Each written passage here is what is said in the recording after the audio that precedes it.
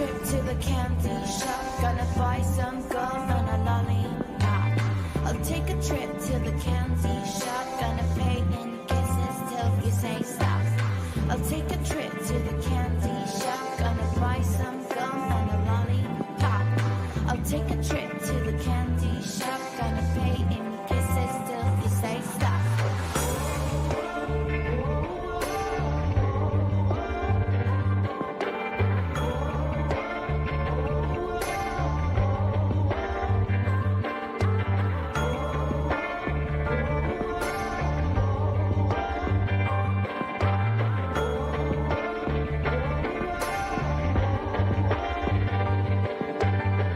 Been a good girl playing in a man's world. I know you like it when I'm begging for it. I'll help you de-stress while you watch me undress.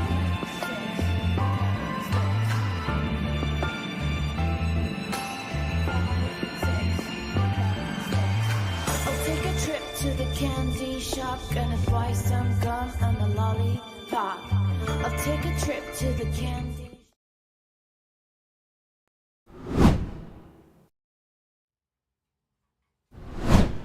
And welcome back to Humbro Pie. I'm your host, Jimmy D. And today we're back again, but this time for the finale for Season 7 of the Lifelink Season Championship. So, for those who don't know, we've been doing championships on this stream since day one. Something that me and Chris came together, and we've been evolving all of these streams, every single episode, into something new. Want to make sure this is going live. Did I lose you guys? Am I live? What is going on offline? Do a little refresh. Looks like YouTube's going. Okay, good. We're good. Sorry.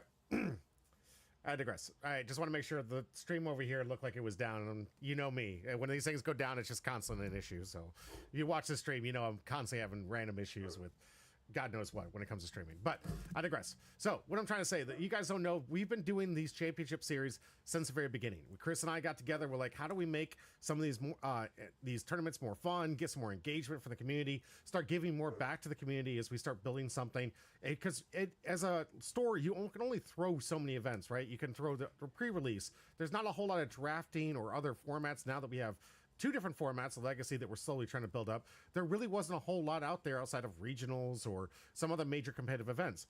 And we were like, how do we get more competitive events that are not necessarily Bondi sponsored? Because as it is, you're getting a lottery as a store to how many of those you can even hold, even if you get the opportunity to hold, is all up to risk. There's a lot of things that come into running a store and trying to get these events, and sometimes it can just get kind of like sad where you're just having locals, and while it is fun, this is a very casual game, but it's not enough to entice the community to feel like they're getting a lot out of it outside of what we've evolved it into, of making sure that we always have prize support for everyone. We always make sure that the games are entertaining, we're looking after people, making sure that it's a very outgoing, great fun time for all the players to get out there, but also to give them something to kind of like compete for, while also kind of doing it casually.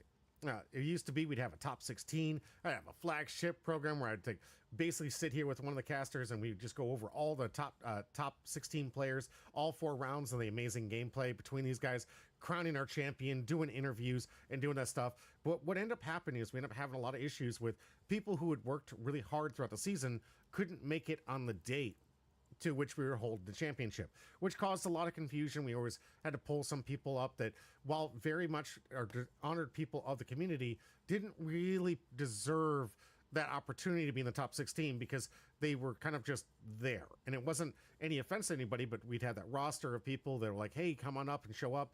They wouldn't show up because they didn't think they made it. We wouldn't know until the day of. It is a logistical nightmare. We didn't want to give free wins away. We're trying to make this as competitive and fun as possible. So it always became this constant headache of how do we throw a tournament to guarantee that everybody shows up? So Chris, in the last 2 seasons, has decided to do a point per showing up like we always have, and points per win as we always have, but give out prizes based on your performance throughout the season.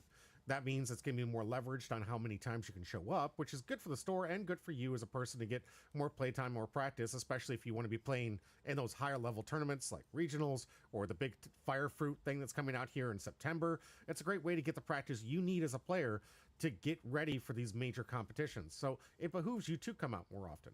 and it does put more pressure on attendance over performance. And that's just been one of those things where it's a catch-22. We do it over the performance, then the people that deserve to be there aren't necessarily there, and which kind of like brings it down. Hey, Debago is now followed. Thank you very much, Debago. By the way, you're new to the channel. Thank you so much for the follow. We do give away packs every single time I go live, so it might behoove you now with a follow and getting those notifications to get your chance to get one of these 2 free packs that we're going to give away at the end of the stream. This is what we call a community box.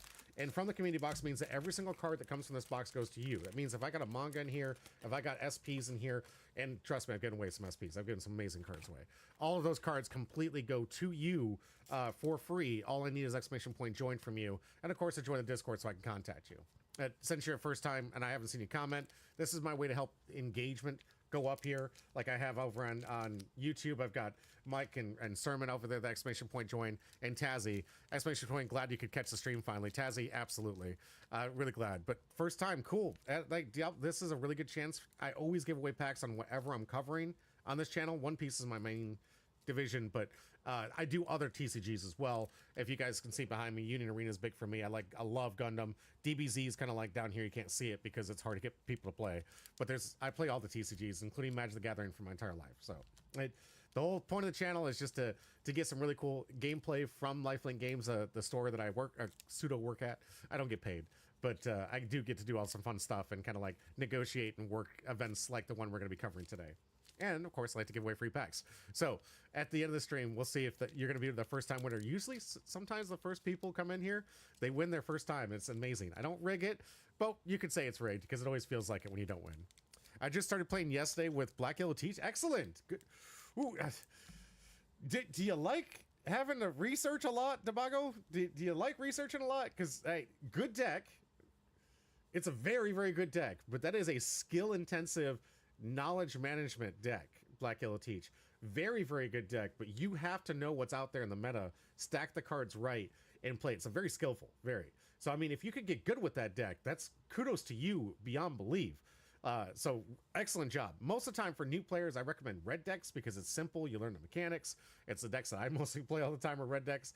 But those are the decks you really want to focus on when you're new, because it allows you to play some of the other decks out there and learn what they're doing, and then you can learn what kind of play style you have while learning the basics and getting some cheap fun wins as well. Because I know it's kind of encouraging when you're a brand new player to at least get a win when you show up, to have something to encourage you to say, hey, I can be pretty good at these games. And if there's anything red decks do pretty well, it's sneakily winning a couple of games out there. Really into CrossFit. Welcome back. Thanks for the ! Join. Debago says, yeah, I have to think 3 steps ahead. I also have a new OP16 ace deck. See, the ace deck, and that's going to be something we're going to talk about in the second half of the stream when we go into the actual gameplay and the coverage. The ace deck is a surprise sneak hit. I don't know if you guys have been watching social media, have been watching everything that's on YouTube and X and even on Twitch here. There's a lot of people have been really surprised. I myself said the Portgosti ace deck was unplayable. It was not that good. There wasn't enough cards for it. It didn't seem that impactful. It wasn't that much. Like, you got Yamato who can swing 17 times in a single setup. You obviously have to have a god setup, but you could legitimately swing 17 times with that deck. You have the Weenie Rush with the Dolphy deck, or the Goofy deck we're calling, which is blue-green Monkey D. Luffy, and that weenie little rush thing that just kills people out of nowhere because there's just so many of these small weenie cards that replace themselves and keep great card advantage and go under most decks, and then KO for another big swing with that amazing event card. And then you got like a Nell, which is another skill-based deck that likes to like break decks apart and just play with 12 Dawn every single turn. And when you look at all these decks, you're like, none of these decks are that competitive. And the purple one and the red one, you're just like, it does stuff, but is it really that good? And if you guys have been seeing, it's actually topping events. It got a serialized card in the last Treasure Cup on the top 4 seat from doing an amazing performance. And the deck tech from it, I can't remember the creator that did it, but thank you for the deck tech on it. I got to watch it and look at it and said, hey, that's actually pretty good. That's a good information for you to have, and I hope to give the same kind of information when we go over the match today that we have for Portgosti Ace. Debago says, the new 5-cost ace is busted, and I also tech 1 copy of Goldie Roger for a sneaky auto win. Debago, if you're playing red, and you can legally, because like there is Rayleigh decks, so you can't legally play it, but if you can legally play Goldie Roger, you should be playing Goldie Roger. I have recommended that to everybody in the stream since the card's been printed. It is in every single one of my red decks. I don't care if my red deck is all about making things go rush. I need that win con because it legitimately, oftentimes in red, what happens is that it gets to that last stage and everyone walls up and they're trying to survive one more turn, and you drop that Goldie Roger and say, game ender, let's go. So definitely keep up that Goldie Roger. There's a reason that is a secret rare that's held value at like $30+ out of all the cards, because most cards, especially older like that in secret rare, they're like 15, maybe 10 bucks. Which, by the way, is another thing we're going to talk about today. So for those new to the stream and all those coming out into the stream right now, the first hour of the stream, I usually like to talk about what's happening in TCG land, what's happening with the pricing, because we're going to go over some market stuff from what I covered pre-release, and now the current market price to see how correct I was based on some of those analysis. I made a lot of predictions of certain values of cards and what they would settle at once the card got, the set got reprinted, or sorry, the set got printed and released to the people. I'm not surprised by many. There are a few that I'm a little bit surprised by and I'm a little bit weary of. And there is some information where I don't know how much of this is rumint. I really don't, guys. I don't know how much this is rumint, but there is rumint that there is another print run of this coming around the corner. Now, Chris has said he doesn't heard anything. There's been nothing for pre-orders. He's a store owner. Usually they get first notice that a second print run is coming. We haven't heard anything from the grapevine, but there are people saying that there's probably going to be another print run. It actually makes a lot of sense that this set would get another print run, and that's mostly because of the prisoners in this set. So for those who don't know, they printed a card at rare for a card that you can have as many copies as you want in a deck, and it fits in two different decks, the blue buggy deck and the goofy deck. And because people need so many, those rares have been going for $5, $6, $7, which is virtually unheard of outside of the Cavendish debacle that was like a nice little surprise and then went back down. But most rares are usually in the 15-10 cent range, especially non-alt art versions of it. And the Prisoners has been a hot demand card for a lot of people, so there is precedence that they will do another print run of this before the anniversary kicks off here this August. So when the anniversary of the set, OP17 kicks off, where we get to see all some really new cards and stuff, there's likely going to be another print run in between there where we might get more of the set. I don't know how likely, and it's going to change the prices a lot if it does happen. Any of those have been around from OP7. I think I got the box around here. 1 second. I bought a box for you guys for the stream a long time ago. And this was one of the few boxes that was actually available. That's why, because they printed a crap ton of this stuff for you guys. And then this thing became suddenly like a $60 box. When it was $60, I said, I'm not opening this on stream because I don't feel like I'm valuing you as a patron to my channel and showing up here by opening up what was essentially a very cheap box. But they overprinted the crap out of the manga you can get from here is Silver's Rayleigh. Very good card, but it's the cheapest manga that you can get out of everything out there. So people really weren't kind of like chasing this set much. There were some good cards in it. I still think there's some great cards in the set, but it was so incredibly cheap because of the second print run and the overpopulation of the market that all the cards, including the manga, completely tanked in value in comparison to what was out there. Some people are like, oh, it's the character. And it's like, I don't think it's just the character. And I don't think it's playability either, because the Rayleigh is definitely a very playable card, especially even today's meta. And we'll talk about that when the second half of the studio. But it's a very playable card. It just kind of like died down. And most of the time it was all because of the overprinting. And if you guys look at singles from this OP7 box, you'll notice all of the rares, SRs, and everything that came from it, tremendously below, even after all this time, tremendously below what you would expect most of the staples and deck playables to be at this point. Now this box is like $240, so finally it's starting to grow in value. So maybe in the near future at some point, I may open this up for you guys and then and show some real value and be rewarded for having hung on to this box this whole time and saying, I didn't want to open this for you because it was a cheap set, and I don't think you guys are worth a cheap set. I think you guys are worth whatever's hot and new and deserve to see something really cool and new opened up for you. I'm gonna catch up on chat here. Debago says, I pulled the SP version OP16 Ace and sold it for $300. Wow. And I mean, use it to create decks. Brilliant, brilliant job. Yeah, the OP16 Ace, I assume you mean the leader from there for the OP16, because there was a secret rare OP16. Altark was close to 300, but the leader was $300. And I'm also trying to build Black Yellow Luffy Black Yellow Luffy is a really good deck, Debago. It is a up-and-comer. I think the thing always has some like sneaky good formats to be in there, so definitely worth the investment. And Debago also says, I haven't even watched one of the episodes of the show yesterday. I literally brand new to everything One Piece. You haven't even watched the show yet? Bro, you are in for a treat. I have got to, like, I want to live through you as you watch this show, Debago. This show is insane. All right, we got to catch up on YouTube. Says, some weighing in for attendance is good for a local event. It's not ruining the Nationals run. Let people who are engaged have fun, and it can be an engagement that they need to go big in events. So Michael's referring to the fact that these events that I was running did kind of reward attendance, which is not necessarily bad. And it does definitely help people that are competitive get more practice. So hands off to that. Yes, you're right, Mike. I appreciate that. American Ninja Warrior, good to thank you still. There is Mihawk still playable. Michael, not only is Mihawk still playable, he's getting an upgrade in the Zoro deck that's coming out in mid-July. So if you guys look at some of my old card reveals from some of the older videos, you'll see that I did reveal some cards that are going to make Mihawk extremely good and are going to be really good for Mihawk, including the Zoro deck. But let's be real, some of those effects are really suited for the Mihawk type deck. Michael also says, something that's discouraging me from playing that is the decks I bought immediately got overpower-crept. Now, here's the thing, Michael.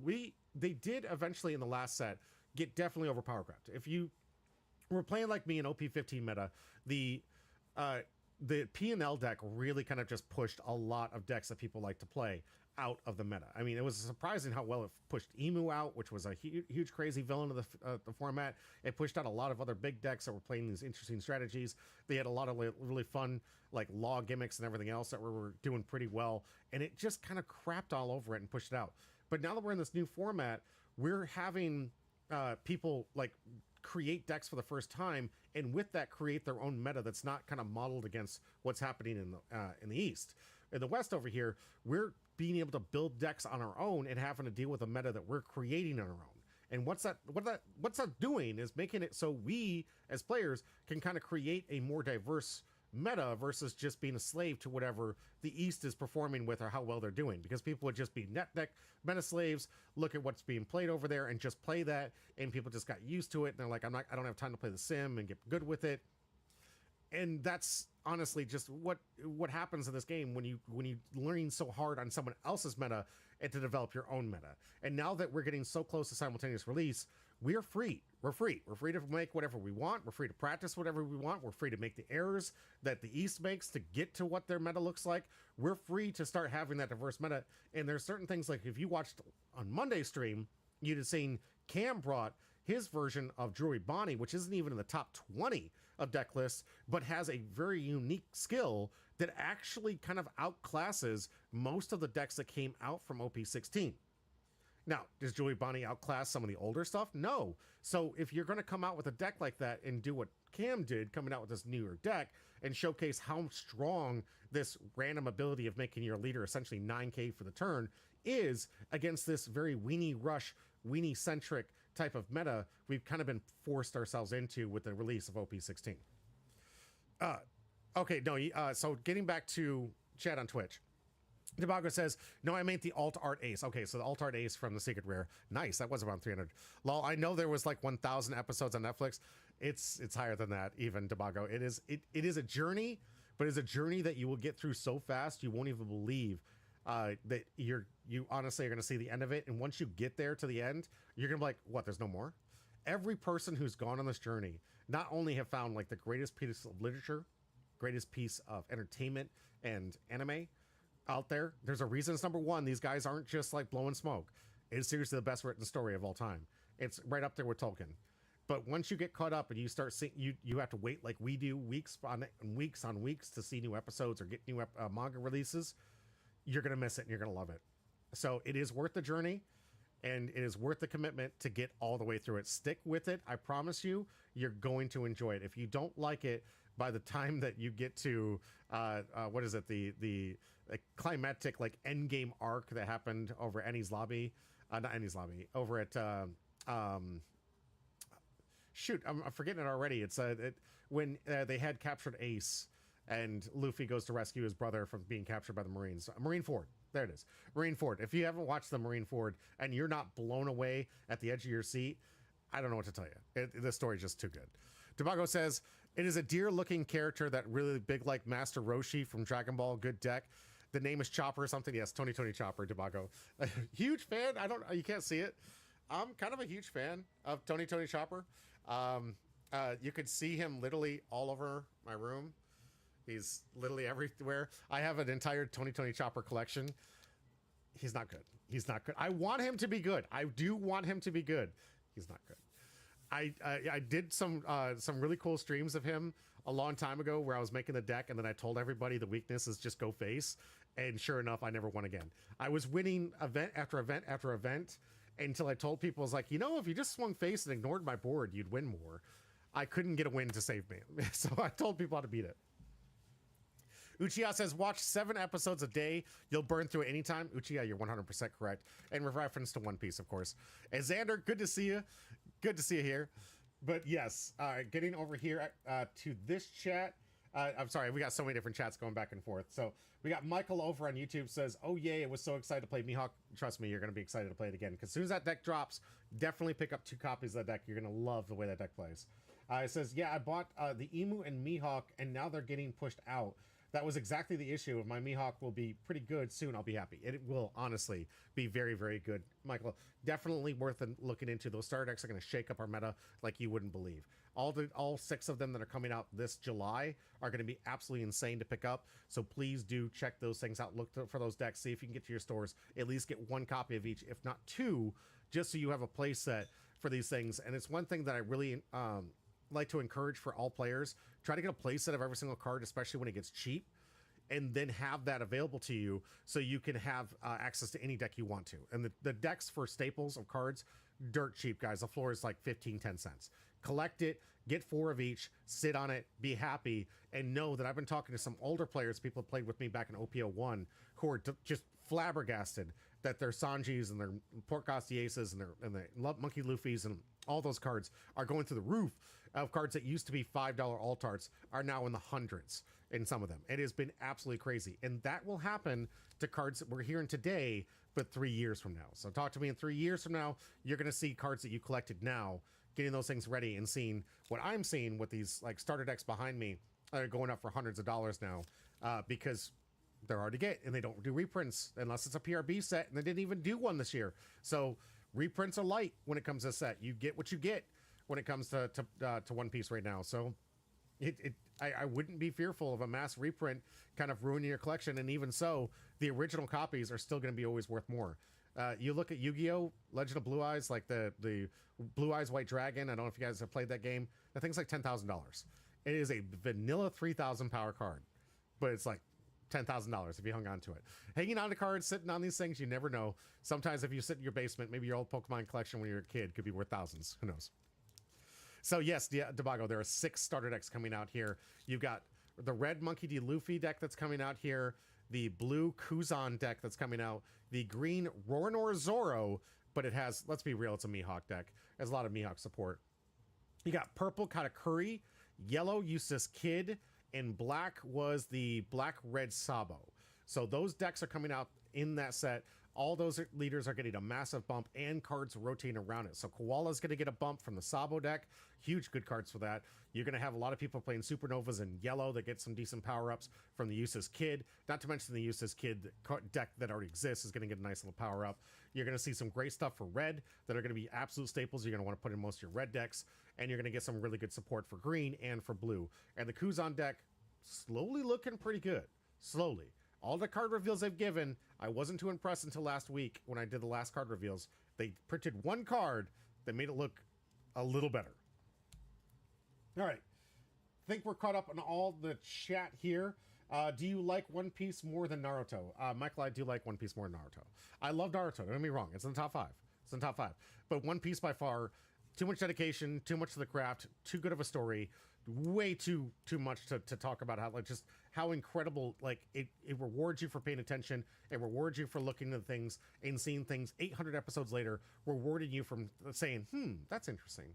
And that's a good storyteller. Someone who can foreshadow out there like that is incredible. Okay. I think we're caught up on all this stuff. We're caught up with you guys. Don't forget !join for your chance to win 2 of the free packs that we're getting away at the end of the stream. Before we get started, I have to put out this announcement. This is part of my partnership with Lifelink Games. I do want to kind of like send out a blowhorn to the community of messages and things that we're trying to do as a community to make sure that we're always a very comfortable place to play. You're always safe no matter what. All backgrounds, everyone, you are always welcome. It's always your day. I don't care if you like TCGs, you are welcome. But with that, it means you have to be a member who recognizes the casual norms and you have to be able to act like a regular person in front of people and be respectful of those people around you. I've always said from foundations of me to you, if you respect me, I will respect you always. Anytime I'm giving respect, you will get respect back from me. And if I give you respect and you don't give me respect, I don't care about you anymore. I've already written you off. You no longer need my time. I don't need to waste my energy on you. You are another little ghost in the wind of just casual person that walks in the background of my main story, if you will.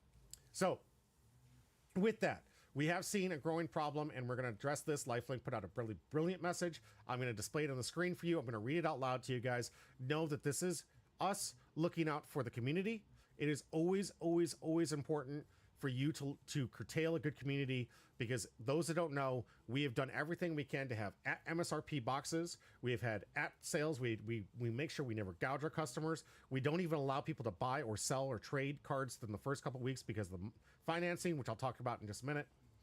And there's a lot of stuff that we don't do as a store to make sure that we are looking out for the best interest of our customers. And in doing so, you got to clean house sometimes. Sometimes you have to, and this isn't a way of like banning people. This isn't a way of like kicking people out. We hope it never comes to that. We give out warnos to let people know we're seeing a trend, and we hope those people recognize that they are the people we're talking about. And if they correct the behavior, all the better. We move on with our lives. If they don't correct the behavior, then we're going to have to move to the next step, have that conversation, and unfortunately remove you from the community, because we can't afford to have members who are very rude to customers, who are very dismissive, who might be being extremely like just outright just being absolutely mean to anybody and not creating an inviting space. Because as we have said from day one, it's customers first, the community first, excuse me, and we need to make sure that every person feels welcome coming to this community, because the only thing you need to be in this community is a desire to play TCGs. Okay, let's get into the message. Michael says, I can't be a normal person. Michael, this doesn't even beyond to talk about you. All right, so those out there, message out there, I hope you guys understand this is coming from an absolute desire to make sure that our community remains one of the best communities within the TCG. We do everything, again, we say to make sure that you guys are always buying affordable boxes. We never mark up. We give huge discounts. We're always trying to be as favorable as possible to get everyone an opportunity to get things. That includes Pokemon. That includes One Piece. Now Union Arena is selling out like crazy. There are other Dragon Ball cards that are selling like crazy. We go to extreme measures to make sure everyone feels like they're part of the community and have a chance to get the product that they need to play the game. So, from Chris. Hey everyone, as our community continues to grow, I want to address something directly. I've recently received some concerns about numerous instances of toxic and unsportsmanlike behavior at our events. To be clear, this type of behavior is not acceptable in our community. I understand that competitions can be emotional. Everyone gets frustrated in tough losses from time to time, but personal issues, condescending remarks, aggressive outbursts, intimidation, belittling opponents, dismissing other players' accomplishments, or behavior that makes others feel uncomfortable have no place in our community. You can be passionate. You can be competitive. You can be disappointed at the result. What you cannot do is take those emotions out on the people around you. Trust me, as a Humbro Pie, the whole point of this channel is about being humble, is about recognizing you need to get good, grow, do your best as a player to learn from your mistakes and become better as a player. But that means you need to start taking your losses on the chin. It sucks. I hate losing. Everyone hates losing. But when it comes down to it, take it on the chin and move on. I continue. We always want to create an environment where players are all skill levels, feel welcome to participate, learn, compete, have fun. Toxic behavior works against the goal. It drives people away. It hurts the community. And it undermines what we're trying to build together. We expect players to treat opponents, judges, staff, and fellow community members with respect. You treat me with respect, I treat you with respect. Fundamental rule. If you witness behavior that crosses a line, please bring it to our attention and we'll deal with it right away. We want to get it resolved. Trust us, we will look out for these people. We will find out the truth. We will give every person the benefit of the doubt.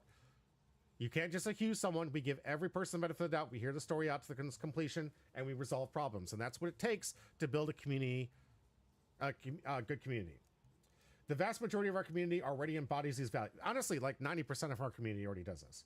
Like 90% of you guys, outstanding, hands down. You guys are phenomenal. Keep up the good work. You guys, like, we love having you, and we would promote just to have more of you. And if we could make clones of you, we absolutely would. But we're grateful for that and to continue building our community that people are excited to be a part of, not just because of the game, but because of the people who play it. Thank you. That is a message from Chris. That is a message from me to the community. We cannot have a good community like we have had if we don't take out the weeds, if we don't address the weeds. You don't need to kick them out. You need to warn them that the behavior is unacceptable and give them the opportunity to behave appropriately. That's how this works. We are giving you the opportunity. If you know you've been out there and have been extremely rude to an opponent, you should probably be thinking to yourself, I should probably go apologize to that person. You really should. This wasn't as bad as the other situation. Papa Squizzard, you're 100% right. I got to get caught up in chat here real quick. Let me get there. It says, Papa Squizzard says, there's one of each color they're looking like they're going to decent expect. Yes, thank you for responding to him. They come out on the 31st of July. Thank you. And Uchiha says, I don't mind me asking, but what's going on in the OP community? This is the second time I've heard that a big name in Lifelink OP community is doing something less than pleasant. So this is by far not as bad as the previous one, like Papa Squizzard said. This is not like something where we had an incident, we talked about this, I put it on the stream, I don't need to talk about it anymore. That situation's been resolved. If you steal, you're gone. Just hands down, guys, if you steal, you're gone. Know that we can't commit it to a community that can leave their boxes. We've had people leave $1,000 deck boxes, $10,000 cards, the deck boxes, on a table, and then let it be. And no one touched it, and we picked it up, and we left. And as soon as someone came in that said, hey, I forgot my deck box, here you go.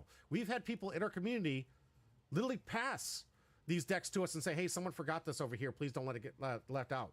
And we've held it, and that person's been like, oh, no, I lost this deck. And we've always had it. We've always had it. We've had people leave mangas on a table, unattended, steps away from each other, while playing a game. No one touched it. Because we have a community that knows that if it's not yours, you don't mess with it. You don't do anything with that, guys. If it's not yours, don't touch it. To keep a community of good faith and goodwill, you have to make sure that if anybody tries to violate that trust, you have to get rid of that person.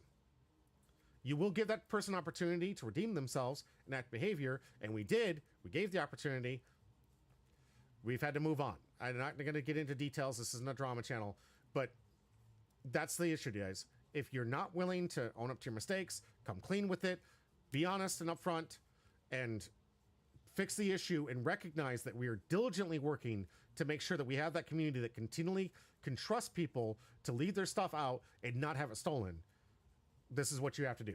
And when it comes to people like this, with our situation, where there are people being extremely rude with their wins, they're being extremely rude with their losses, they're being condescending with their talk and speech, they're being very dismissive of people, they don't shake hands or they wouldn't give a fist bump, they act very entitled. Those individuals, we don't have time for you. We want you to be better. We think you can be better, and we'll give you the opportunity to be better. But if you don't take our opportunity, we will not tolerate it, and we will dismiss you and ask you to leave. We are offering a great store with great prices, a great community, and we need to maintain that so everybody has fun. If we can't do that as a store, I honestly think we're failing as a store. So, if you know you've been that type of person, go apologize. Be better. It's not the end of the world. It's a card game, guys. You will win. If you lose 16 games in a row, you will wake up tomorrow and probably win game 17 if you don't quit. And if you sit there with a sour attitude and you sit there with a sour, no one's going to want to be friends with you, and you're going to be wondering why I'm being isolated. And it's because of your attitude right there. It can't be tolerated. We need to be respectful of others. We need to be helpful of others. We have to continue this group of giving away cards and helping people build their decks and giving advice like we are in the chat today.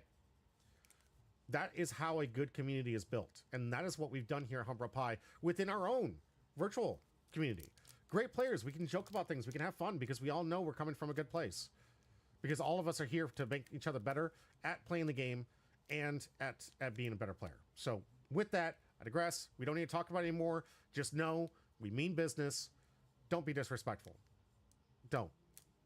Getting back to the chat, Uchiha says, oh, I for sure didn't mean to make it sound like it was more than I was expecting. Okay, that's fine. Papa Squizzer says you mustn't bite the hand that feeds you. Good advice, Papa. We're trying to create a brilliant community for you. Please don't disrespect us like that. The whole thing was so unfortunate. Agreed. You've never seen Yu-Gi-Oh, have you? So, Papa Squizzer, I've seen Yu-Gi-Oh, and I've been in the community, and I hated it. I effing hated it. I used to make bets going into tournaments how long before someone reported they had something stolen. In the middle of making the bet that I made every single tournament, I had someone literally running out past me and jumped over to the lane where I couldn't grab him, having someone run behind him going, "Stop him, he stole my backpack." While I was making the bet for how long it was going to take, I was already too late to set the parameters because someone had already had something stolen. I've had people literally sit there with their binder open, talk to someone, and have the binder stolen right out from under them and run away. We cannot tolerate that community. We cannot allow that community to exist. And we will not allow that community into our games. It is crazy out there what people do.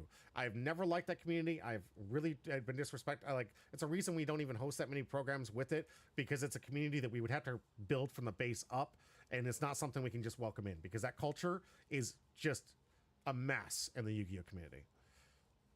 I get not liking to lose, and I've had really bad days. You walk outside, you take a breather, you take it out and take it on around the Uchiha. You've always been good about that. You've always been good about that. And I respect it, the fact, because you know you're upset about this and you refuse to take it out on your opponent. That's exactly what you do. You take it outside, you breathe, you get over it, and you come back. Because it's not their responsibility to make you happy. It's your responsibility. Papa's Quiz of Shadow Games are no joke. You're not kidding. Debago says, I just started playing in Miss Peoria Regionals when my friend Jimmy runs those Top Cuts tournaments. Yeah. That's a really good, the Peoria is a really fun. I wish I could have gone out there. I was trying to. I ended up missing it by like this much because everyone just ended up quitting last minute. Oh no, I meant to show you, because you said it's not the end of the world if you lose. Oh, that's fair. Okay. Yu-Gi-Oh community is so shady. It really is, guys. Don't be the Yu-Gi-Oh community. American Ninja World says, I'm going to be so toxic with my toxic positivity. Actually, I like that. We should have annotated we could be toxic positive. Michael says, I left a 5K deck one time and didn't get it taken. I always praise Lifelink for this. Thank you. I appreciate that sentiment. There's so many people like Michael who have had $1,000 stuff just set up there and have never had it taken. So we're going to keep that community together, guys. We as a team are going to keep that together. All right. As it regrets, we got to get into some other news. We got to get into some other things for you. There's big news. If you guys are not a fan and know about this, let me pull it up first. But you need to know this is happening. It's going down tonight. It's happening at 10 o'clock. I'm probably going to quit the stream early because I'm going to try and get myself into it. Get this link, bookmark it, get yourself logged in right now. Get yourself logged in. If you don't have an account, create one. Get yourself logged in. All right, tonight we got news from the Bondi. Literally, we only ever get like maybe a day's notice before these things go live, guys. Like I told everybody on Monday I'd be looking out for it. I'd post it, I'd put it in the Discord. Actually, in fact, as promised, I'm going to put it in the Discord right now. Get ready.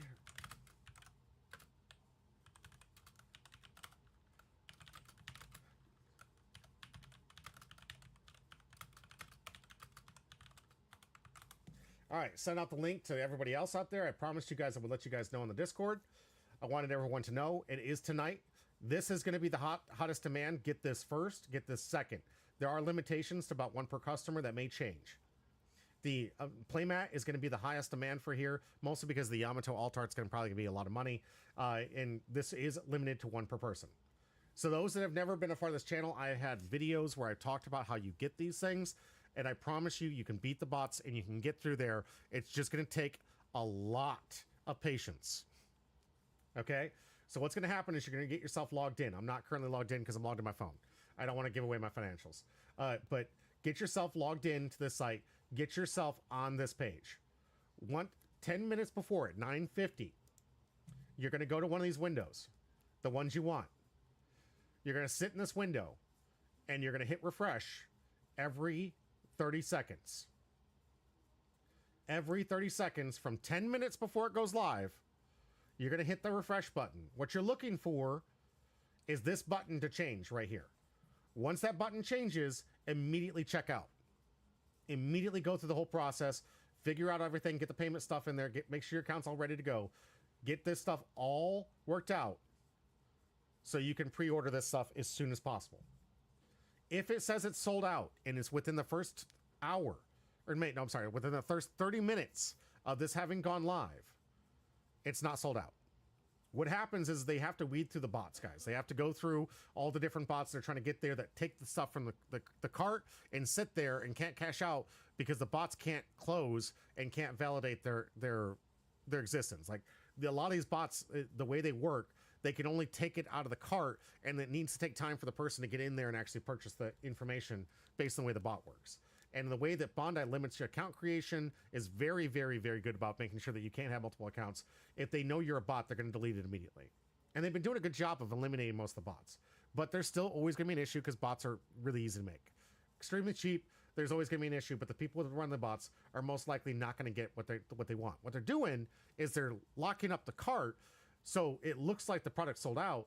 But as Bondi goes through and they clean up the bots, this button becomes available for somebody else, which is why you'll keep hitting refresh every 30 seconds on the button.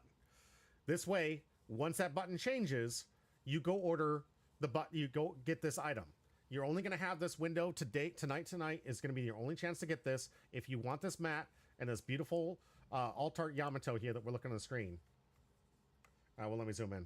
But this beautiful Altart Yamato, that's going to be a lot of money. This thing's going to be great. People are going to be in hot demand for this. Of course, then you have the other premium Bondi that's coming out and the collection. These ones will probably sell out within 30 minutes, but they're by far out of the two the lesser demand item for the cards that are coming here that we don't know. We still don't even know what these two cards are. That's amazing. You got some Altarts for the Yamato, Altarts for Arlong, for the the Krieg deck. You've got some new Altarts for the Penel deck. You've got another Altart for the Yamato deck for the Searcher Nami. You got some Daz Bones for Goofy. You got Jinbei for Goofy. You got Vista for the new Porcos the Ace deck. And you got Shura the Rusher for PNL, so 2 for PNL. And you got Viola for the either for Rebecca or for the Lucy deck that came out. These will likely be limited to 1 per person, and you'll want to get this as soon as possible. This is the best deal you're ever going to get on it. I promise you, after this date, you will not be able to find this thing for less than 25 bucks. So, yes, they are 1 per. Thank you, Papa Squizzard, for the confirmation. So you will want to get your hands on this. It'll be a great trade fodder, especially if you're one of the people like, hey, I want to get these 2 cards, but other people want these other 2 cards. You'll be able to trade your cards to get the play sets that you want with other people. So I'm sure you got some PNL fans. I'm sure you've got some Porcos the Ace fans, and some people playing the Goofy deck. They'll want to trade for whatever deck you're trying to get your play set off. So it'll be a good deal. Yeah. I need the Arlongs and Anel stuff, folks. All right, good. Papa Squizzard, get your name out there. Little Pound Cake, good to see you. Thank you so much for the exclamation point join. So Michael says, I actually log in and do this. I love that the Nami in the premium collection. Yeah, this one's really good. This is a really, really, really good Nami here. So I don't blame you, Michael. But yes, key to getting your stuff. Be signed in at 10 minutes to, at 9:50. I should be off air. At 10 minutes to, every 30 seconds, you should be hitting the refresh for the first one you want of the 2.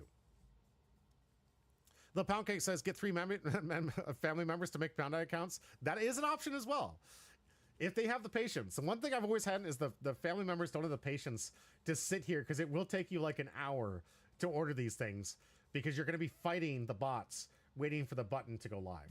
That is an option, though, if you want to get your family in here. It says, yeah, I'll bet it's like Kenneth's like, I bet you like that on me. All right, all right.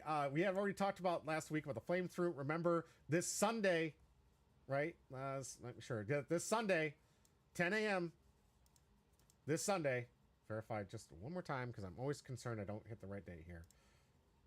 Yes, this Sunday, 10 a.m. Set your alarms if you want to participate in this Dallas, Texas Fire Cup Challenge. This is the best way to register. Save this link. Be ready this Sunday at 10 a.m. If you don't register within the first hour, you probably won't make it in. There will be general entry available, but if you want to participate, trust me, it's definitely going to be worth it. These things always have amazing times, and the cap for 5,000 is going to guarantee cap out. We got way too many people. Little Power says, dang, get it, better family, or your mom's already slamming the F5 key. Probably, I need to get a better family. I'll tell my mom that. American Ninja says, I have a sweatshop of people already. Good, American Ninja. Get this stuff ready. But yes, this Sunday, set your timer, please, at 10 a.m. I will be reminding people in my Discord and providing the link for you all. Lastly, let's talk about the finances. I know Mike's here for the finances. Let's talk about what's been happening since the release of this and the prices that I honestly am more shocked by, and the things that I told you so. So, One Piece.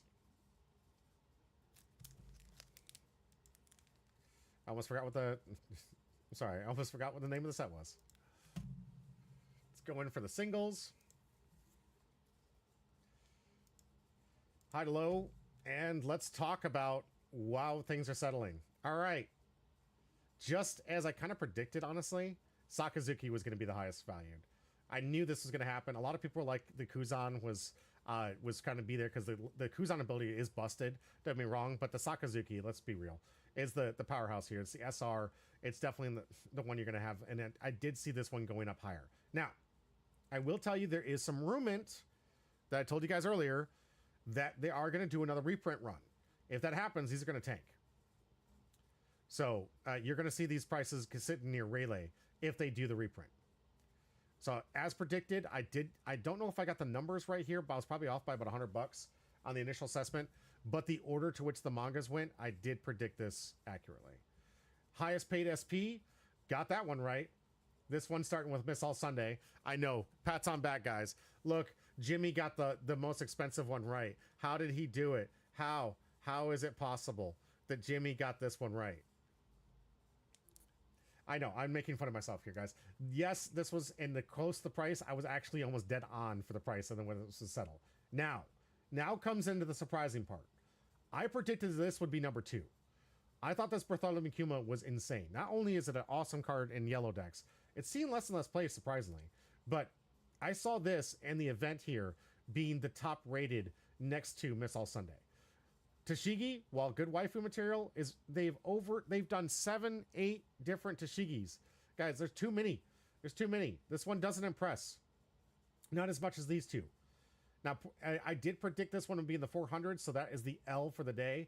I definitely did not predict, but I will tell you, this sitting at 119 is going to be something I'm going to buy because it was one card I was looking for. And this, obviously. These two are my two favorite. But I'm definitely would think this is something that's worth investing. Now, Portgosti Ace being third, I predicted that. Katakuri, this one was leading for a very long time as the second place leader, and then slowly dropped down just as I predicted. And Tashigi being second to last next to the Cavendish. I don't think I went Cavendish this low, to be honest with you. I blame this on Lucy kind of getting knocked out of the format. But yeah, this is the order to which I predicted. So I've got, let's see, 1, 2, 3, 4, definite 5, 6, and 7 cards correct based on my predictions so far. On the event card, yes, I told you. This is the only thing that's going to stay above 100 past everything getting sold. The event cards are always staying at this high rate. This alt art events are always insane. Our alts for this are insanely hard to pull. This got this one right. Now, into what I got wrong. These leaders should be at $50. Both these leaders I got wrong. I predicted these things dropping down to 50 like they always do within like 2 to 3 weeks because alt art leaders tend to always drop below into the 50s. Every single time I've seen it, I did not expect to see both of these leaders still this high. This deck by far is outperforming this deck by far, but the art for this one is absolutely outstanding. So I know that the waifu and the art style right here is definitely what's keeping this thing in value. But honestly, did not get that right. These things are surprising me. I don't really trust them as holds because I feel like in a couple of weeks these are going to drop, and that's even without the reprint. But with the reprint, this is likely gonna drop here. Marshall D. Teach, not too surprised by this one. I did figure a secret rare alt would be kind of high. This Yamato is actually a little bit higher than I expected it to be. I figured this would be in the 20s to 30s. This Boa Hancock was what I had at 70. I said this was going to be the most expensive alt art. I'm already being proven wrong so far, but this is the one I think is going to be the one to hold most of its value. Hazel Lights, good to see you. Papa Squizzard says, I mean, the rest of those are just the most playable. Yes, it makes sense. What we're talking about, some of these cards is what's playable. Lucy just kind of fallen out of favor, so it's kind of what dropped down a lot in favor here. Mr. Galdino, I think, is ridiculous. Oh, here we go. Market price 60. Thank you. Thank you. Thank you. This thing was sitting around 20 bucks for a little bit, guys. I was looking out there. I was like, how are you guys sleeping on how good this card is? This card in blue is an absolute staple if you can afford to. This card is insane. You get a swing with a 5 body if you have the time, but even if you don't, you can play this for 4, draw 2 cards, and freeze one of your opponent's characters at 9 costs or less. That's huge. This card deserves to be at this price. This card is a staple in blue. It is so incredibly good. I saw this, like, I instantaneously when I saw this card, I was like, this needs to go in every blue deck. This is a definite staple card. This is exactly what blue needs, freeze cards, because blue has all the bounce stuff, and the bounce stuff, you know, you can counter. You can't counter the freeze stuff. The freezing's insane. Marshall D. Teach, here's where I expected the leaders to be here near Port Gastiace and Marshall D. Teach. This is a fair price that I think, honestly, like, unless there's another reprint run, this is probably where they'll settle. The Alt-Art Monkey Luffy will probably grow just because it's Monkey Luffy. The Vista, good price. I thought this was going to be one of the lowest ones, to be honest with you. Right up there with Kinemon. I thought these were going to be the lowest. Port Gastiace being this low is really surprising, especially considering how good this thing's been performing in the deck that we didn't think was going to do very well. And this one's incredibly low, considering how much of a staple this is in red decks. The secret rare, that makes sense to me right here. This all makes sense. So out of here, I would say I'm in the 70th percentile of being correct in overall pricing and review, owning up to where I was wrong. I thought this would be much higher. I thought this would be much higher. I knew that these would be pretty low. I figured lower, and they might even just go down even lower. And this is here. Hey, Banker Willie, good to see you. Thank you for the follow. Hey, make sure you hit exclamation point join if you want a chance to win 2 free packs at the end of the stream. Brittany, good to see you. And Michael says, my Uda manga has crashed, but you all just wait. It's going to move. Going to the moon. Yeah, those mangas definitely will grow. And yeah, it looks like prices in the deck to bring out waifu tax. It always is. Waifu tax is always a thing. Thank you, Banker Willie. I appreciate you. Make sure you join my Discord. So, if you do win, I have a way to contact you. Let's see. Copy link location. Yep. Is that the panels on Twitch? No, not that. Where? Copy. What am I doing here? Copy image address. Oh, come on. That's not it.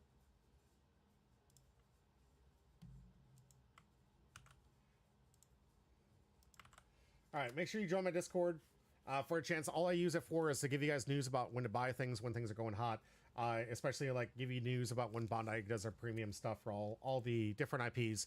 And I like to talk. If you want to talk to me, it's a great way to contact me and talk to me and join the rest of the Humbro Pie crew. On top of that, it's the only way I can get a hold of you so I can give you the packs, because it doesn't cost you anything as long as you're in the States. It doesn't cost you anything, and I'll just ship it out to you for free. Even with some good goodies most times. People tell you.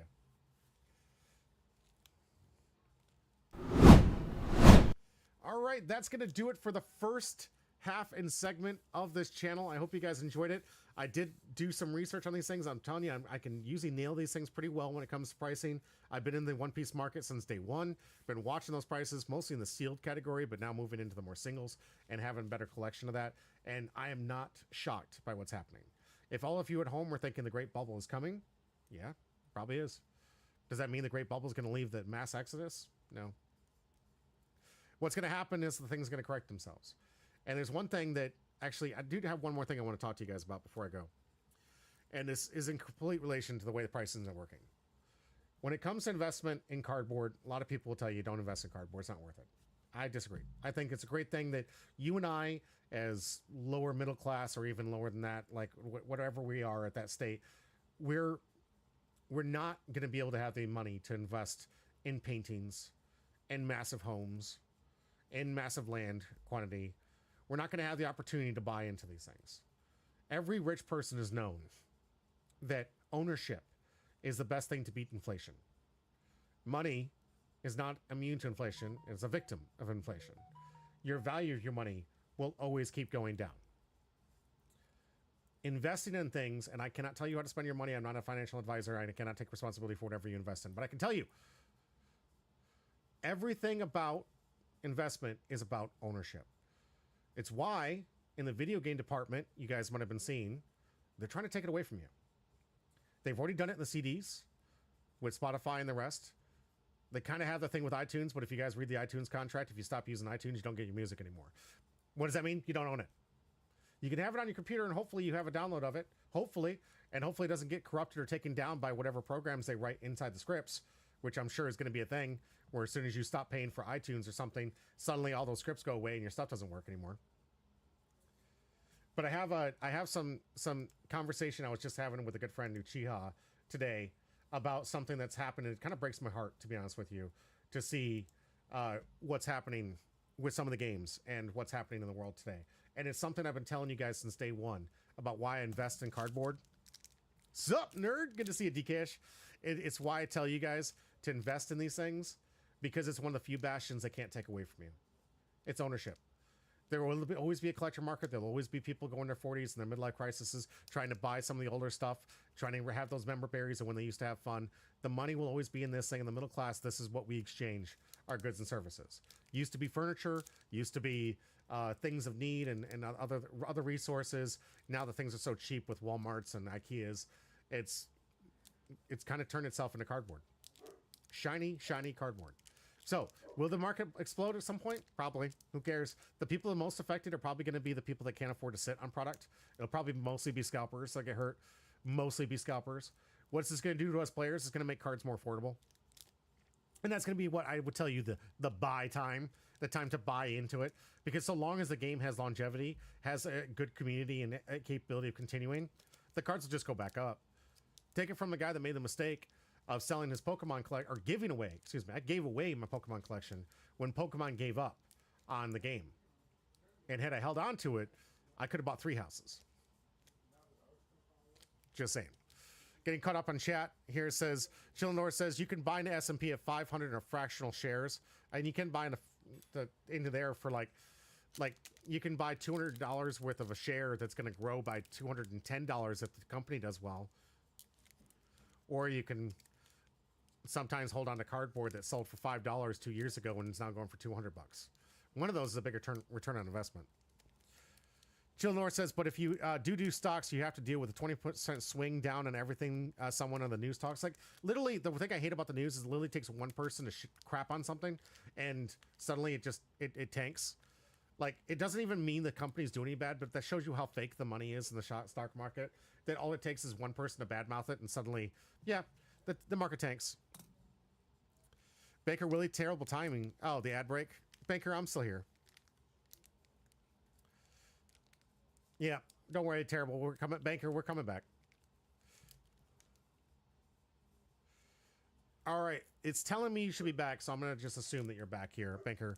But all we were talking about is how the investment for these things, the bubble will happen because it always does. People get over invested in something, but the one thing that the card games have over everything else, way over. Thank you for subscription, DK. Appreciate that.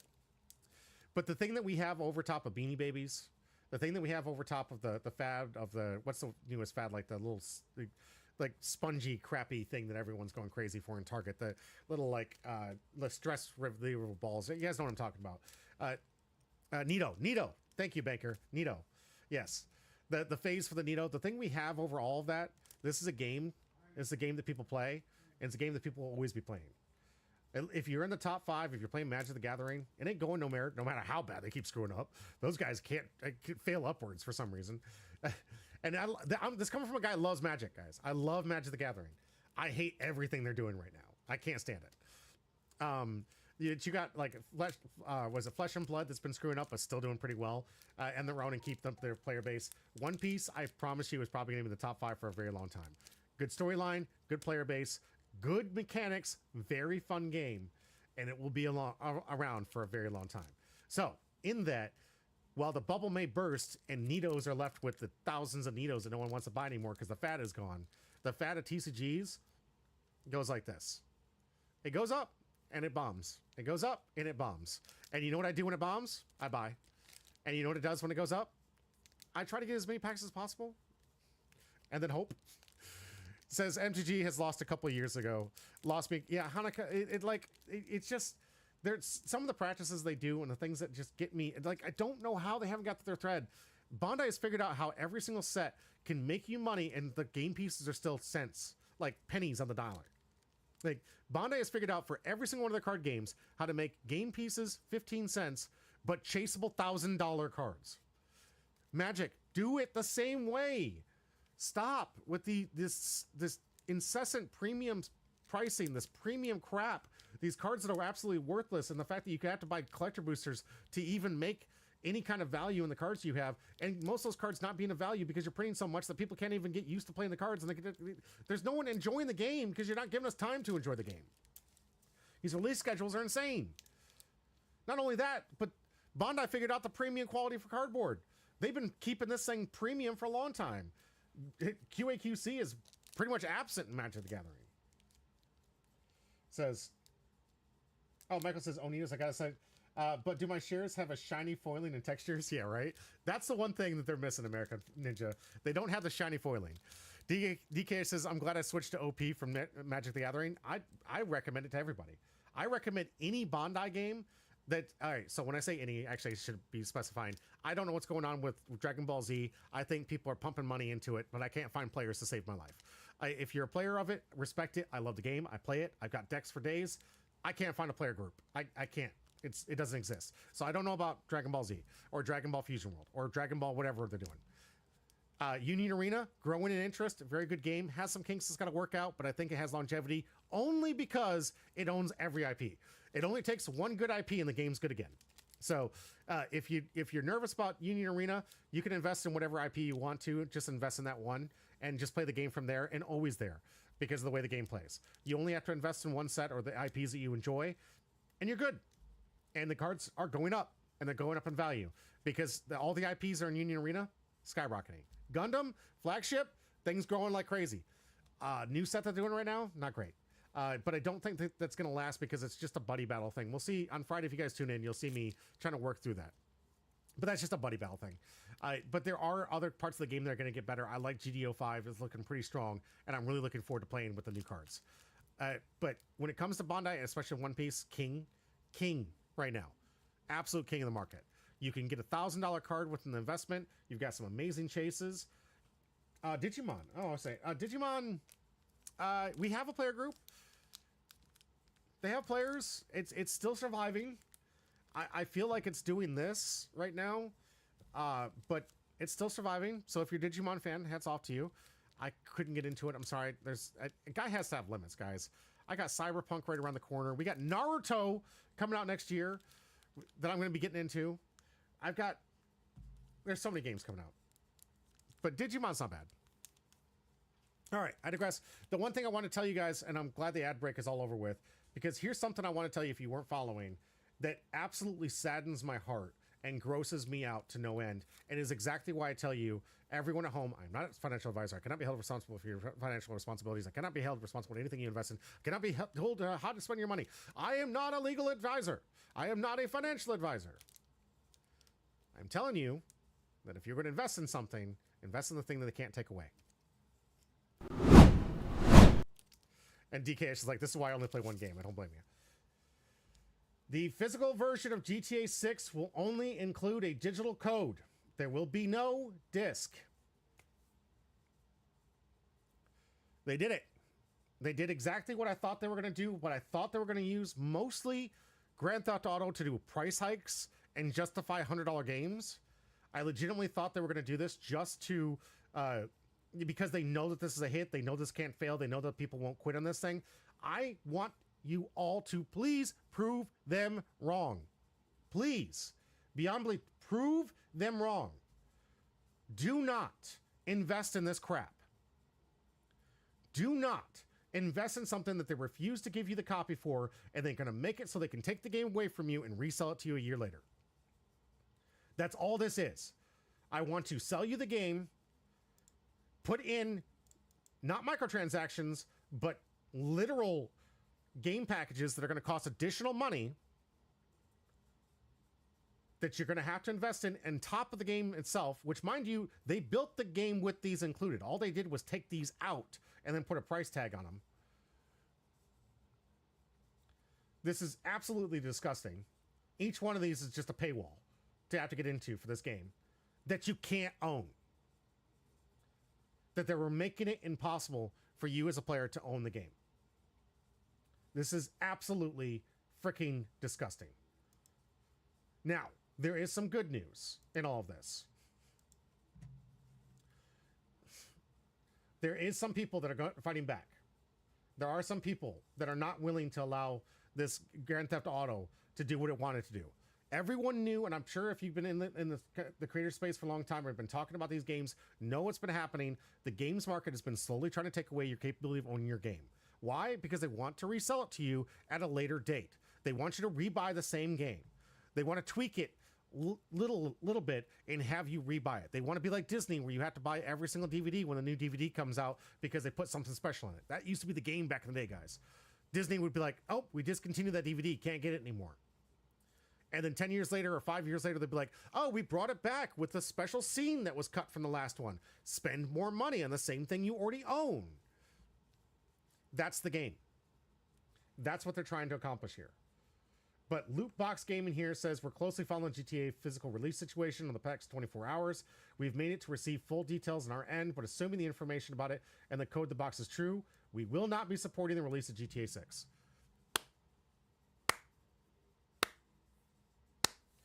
That is a legitimate clap. That is not a sarcastic clap. That is a legitimate clap. Do not support this game. Fight back with your wallet. Do not waste the money on this. Do not spend the extra money. Sit out. Sit out. I promise you, if you wait 3 months after release, they will fix this. If all of you get together and sat out, it would take them 3 months to fix the game and say, you know what? All those little game passes that we were talking about, all that paywall stuff, we were just kidding, guys. We were just kidding. And they might have to, and hopefully we'll walk this back. This is your moment. This is your don't buy the horse skin from WoW to create microtransactions. This is your moment, people. Send this out to people. This is it. If you buy this game because you just have to have Grand Theft Auto 6 that you've been waiting 10 years for, you just have to have this game that we were making jokes about, you know, like other things coming out before GTA 6. Just sit it out, guys. Unless you want every game going for hundreds of dollars and every game coming as a digital copy going forward, sit it out. Do not invest. Do not play in this game. This is what the world wants you to do. They want you to buy a digital code that they can take away from you to resell it to you at a later date. Uchiha says, mind you, they're already charging $80 for plastic case with a piece of paper in it. $80 for a plastic case that literally just has a code in it. Hanukkah, good. I'm glad it helps out. DK says, easy choice for me since I'm coming out later on PC. Yeah, I mean, yeah, on PC it might actually fix itself. And it'll probably be better graphics anyways. Michael says there's not for moral reasons, just don't want to play it. Oh, so Michael's boycotting it for just doesn't want to play it. Good on you. Good on you guys. If you don't want to play it, that's good. That's the help. That goes a long way. It really does.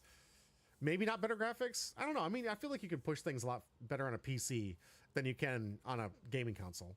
But Hanukkah says, I be in the bargain bins for video games now. I'm doing the same thing. Hanukkah, I'm doing the same thing.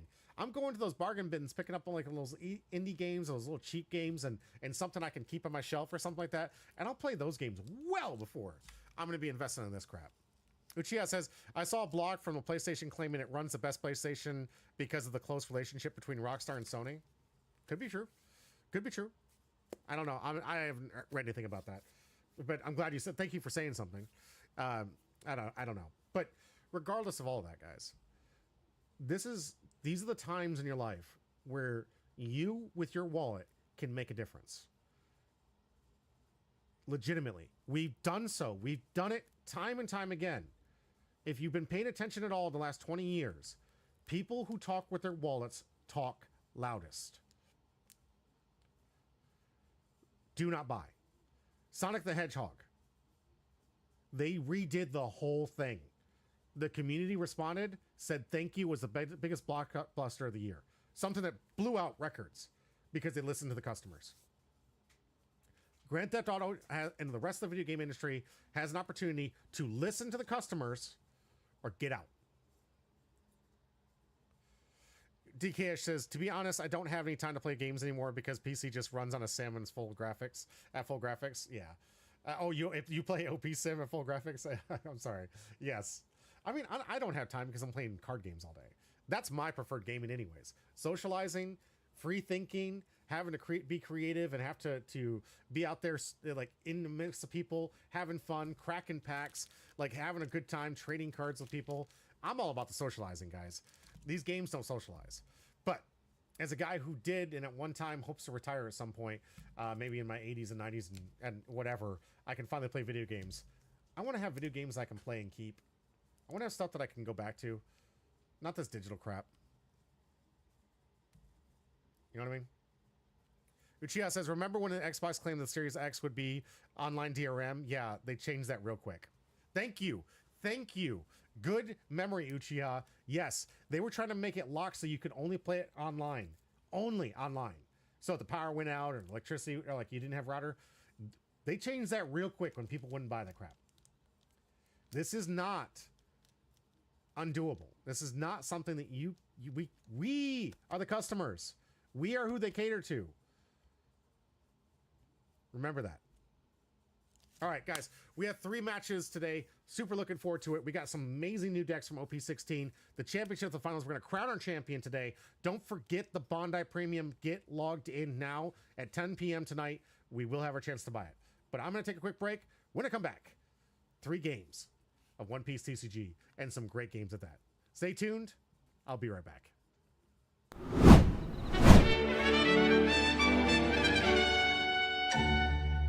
Gonna fade in kisses till you say stop. I'll take a trip to the candy shop. Gonna buy some gum and a lollipop. I'll take a trip to the candy shop. Gonna pay in kisses till you say stop. I'll take a trip to the candy shop. Gonna buy some gum and a lollipop.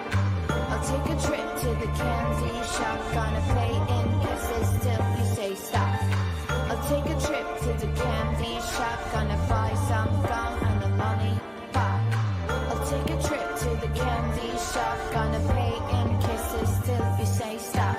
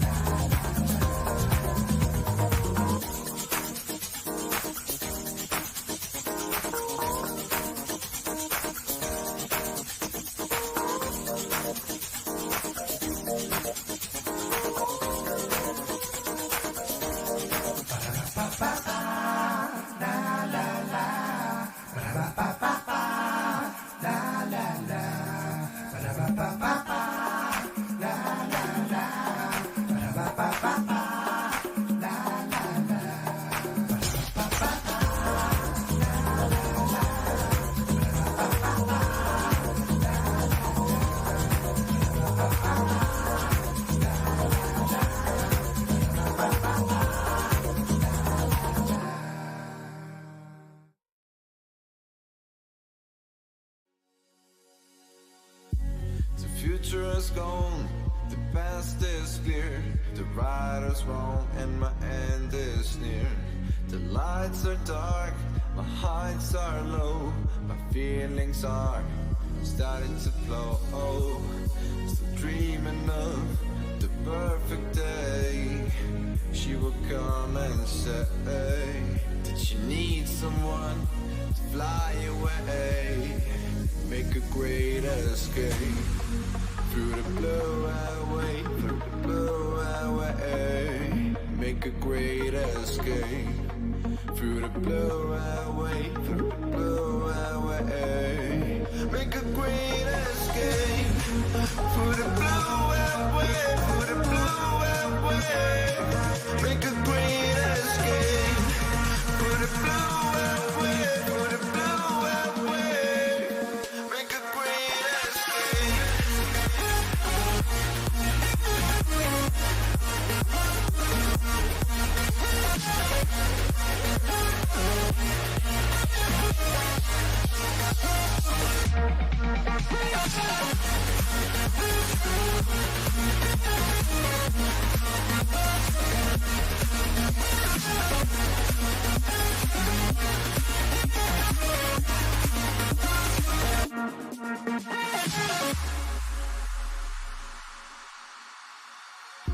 The future is gone, the past is clear.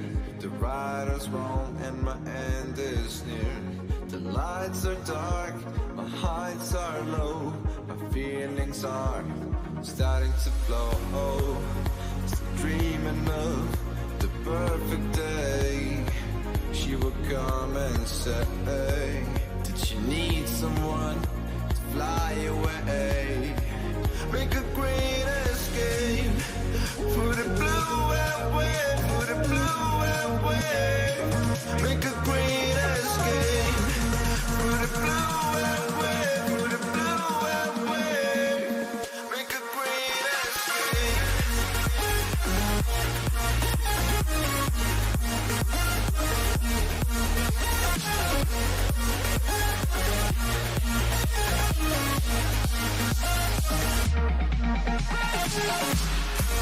Through the blue highway, through the blue highway. Make a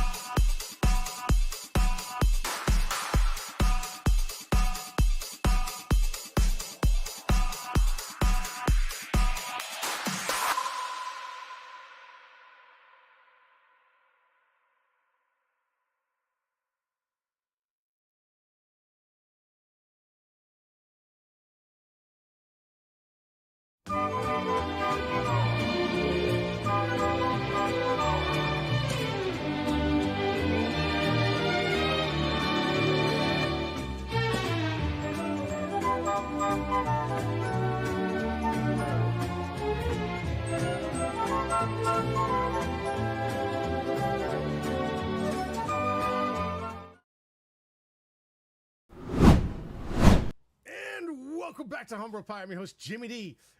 Thank you. Thank you so much for your patience. You and YouTube watch this video are going to be like, what are you talking about patience? I just plugged in. All those guys that waited for the last little couple minutes here and keeping the chat going, I really appreciate it. Thank you guys for chatting. You guys can always do that. It helps the algorithm too. Talk amongst yourselves. We got a great community here at Humble Pie. I always have fun, especially when we go live, because I always give away packs when I go live. So if you're on the stream right now watching on YouTube because you want to watch it at your casual time, I get it. That's why I do these videos, because I know that people want to watch it when they have time to watch it.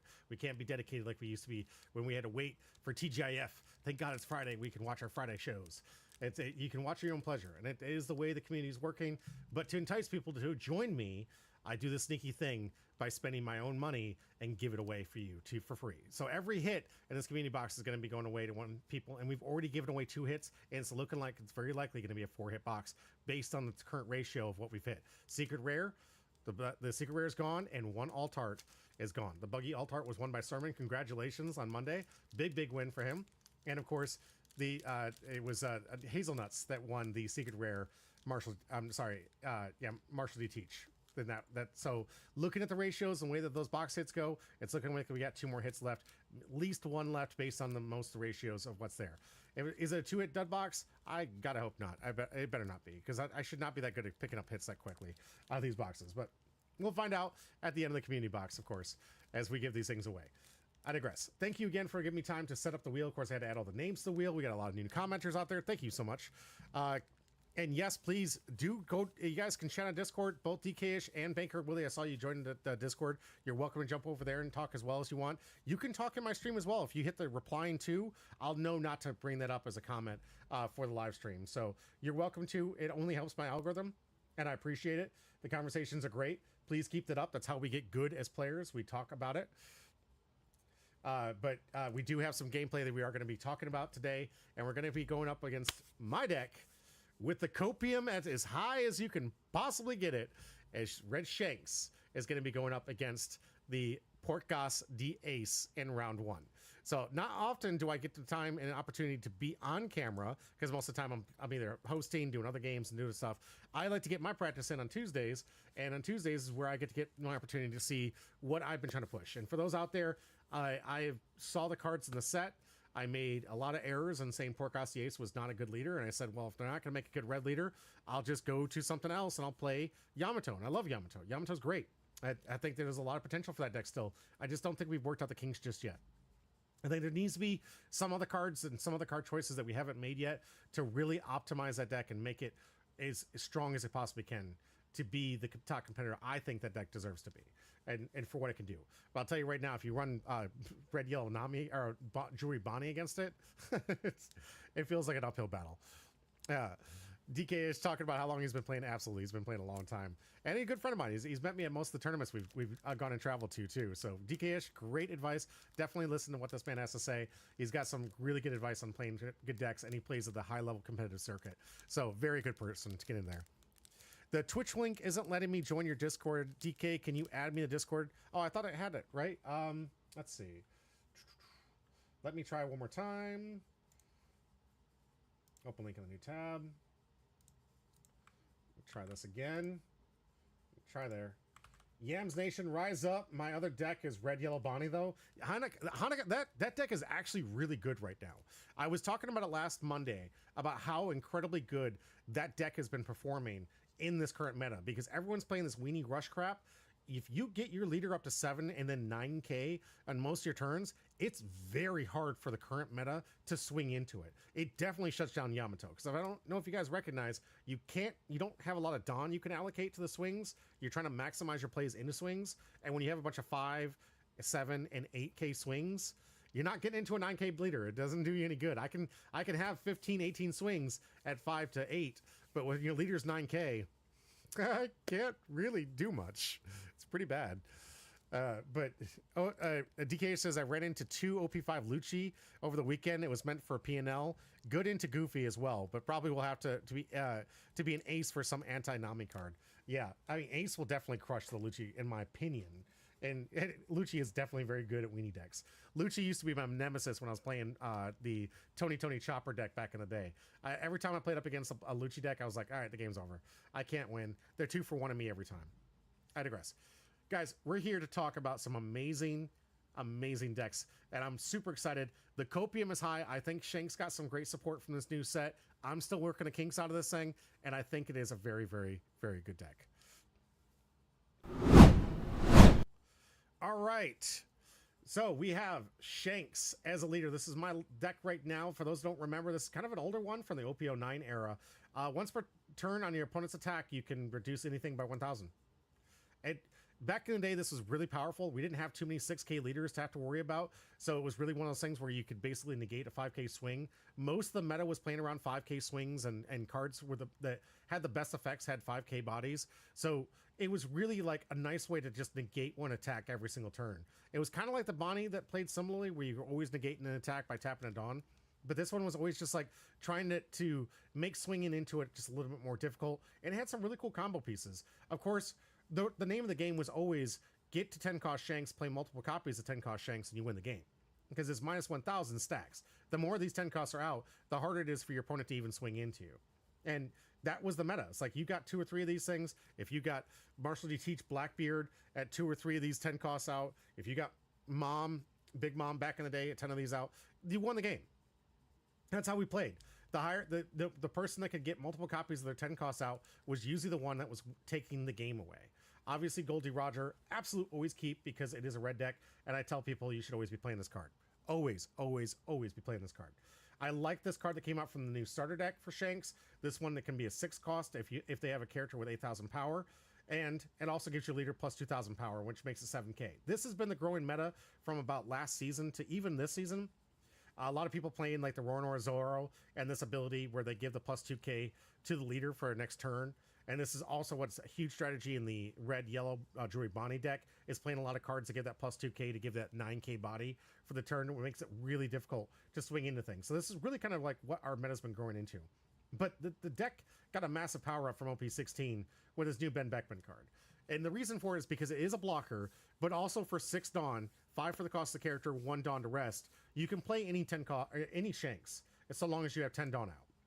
So long as you have 10 Dawn, you can play the Shanks for free, you can play this Shanks for free, you can play other Shanks. Notice if you're at home, I don't have the 4 cost, which is a mistake. I brought those and I thought I put them in, but I forgot to. They were supposed to take place of this 2K Shanks that I was playing with right here that I thought was pretty good about killing blockers, but after playing with this is more of a better 2K than it is an ability card, because you really don't want to spend your 6 Dawn turn doing this. Most 6 Dawn cards in the early game, you want to have a Yasop or be playing one of these Lucky Roos to kind of slow the game down. This is honestly one of the better plays in the mid game that you can have for it. Yes, I'm playing the 6 cost. I really enjoy this card. I think it's very situational, but it does have the capability of doing some damage by reducing the cost and then drawing a card when you swing. So you do kind of filter a card, which is kind of important because you're digging for some of your pieces. In a deck that requires that you basically have this 2-card combo if you want to win.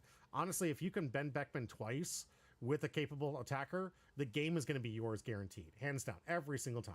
The other issue, though, is you have to get that combo. So you got to play with the searchers, with Come Out and We'll Fight You, or Uda to help you search. Maybe some draw power for the Lucky Roo here.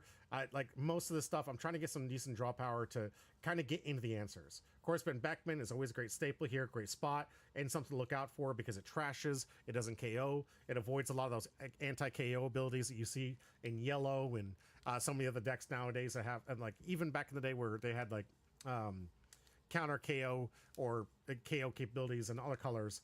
This was a great way to dodge it. Like you can get around the Marco blockers, you can get around that draw you 2 cards. There's a lot of things that allow you to just get around it. Also the ones that keep recurring themselves too, if you can get the power reduced. But basically this thing comes out 6,000 power or less, bam. It's not base, just 6,000 power, so you can kind of reduce and get things down. But on play, if you can combo it right, you got yourself a nice little piece of removal that gets around most anti-KO stuff. Roranor Zoro here at 2, just because the plus 2,000. It's a little off theme for a Shanks deck, but it's very, very, very good and has character rush so long as they have an 8,000 power. The 9,000 attack, extremely relevant in today's meta. This is a very good deck. I like Divine Departure. People have been telling me to take it out. This card is actually a game winner in some cases. I don't really use it for the counter, but I definitely use it to get rid of some big problem children. And there has been games I've played where this card was the only way I was going to win the game. Killing a blocker or getting rid of these things because I didn't have the Goldie Roger or the sequencing time to get them to get rid of the blocker so I could get the appropriate amount of attacks to win the game. So still a very good card. Divine Departure, very good removal. There are ways to reduce and get into it. Shanks can help you get into those 8,000 powers if it's out there. There's a lot of great ways to get rid of some big blockers, big answers that people might be swinging with. And this game is all about getting to the top end and swinging big. Now this one's going up against one of the problem children, Blue Red Ace, one of the decks I didn't expect to really run into, even though this is a top 10 contender still doing very well. I thought most people kind of got away from this one and been playing the red one more because it's been getting more popular. But those who don't know, this is a really old school card from OP16, where on your opponent's attack, you can trash a card from your hand and give that character minus 2,000 power or leader. So on attack, you basically get a free 2k counter from hand. And Don times 1, when you take damage or a character, you lose a character with 6,000 base power is KO'd, draw a card. So one of the things you got to remember, if they do get KO'd, you got that Marco draw 3 power. That's absolutely disgusting.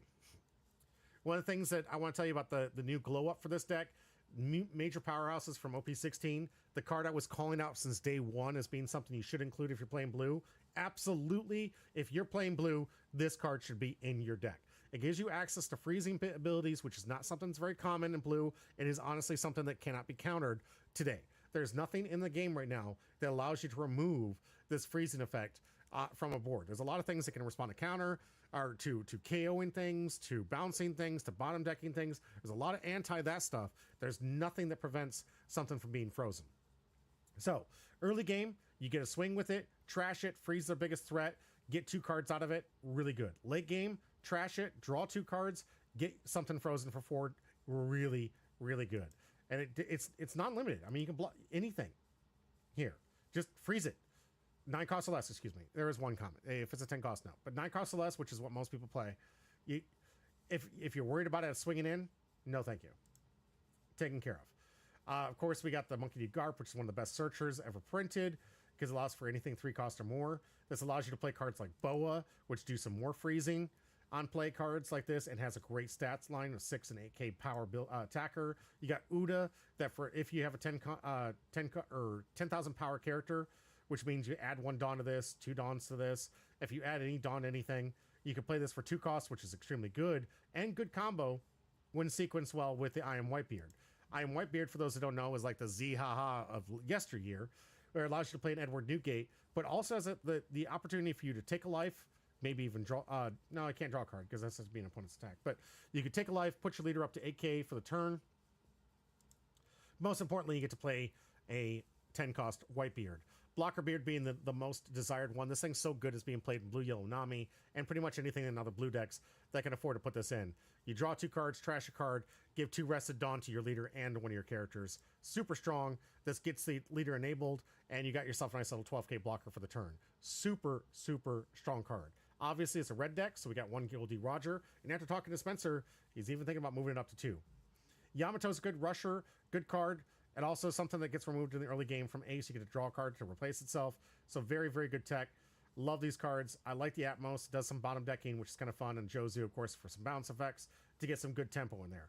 Always good card. Bounce effects can be countered, but not always. But this seems to be the answer. And of course, we got a new searcher with Moby Dick, which is super good. And good utility to get that Dawn you need for your leader here. So love that most people are playing this Moby Dick card to get some extra search on. And for the most part, stages can't be interfered with. So something to be on the lookout. These are our 2 decks. Round 1, me, Spencer, head-to-head. I lost the die roll. Mulliganed, didn't get a play. And now we're moving on to turn 1 for Spencer. Moby Dick to play. Perfusa, welcome back. Good to see you. Don't forget, Perfusa, to go into YouTube, too, to get your name in there twice if you want. I do offer that opportunity if you want to get into YouTube. Comment on YouTube. I will enter your name in there twice. But welcome back. Good to see you. We've got an excellent turn, putting 1 Dawn. This is mostly for practice. I like this. Keeping that 1 Dawn underneath it. This is a very good strategy for everybody out there. Dev says hi. Thanks, Perfusa. And Dev's good to see you. Thanks so much for the comment on YouTube. All right, going in for a simple 8k swing, which is an easy take for Spencer in the early game. Doesn't want to lose too much card advantage here. Goes in for the 6. Looking for a 2k. I could give him a 1k if I want to use leader ability here. Thinking about it, debating about it, wondering what time. I got 5 life. I can take. I do. A lot of people think it's easy just to take the 1. I'm not a person that subscribes to that, to be honest with you. I'm not a big fan of having to take that life, because sometimes that life can matter, especially against yellow that often takes life without doing anything except for playing cards. For me, it's one of those things that is an actual decision. How much of the resources, it's simple 2k out of 1 swing. That 1 life thing can make a difference in a certain decks. Going off for 5 here. Looks like I got a Yasop for the play. That's going to pump up my leader by 1 for the turn. That actually Spencer had to remind me it does get a plus 1k on play, so I can swing in for 6. Now, notably, one of the decisions I had to make here that I was thinking about, I can swing in to get into this Marco. He's likely to just counter out of the swing for 1 for a simple resource, but Spencer is also extremely intelligent and plays this game very well, and we're going to see what he does for this action.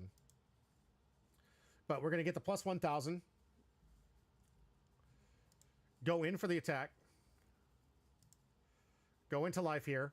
And Spencer's immediately going to take the draw 3 capability.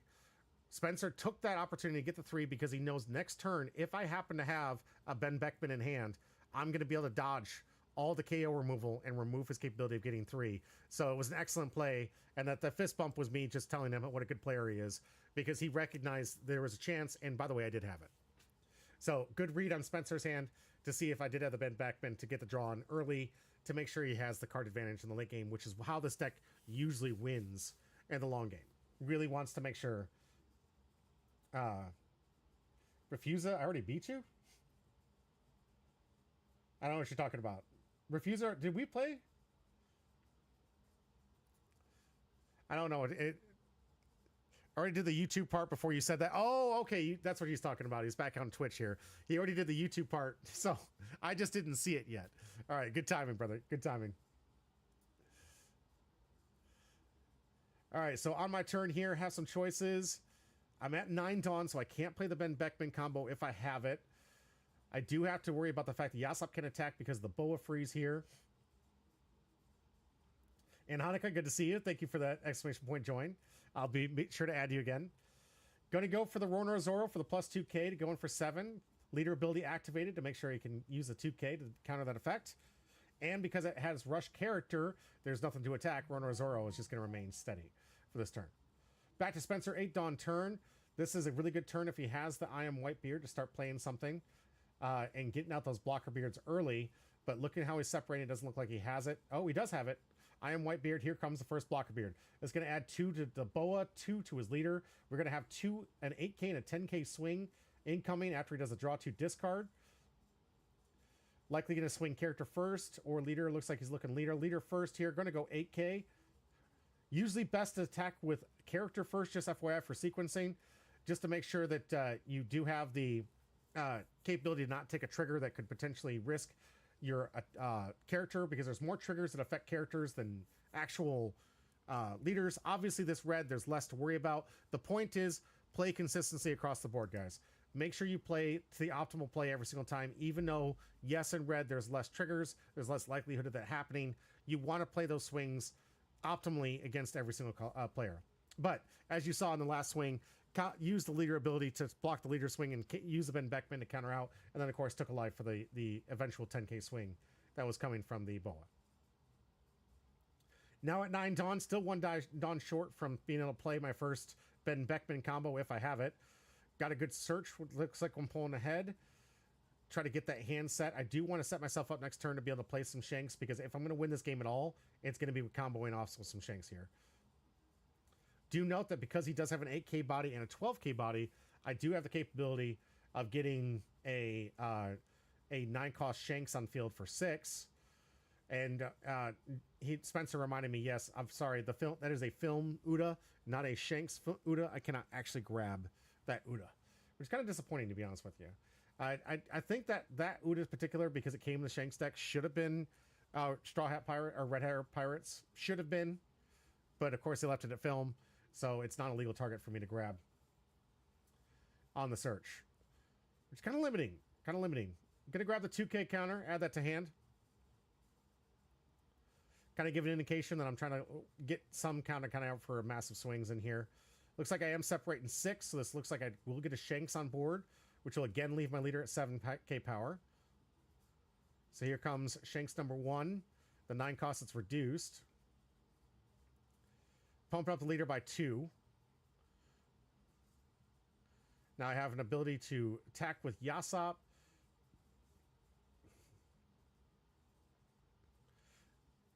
I do have the ability to start swinging in, trying to get some more cards out of hand. Need to, because Spencer's hand is absolutely ridiculous at this point.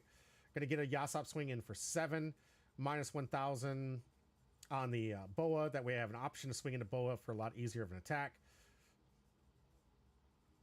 Forcing Spencer to get more of that counter out of hand, so going for board here, actually pretty optimal.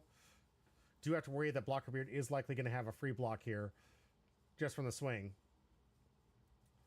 So, got to look into how my attacks go. Am I going to swing big into the Boa? Looks like I am going to go into the Boa here. Use leader ability. Gets the 2K counter for that one. And debating on whether I'm going to swing with Zoro, but to be honest with you, the free block from Edward Newgate kind of makes like this attack kind of dumb, because it does make Zoro vulnerable to attack next turn. So with the one open, I can bluff that I have the Divine Departure in hand, or have it. But yeah, I'm just going to pass the turn. Attacking with Zoro, absolutely no good. The free block from Whitebeard just makes it a vulnerable target. Something you back at home should be thinking about. Just because you can attack doesn't mean you should. Don't want to leave those pieces vulnerable on attack here. Here we got 4 and 6 being separated here for Spencer. Doesn't look like he has another I Am Whitebeard to combo out for another Blocker Beard here. But going to get out his Mr. Galdino. All right, instantly freezing Shanks here. And getting some draw power here. Great card here. Going to draw 2. So already showing some great advance. Stopping my Shanks swing, so it's already limiting me on what I can attack with. Doing a great job of freezing the board. Kind of feels like I'm playing green, to be honest with you. Just absolutely insane. River, good to see you. Thank you so much for the chime in there on YouTube. Don't forget, if you sign in to Twitch as well, get 2 chances. Here comes 8. Likely going into the Yasop, trying to clean up the attack run here. Going to use leader ability, I think, and my 2K, or it was good life here. Oh, both going life here. So have an opportunity to use. We got 9K coming into 7. Can use the ability and 2K out if I want to here. No, this one's going into Yasop. My apologies. Yeah, the counter going to be a little bit too strong for me to use leader ability on that attack, sadly. Too much of a resource spent here. And honestly, we're going to be a 10-Dawn turn, so hopefully I'm going to have a Ben Beckman turn. And have some way to start really putting out some big bodies to try to turn the tide into my favor here. Monkey Luffy, alt art's looking great. I love the fact that it can search for the Boa, so it's a really good add to the deck here. Like, it's just absolutely an insane searcher. All the Port Gastier, Swabo, and Luffy decks definitely got a great upgrade with this one. All right, gonna find Galdino a legal target for Monkey D. Garp here. So we got number 2 already being played. And of course the 2-cost Uda, because we do have the Edward Teach on the field at 12K. All right, now up to 10 Dawn here.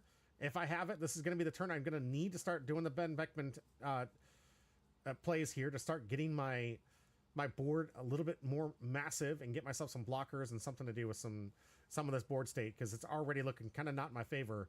Very strong for Spencer. Fat hand for Spencer. He's got probably close to 10 cards in hand, and there's nothing Red can do about a large hand like that outside of just swinging, and hoping to God I can minimize the hand as best as possible here.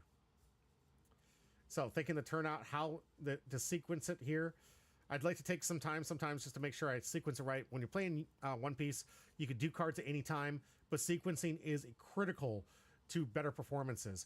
When you play cards, when you're going to fall into things, when you give the information to your opponent about how much Dawn is going to be allocated to each swing, all of that is important information to save during each of your turns.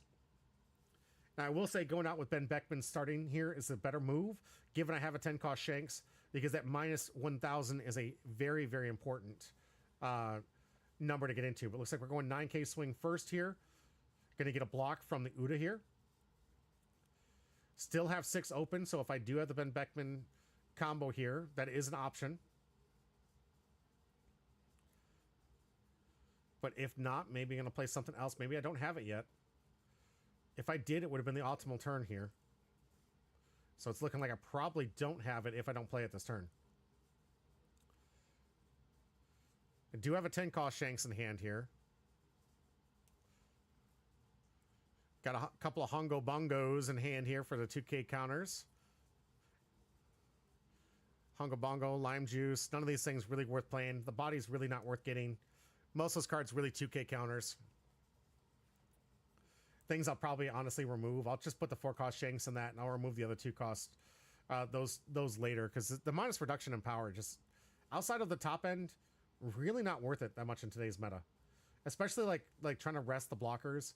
It's become ever less relevant here. So I think likely in the future here, you're going to see me put in 4 more of those Shanks blockers, the ones that can discard a card to get minus 2K. Lucky Roo's still a very good choice for this deck, because it does KO quite a few things here. Gonna leave 2 open Dawn. Again, don't want to walk into the free block from the Edward Teach here, so not going to make this Zoro vulnerable. Spencer going off with the Galdino number 2. Gonna freeze the same Shanks for a second turn in a row. Oh, now we're going to double, so that's 3. So now nor Zoro, both Shanks and Zoro can't swing next turn. Good turn here. 8 coming into life here. Going to be on the take. Definitely hardcore bluffing that I have the 1 cost in hand. Here comes another 8 in hand. 8. Going to need 2 2Ks to counter out of this. Or a 2 and a 1. Looking like I might block. Yep, going to get the block. And we'll KO the Monkey D. Garp. And 12K into life. Going to have to take. It's looking a little more dire here for me. A lot of this hand's looking pretty strong. He's already freezed 2 of my characters. 10 Dawn. Next, I'm down to 1 life here. So if I'm going to start countering stuff or get some stuff on board, I'm going to have to start doing it now. Have some options. Looking like the 10 cost Ace. Do I have the Ben Beckman? I do have the 10 cost Roger here, which could be an option here to start going after Whitebeard or trying to put some pressure. But again, Spencer's hand is just absolutely just gross right now. So defenses are going to be very easy. Looking like I'm going to play more of a defensive play here. Going to go for 7 for the Zoro. Get the plus 2K to lead here. Gives me an ability to kind of like attack the board.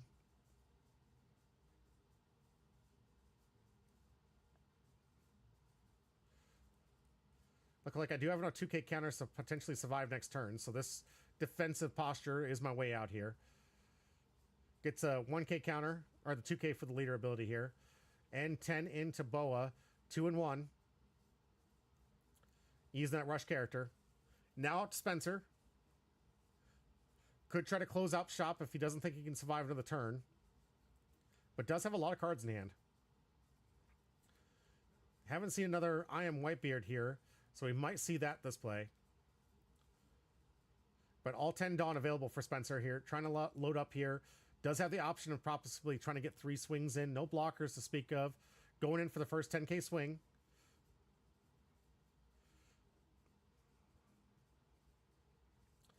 Need 2 2Ks to get out of this.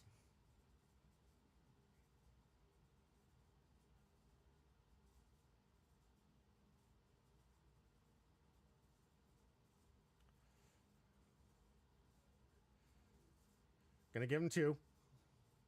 Gets out of that attack. Looking like I might have to use the leader ability on the Ace attack to stay alive, because this Edward Newgate's gonna be really hard to counter. And a lot of searchers here in Spencer's hand, but not a lot of action.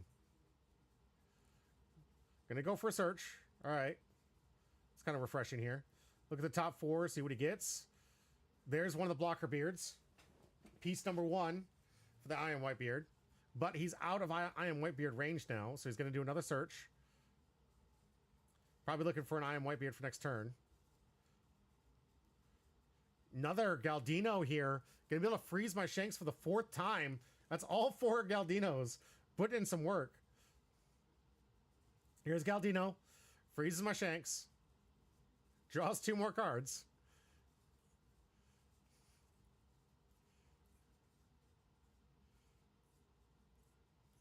Now is the opportunity to swing both the Edward Newgate and leader if he wants to get the swings in here. Another search. All three Muckety Garfs on field here. And what I wouldn't give for a wiper right now to just do a nice little board wipe. Obviously, can't because I'm not in yellow. Looks like he's going for a Atmos alt art here. Beautiful alt art for that. Here comes 7 into 7. I'll just minus it, use the leader ability. And of course, attacking in with Whitebeard, probably not the best here because it leaves his bow a little bit vulnerable. And look at the size of that man's hand. Look at it. Just tremendous amount of cards in hand. I gotta fight through all of that potential counter, including the leader ability that gets one of those things a free 2K. That is absolutely disgusting. Got 2 9K swings. Got a blocker to deal with. I need to do something this turn, and right now, I think the best thing I can do is possibly get some blockers up. Here comes 5 of the Beckman. 6 for the Shanks. 4 open. Could have a Uda here. Maybe as an additional blocker. 4 for an additional Uda if I want to. Board has been shrank by 1K. Permanent Sting. Now, can I get enough swings to go for game against a hand like that? Looking at my swings, I got 9K, 9K. I could go 9, 9, 9, 12. And see if I can go for it. Looks like that's the option. Going 9. On the take. And of course, gets to draw a card from it. Here comes 9.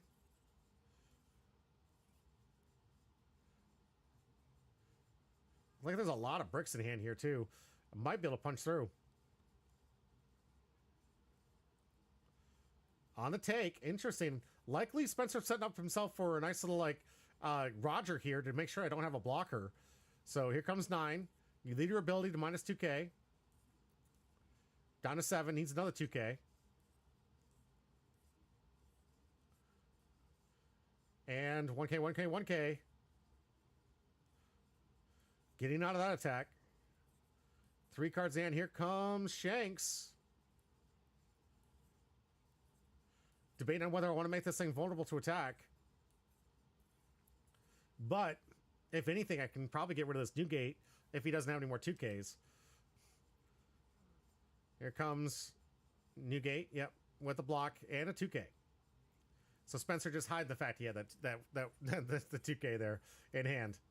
Back to turn, not looking good. Got 1 blocker, 1 life. 3 massive attacks, potentially more. And 1 activation from leader ability. I'm going to need to survive this turn. If at all possible. Now, Boa is down by 7. Whitebeard, down to 11. Leader, completely unaffected. I've got to make sure I can absorb 2 hits. So one of these attacks has to be blocked. Here comes 10 or 11. Comes the 11. On the take. Here comes 11 again. Got to have 1 for the... I got to be able to block the Newgate. 3 2Ks. And now the alpha swing for 13. Gonna get the block from Beckman. Means Spencer did not have the 10 cost, which would have really closed the game out here clutch. Had he had the Gold D Roger here, he could have closed the game out. But now that he's alpha swung, and I was able to counter, now I'm able to turn the tide. Here comes 10. Gold D Roger for my play for the win here. Hey, Joe, good to see you. First 9K coming in the swing. All the counter from hand. Second 9K in the swing. Doesn't have it. That's going to do it. Close it up. I survived 1 turn and just enough to squeeze by red-blue ace. Guys, that was such a fun game. I was playing that thing live, and I was thinking to myself, if I don't survive this turn, it's absolutely over.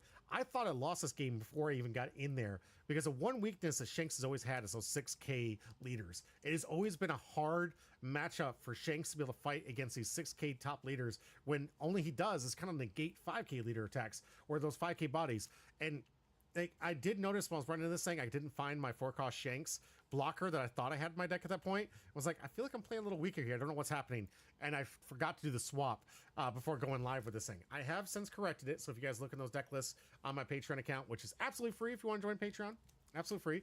If you want to get those deck lists, you can see what I built for today. See that I was kind of in the build here and made a couple play mistakes, but I really enjoyed the cards. I am Whitebeard. I'm sorry, like these cards are absolutely devastating for this deck and just absolutely great. Like if you get the Ben Beckman, excuse me, let me slow down. If you could get the Ben Beckman combo out and do it multiple times, this deck feels unbeatable. If you can't get that combo out, I feel like there's a lot of bad matchups for this. But there are some great things in this thing. Is really good against Weenie Rush. It's really good against what we're seeing from Goofy.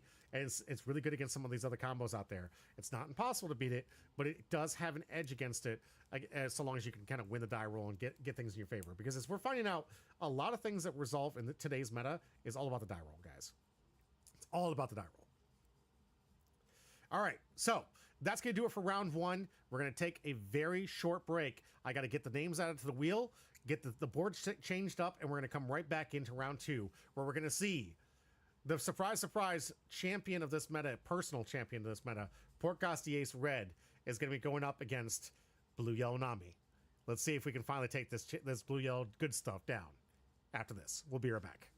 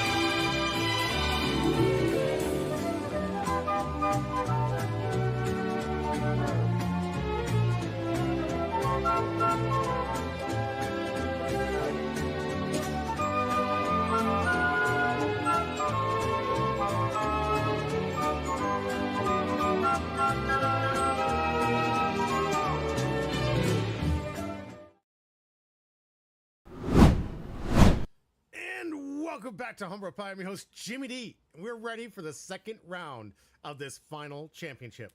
Those just tuning in and don't know, we do series championships where every single season we host a 8-week tourney where everyone comes out and participates in every single event, gets points per win, points for attendance, and points to play in to get into the top seed. The person with the most amount of wins and the most amount of attendance points ends up getting a free box of the current set. So we're going to be giving away this Saturday as a huge surprise, big food, big surprise, huge giveaways, awesome stuff to give to all the people, and thanks to the community for coming out and doing this amazing season. We're going to be crowning our champion, and we're going to find out today who that champion is, but we're going to be crowning him on Saturday, and we're going to be just hooting and hollering for the great performance that is this player. Not to mention how great all the players were coming out to this, regularly coming out, trying to get those points up as much as they possibly can. I know gas prices have been miserable for some people that have to come over the hill to come out and play, and a lot of you guys have been doing a lot of extra work to try and get out when you possibly can and put in that work to get those wins, to get those points, because the prize stuff we give away is insane. We give away free packs for every single person that makes a certain threshold, which is like a 10 5 times a week. or attend like 6 or 7 of the things, you get yourself a pack. There's other prizes like additional promo packs and additional art cards and additional things that we give away. Then you get mats for the first and second place for the championship mat that's uniquely made for said champion of said season. And that's at 1 of 1 for that person to take home as a memorabilia of being the champion for season 7. On top of that, a box. Last season, we gave away the Heroines Edition set to our winner. Congratulations, support on that. Big win for that one. Massive big win for it. I think Porter was the one that won. Correct me if I'm wrong. I think Porter was the one that won. Or was it? I don't know. Correct me in the chat if you remember. It was Championship 6. I know that he won so many of these things. I just assume he won. But no, we had a big win from the last season for the Heroines Box Edition. Great box. The box was so-so. Wasn't the greatest, but it wasn't the worst. It was great to give it away. These awesome prizes just for free, just for attending. It's a $5 entry for these events. Super good for you. Really easy to play these events. And of course, we're always going to give away packs at the end. So it's a good deal. I mean, the packs are worth $5. You're guaranteed a pack if you even show up. You're guaranteed to get a promo pack if you show up. And if you do really well at the 3-0 stage, you get multiple packs. So we're really operating at a loss if you really think about it. But it's still good to come out here and have a good time, open up some packs of all the good stuff, and of course have something that's affordable to each player. Today, we're going to be introducing 2 players. River, brand new to the game, coming from Magic the Gathering, taking in all the skills learned from Magic the Gathering and applying it to this game. All the way down to refusing a net deck, refusing to look anywhere online for any help and guidance, reading all the cards by herself all the way through, seeing what's available, reading the leaders all the way through, and determining what she felt was the best of all of these decks. And she came down to the conclusion, Port Gosti Ace. One thing that when I was looking at it, I was like, I really don't want to disappoint you. I don't think that deck's going to be very good. You know what she said? You're wrong. And you know what?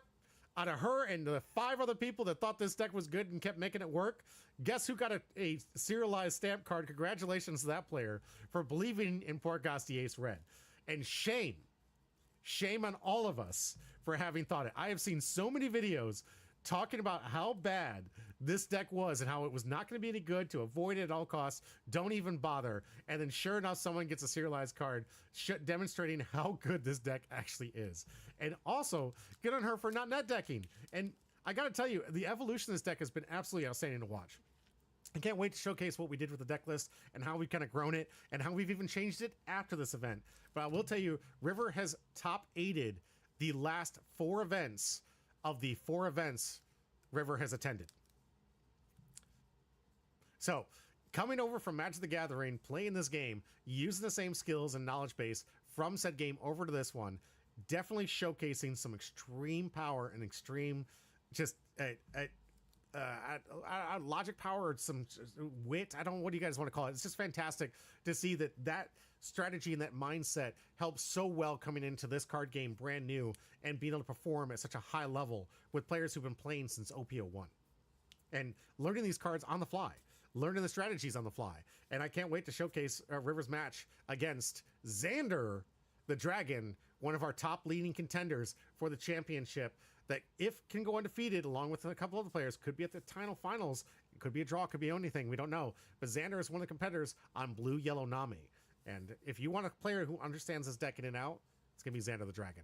Guy's been playing it since the very beginning, has loved this deck, has teched it out every single week, making tweaks to it, and has been making this deck his own. He's going to live by the triggers, he's going to die by the triggers, and we're going to find out today. Can Port Gosti Ace punch through? Or will Blue Yellow Nami get the triggers to save the day? All right, starting off with Port Gosti Ace. Those brand new to the stream here. Activate main once per turn up to one of your Monkey D. Luffy characters or up to one of your characters with a type including Whitebeard with 8,000 power or more. Gain Rush. Now, recognize this little comma here. Both of these do apply that you have to have 8,000 power to activate the Rush because of that little comma here. So if you have a Monkey Luffy or a Whitebeard pirate card of 8,000 power, you can give it Rush once per turn. That's super strong. The reason most of us thought this was kind of mediocre is there weren't a whole lot of cards at 8,000 power specifically. Because remind you, you're trying to play around this 8,000 power combo, and we'll tell you how the cards work, where a lot of these things depend on you discarding cards 8,000 power or like exactly 8,000 and really sticking with it. There weren't a whole lot of cards to choose from to really make this deck go wide or have like a nice little toolbox of different cards. And it's actually quite limited on the amount of cards you can give Rush, given the way that the state of red is. So most of us were like, this is too limited. I mean, you could just play Nefertari Vivi that plays a card for free, and Vivi gives it Rush. But mind you, this doesn't take away the leader swing. It just allows you to get Rush automatically. So a very, very powerful ability, and something that's definitely a red ability. Now, going into the mother of Porcas the Ace, Porcas the Rouge, this one's still a staple in this deck. Mind you, River told me she's never actually activated the trigger yet, but is hoping for one time this to turn the tide. It is a 2K counter. I do like the choice. This is almost always going to be a 2K counter. A little scary to get multiple copies, but it is a 2K counters we know are necessary, and a trigger from life could actually be really funny in red to see a trigger actually win the game for you.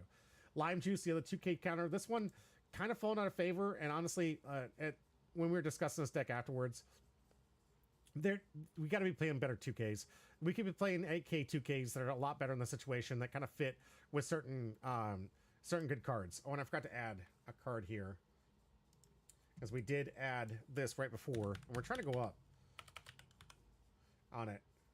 How do you spell this guy's name? Is it Nemo?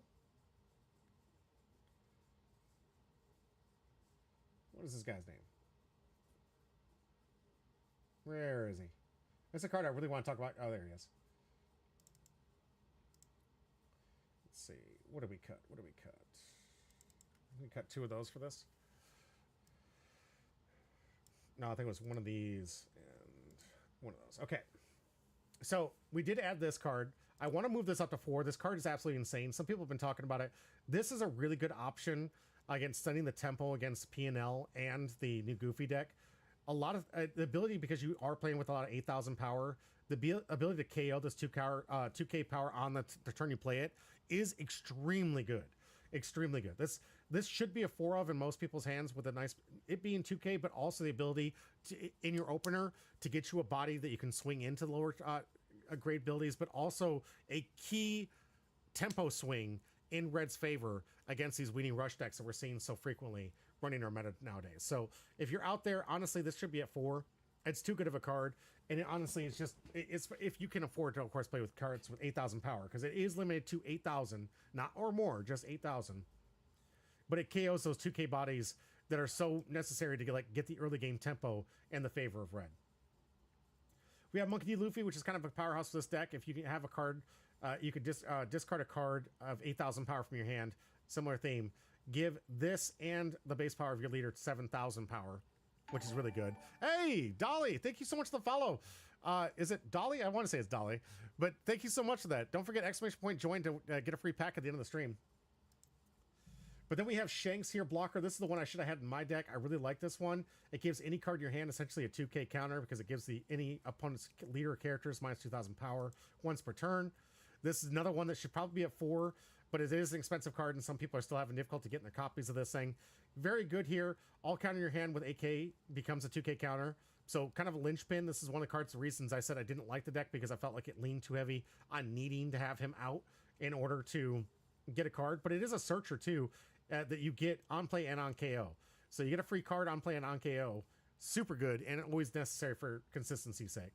We got the Marco. This one, still debatable. I know it's played for the 6K because there is some kind of 6K synergy with this one, where you have cards with 6K to kind of get a 6K back. But honestly, as we've discussed, this is not the strongest blocker for this deck, and might be getting out, because we are having redone the deck. River did have 12 blockers in deck, and I cut them down to 8, just because you don't want to be leaning too heavy on it. And according to River, I screwed up and should have kept it at 12. I don't disagree with her, to be honest with you. But I should have left her at the 12 blockers. And one of the cards we should be adding to the deck is Little Oars Jr. This card, absolutely insane. It's been doing pretty well. I did get to see the guy's deck list that was running this thing. If it survives the turn on turn 4, you just have this AK body that you can easily swing with if you want to, or defense up if you need to. It is an AK body to pitch for most of the abilities too, and it does have 1K counter on it, but it's just all around a very good card. Yes, it will be 4,000 power until you have a cost of 8 or more on the board, but still, guys, this is an incredible stats, and it does synchronize very well with the way the rest of this deck plays here. Of course, we have the resurgence of this Marco that kind of can get revitalized. Vista, been a powerhouse of this deck here. You can reveal a character with a power with 8,000 power, draw a card. And downtimes 1 KO to 2 of your opponent's characters with 2,000 power less. So a great answer in today's Weenie Rush. You got to have this thing in here. A lot of great answers, but this one also very important for the P&L decks and the blue-purple Luffy, and even some of the prisoners with the people playing Buggy still, which is a viable deck. It is a viable deck. Not the best, but it's a viable deck. Of course, we have an 8K body and a 2K counter here. Roronor Zoro was an addition I had decided to add to her deck because I figured I like this thing, the 2K plus, making it 7K rush character. This is just an all-around good staple for red, and it is not leader locked. It's not a character locked or typo locked whatsoever. So if you're playing red, all around just good card. Makes it harder to swing into things. Of course, we have this card, which is an absolute necessary evil for all red decks. This card is absolutely insane. Gives, during the turn you're playing, your leader double attack and plus 2 KO.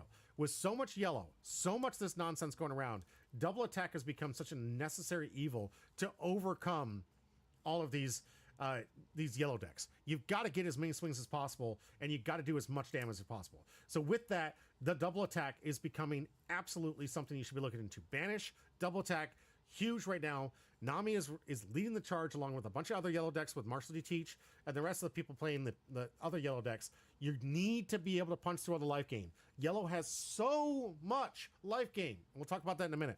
But so much. It's just, it's annoying. It's incredible how much these things can just heal constantly over and over and over again. You have to be able to get that edge in your favor and make that heal kind of a negligible, I don't care, and make them get the triggers out of the way as soon as possible. Now, it does come with an awesome on play, revealing two characters with 8,000 power. You do get to give minus 6,000 power. So you do have the capability of like weakening something and using some of your early game plays, maybe a searcher. That is another thing this deck is desperately needing as another searcher. It does have 4 Moby Dicks, but it really should have Monkey D. Garp. I'm working to get those for River to make sure that she'll have that good searching complete, because that Monkey D. Garp is an absolute staple that needs to be in this deck. Of course, she's been experimenting with this Edward Newgate. Loves it. Loves the plus 2K power just as much as like Roronor Zoro. The Don 2 times attacking. This can sometimes come up for KO win things, which is not bad. But overall, it's nice, and you can give it Rush and Porcos Diaz. So you give this card that's already pretty good ability to give the plus 2K, but you're also giving it Rush, which is what makes this card ultimately even better.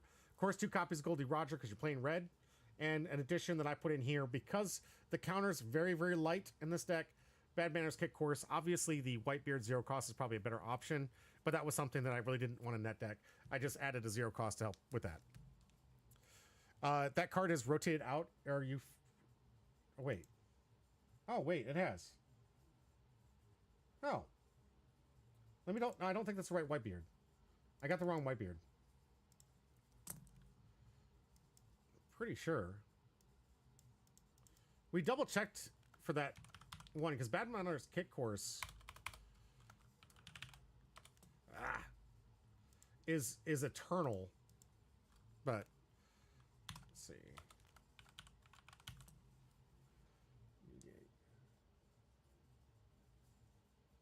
Oh, it was this one. My bad. My bad. Sorry, I got the wrong one. This one for the 8,000 power combo. Yeah, that's on me. I wasn't paying close enough attention. I should have asked for the deck list. I went from memory and could have swore that was in there, but yeah, my bad.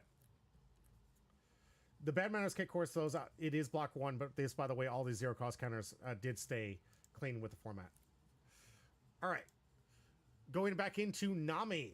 I don't know how much time I want to spend on this, but I do want to tell people that the card combo that we expected to see, Marshall D. Teach is seeing a lot of play in yellow, for obvious reasons. One, on play, you get to look at the top 3 cards of your library, add any of those cards to the top of your life, so you get a choice, which is absolutely insane in yellow. And then trigger, negate up to one of the effects of one of your opponent's characters during this turn, then KO to one of your opponent's characters at 5 costs or less. This trigger is insane. So not only can you put this trigger in life here, but you can negate the effects of one of your opponent's characters during this turn, which means you could turn off the pseudo character rush if it has it. Maybe if it has rush, it turns it off. You could turn off a lot of different things. that could be detrimental to you. And on top of that, you can KO a 5k body or 5-cost body, which most decks are playing, which is insane. And really, what else does this deck do? It's doing exactly what blue-yellow wants to do. It's healing. It's healing. It's healing. It's healing. And it's dealing damage. Just direct damage. Why even bother like swinging any of these things when you can just deal damage? This one's healing as well. And, okay, great. So, I mean, you got so much of this in yellow nowadays. I just got the $400 in a Teach deck, so I'm invested. All right, I don't blame you. It's a very good card. The deck is actually quite... It's just a skill check, Debigo. It's just a skill check deck. This one is going to be good, but you have to get good with the meta and understand the sequencing, and I promise this deck will perform very well for you, because it is a very cool toolbox deck. And another deck that the We Need 2K stuff that you might want to play with is another reason you want to start playing with those cards. Mr. 3 Galdino, of course, I told you guys once this thing got printed, it's super good. This is just too good. Freezing effects, overpowered. And of course, even with all the anti-removal, this 2-for-1, when it can be played, is just disgusting. And with Nami, you can discard anything to give her 7k power for the turn anyway. So even if you can't play the card, it's a good pitch outlet for this deck. All right, those are our deck lists. These are our players. River with the Portcost Ace. Xander with his coveted blue-yellow Nami. Players are set. Life is set. Xander on the play here. River likely winning the die roll to get the 2. Even a very good card for something that wants to be playing on the even curve here, especially for most of those cards as we look through it.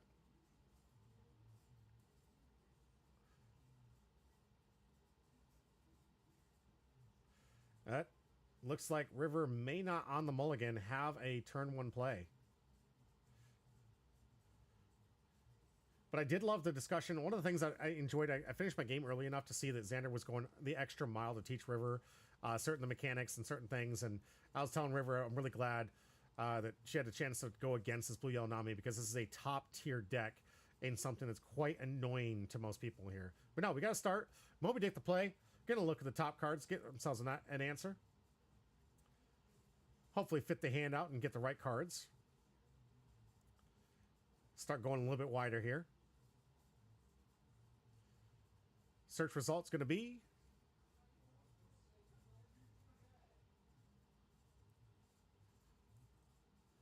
I didn't quite see it. Looks like we probably looked for a 2K, but revealed to the opponent and a pass back. All right, 3 Dawn turn here for Xander. Could be an 8K swing. It's looking like. Here comes 8, trying to take 1. Good answer for River just to take this one. And does. And due to taking life, Xander gets a draw. Back to River for Dawn. And asking probably in memory, well, like, how does this leader work? This is the time when you can discard to make it 7k for the turn. And I believe Xander's like, yep, I can make it 7k for the turn just by discarding any card. But here we go. For Tim, Tabigo says, I think black-yellow Teach and black-yellow will be my main 2 decks. When you say black-yellow Teach, are you talking about, and black-yellow, are you talking about Monkey D. Luffy black-yellow?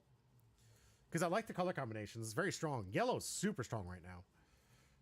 Or do you mean blue-yellow, but they can't distinguish? And it's okay, because it's really hard to distinguish against blue-black. I usually use a U to distinguish between the two of them. It looks like Shank's going to be the first play here. Great blocker to get things started. Already making sure that all the cards in hand is a nice little 2K for the counter. Oh, the Luffy deck. There we go. Good call.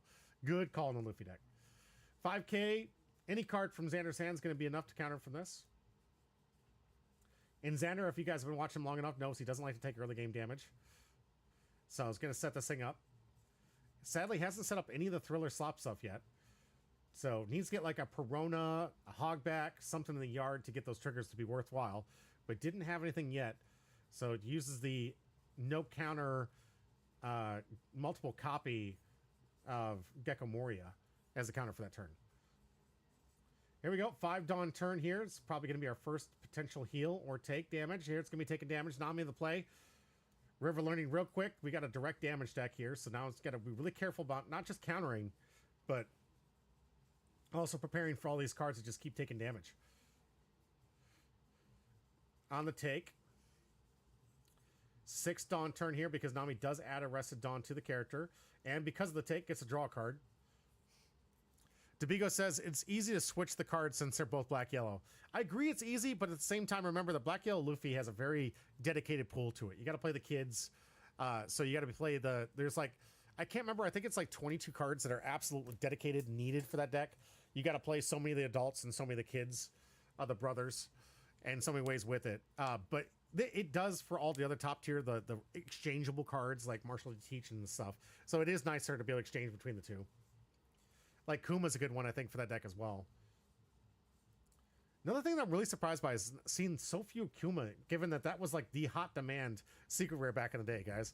Everyone was on that Kuma. That thing was like 40, 50 bucks because anything in yellow was playing that card. All right, we got a 6K to life. Here's a 2K counter.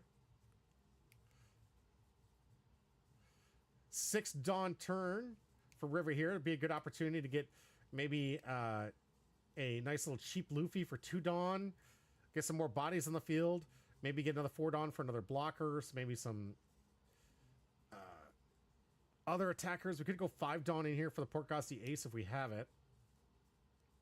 And get that online here. Looks like we're going to go swing first here. Get the 5 out of there. Try to look to get the card out here to see if we get a card to make it 2K. Xander usually pretty quick with that. Does so with the non-counter Nico Robin. 2K the now static here. Kind of dissuading River from making any more swings. And we're going to go for the ace play here. Going to look at the top 5. Add themselves a Whitebeard card or a Monkey D. Luffy.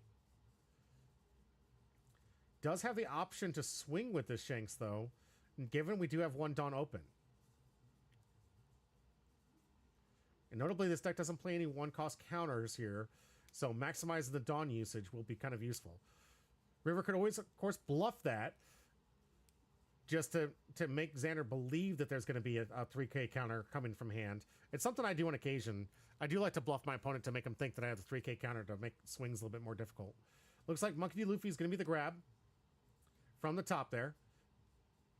Sadly, won't be able to play it, but can use the Moby Dick to get another Rested Dawn underneath Shanks. And an active Dawn here, and that Shanks should be able to go rush. So, given we have the capability of using the active Dawn and the Moby Dick, we could get an AK swing in here from the Portgosty Ace. Didn't Green Red Luffy win Peoria Regionals? Yes, Green Red Luffy, the turtle deck, did win. And it looks like River sees it. So here comes the 8K body coming into swing. Xander just checking. Yeah, it does add Arrested Dawn here. But that was 8 to get the rush. 8 into 7. Xander needs to give up 2. Does. And that'll likely be it for the turn. Yeah, Green Red Luffy is a very good deck, but it really kind of like leans on making sure you have the right cards and right counters. Electric Luna obviously being a powerhouse, especially during the P&L era. But I think it's kind of like growing out of favor because the Electric Luna, not necessarily the greatest answer for the decks that are coming out. Especially when decks like green-blue Monkey D. Luffy can get so fast that, unfortunately, it's too much for a green-red Luffy to kind of counter out against. There's just too many weenie swings. There's too many attacks coming in and not enough answers. All right, first 6K swing coming into life here. Looking for 2. Could use the Shanks ability to reduce by 2 if we don't have any counter.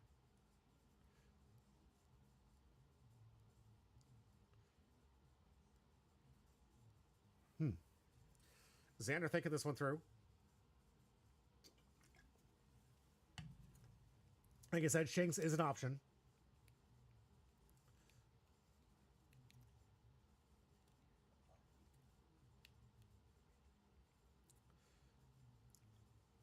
See if what River wants to do here. And the tank here looks like we... Oh, no. Xander taking it back. We're going to do a 5K swing first here. Looking for 1. See if River has the 1. Quite a few 1K counters. Probably has more 2K counters than 1K counters, to be honest with you. And notably, every 8K is a 2K. Given we do have Portgosty Ace on the field here. A absolute staple for this deck and an 8K deck. See what River wants to give up for this. Does give up the AK for the 2K counter. Here comes 6. Now has the ability to use Shanks or leader ability or AK body. And River probably more hesitant on taking any kind of life here, given we've had so much damage done against from that the instant hit from Nami, and does give up a normal 2K. All right, Xander, 7 Dawn, notably has Gravity Blade in hand. That could be a devastating play for Xander against River right now, if he decides to pull the trigger. Bottom decking both the blocker and the other card. That's going to take the tempo completely away from River. Absolute wins out of the sails here. River's going to have to establish another board. Luckily, this is a rush deck, so something should be able to come out with rush, but man, it's going to feel like a lot's been taken out. And it looks like we're tapping all 7. Here it comes, Gravity Blade.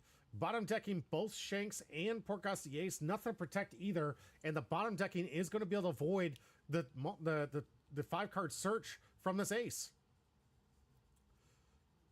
So our first 2-for-1 has been played. This can be absolutely devastating for the board here. And River now just completely board wiped. 3 life, has not done a single bit of damage to Xander's life here yet. But going to have to bottom deck 2 of these cards. I believe that is the first time River has seen that card. And if I was you, I would be devastated too. All right, back to River's turn. We got 8 Dawn. Drawn for turn. This is a good turn for these decks. A nice little new gate with double damage would be very effective on this play right here. Very, very helpful. 1, 2, 3, 4, 5, 6, 7, 8. Yep. 8 Dawn. Just verifying I got that correct. River thinking this one through.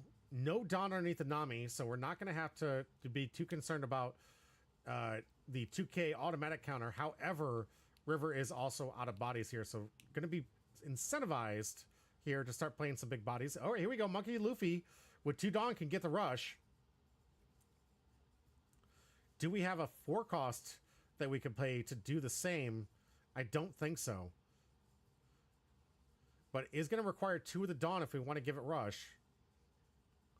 Looking to tap 6. Could go in for a Marco here. Here comes 5K into life. Looking for 1. Gets a 2. Dog back now out. So now the Thriller Slop combos are live from Xander's life here. And tapping all 6. Not going to go for the rush for Ace, but going with the Marco attacker. Now getting an AK body in here for massive swings. Likely going to activate. This one can be protected, of course, from KO, given River discards an AK body. But AK likely going to be the swing in and probably our first life take for Xander. Does have the option to swing into Nami, but I believe Xander might be telling her, excuse me, that this card does replace itself. So Xander has a 6K body. This card will just replace itself. And sometimes when they've got that Zoro, when they got the Borsellino, it feels very gross to attack into these Namis. Here comes 8K. Where is it going? Going to life. First take. Do we have a trigger? It looks like we do. Perona, the trigger. Going to use Perona to get Hog back into the field here. Now, mind you, can't get any rush to this Monkey Luffy, so this Hogback is going to survive the turn and give an extra swing for Xander. No likely any more actions here. Going to be passing back to Xander here, who's going to go up to the 9 Dawn turn. And we got a lot of healing on life right now. A lot of healing. We got ourselves a Nico Robin. We had 2 Teaches in hand. 9 Dawn, perfect time for this opportunity to gain some more life. And do the sickening thing that Yellow loves to do, which is just gain life. And an alt-art Nico Robin to start. Here we go. Beautiful alt-art there for Xander. I think it's like $100 right now. Looking like that is going to be the likely answer here at 9 Dawn, because he will have the Dawn up to make sure that the Nami can set up there for surviving some massive swings. And this one going to put Xander into the 5 life range once he commits. 2 Dawn separated. Here we go. First swing, 7 into life. Can discard a 6K or AK, excuse me, to pump up both Porkos the Ace and the Monkey Luffy. Monkey Luffy is red, blue Lucy or blue yellow Nami that won the regionals. Was it Curly? I thought it was. I remember seeing green red Luffy as a top, but I might have gotten the tournament mixed up. But given the fact Little Pound Cake probably looked it up, I believe that. Curly, thanks for joining me. Here comes 5K into life again. Looking for a counter. Last one was already on the take here. River probably looking pretty light on counter in hand. And Xander seeing the blood in the water. Just needs a 1. But one of the weaknesses of this deck, it doesn't have a whole lot of counter if you don't have the right pieces. But does have the counter to 2K. Oh, excuse me, not 2K. This one was just pumping with the Luffy ability. So now Luffy at 7 and the Porkos the Ace at 7. Here comes Robin, who's going to take a life to gain 2. And put himself back up to 4.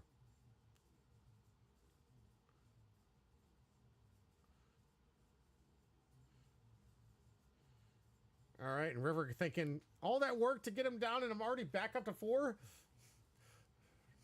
Come on.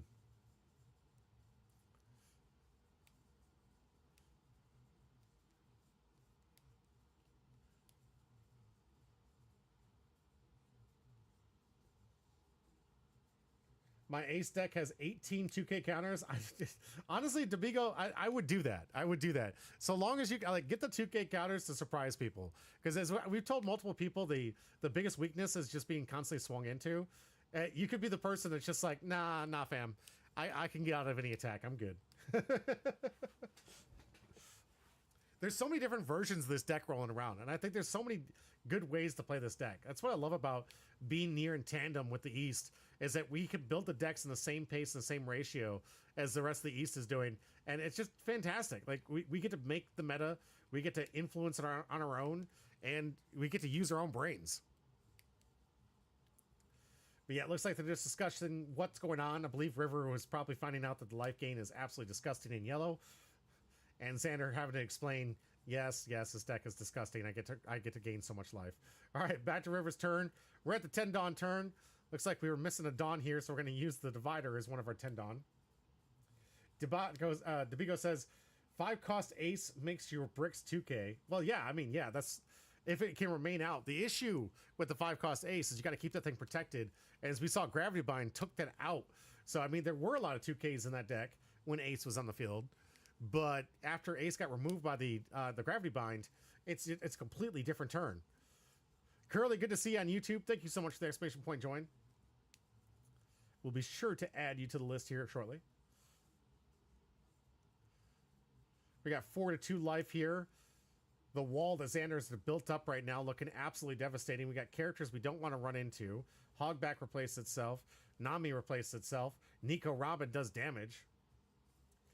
Another thing that just absolutely gross about these yellow decks is just like all the characters they play not only gain them life, but always put them in a situation where you don't want to kill the board and go board. And it just means you got to constantly be on the defense against these yellow decks. But as stated, if we can get ourselves a Whitebeard with double attack, we could definitely turn the tide in our favor and start fighting through. These double attacks and these banish cards absolutely important in today's meta. If you have the capability to put banish in somehow or get some way to get the double attack characters out, absolutely you should be doing so. It's if you're not playing the blue-yellow right now, you got to realize how much of a game changer that is to kind of turn the tides in your favor. That 9 Dawn turn here for River. Got a search. Looks like we're going to test the waters here. Possibly go 5K to life here. Asking what happens if I kill the Hogback. And he's like, well, I'll just get this Perona and freeze one of your characters here. So not a lot of great options here. River 5, probably going life. Poking the hand as much as possible, which is really good. Get the hand down as much as possible. Going to use leader ability. Discard the Nico Robin. Get up to 7K.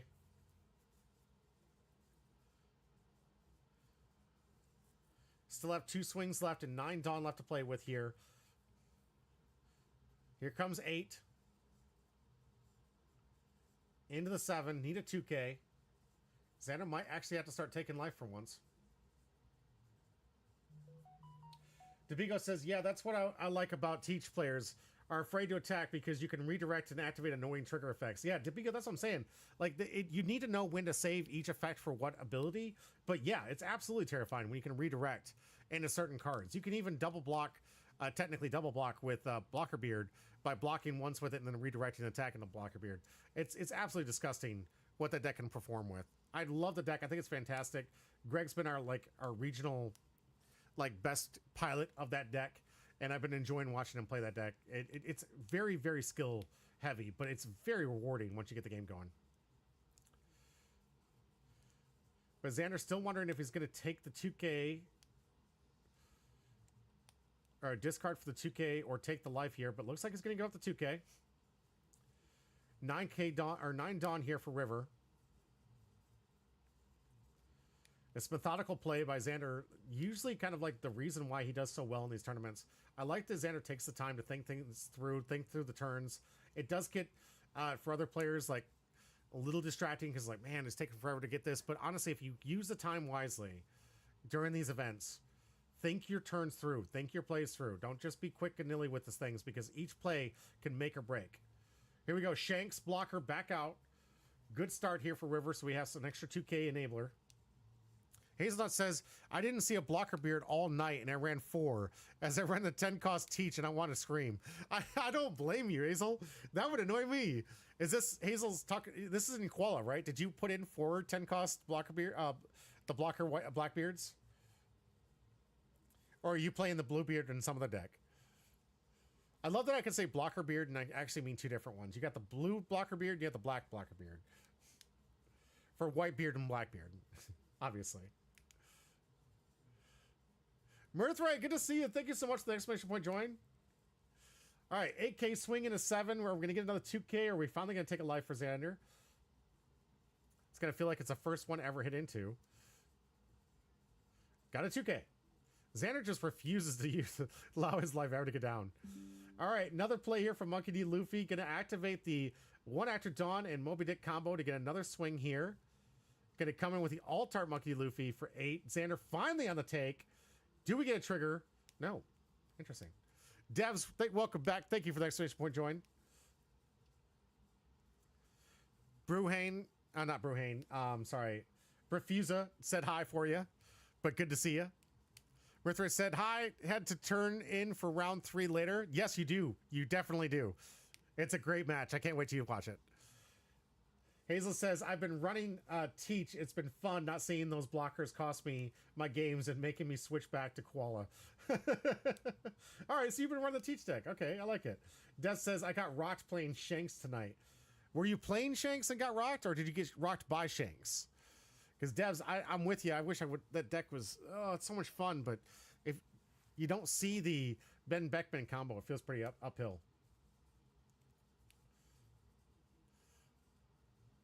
All right, first attack here. 8 into Luffy. It looks like Xander's trying to go for some board cleanup here. Do have the opportunity to discard an 8K body, though, to turn this up to 7 and make the combo a little bit easier. Gonna just take, though, because we do have the other Monkey D. Luffy. Could do the same thing. Of course, do have Shanks as well. And 8K body could keep the Marco alive, given Xander wants to go invest some Dawn to go after the Marco. But going 6 into 6, looking for 1.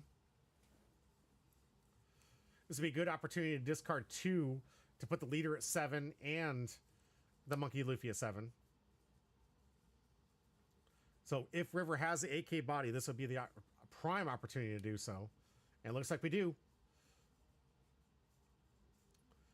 So that's going to prop both these up into a 7K base power.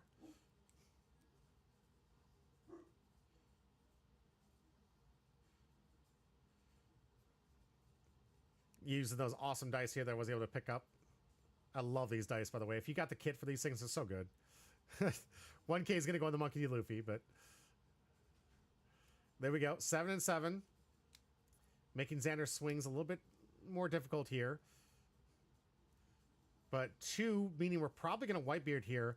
Going to go 7 and 7 again, looking for 1. Likely, with the 8 Dawn left here, Xander's likely going to go Blackbeard on the turn here. As we see, it is in the front of his hand, too. So River has a choice. Do I discard the counter now? Do I use the Shanks to protect it? Because I can turn all this non-counter at least into a 2K.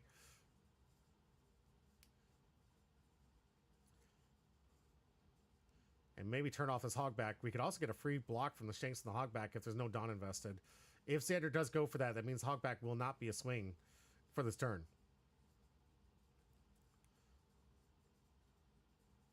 Dev says, I was playing Shanks, started 29, Luffy got me. Oh, interesting. 29? Not 30? Wasn't 29 a Whitebeard and Porkhouse the Ace? I might be wrong, but I thought 29 was Whitebeard and Ace. But start at 30. 30 is a pretty fun deck. That one still needs to get the kinks out of it. That's the red-green one that just got printed.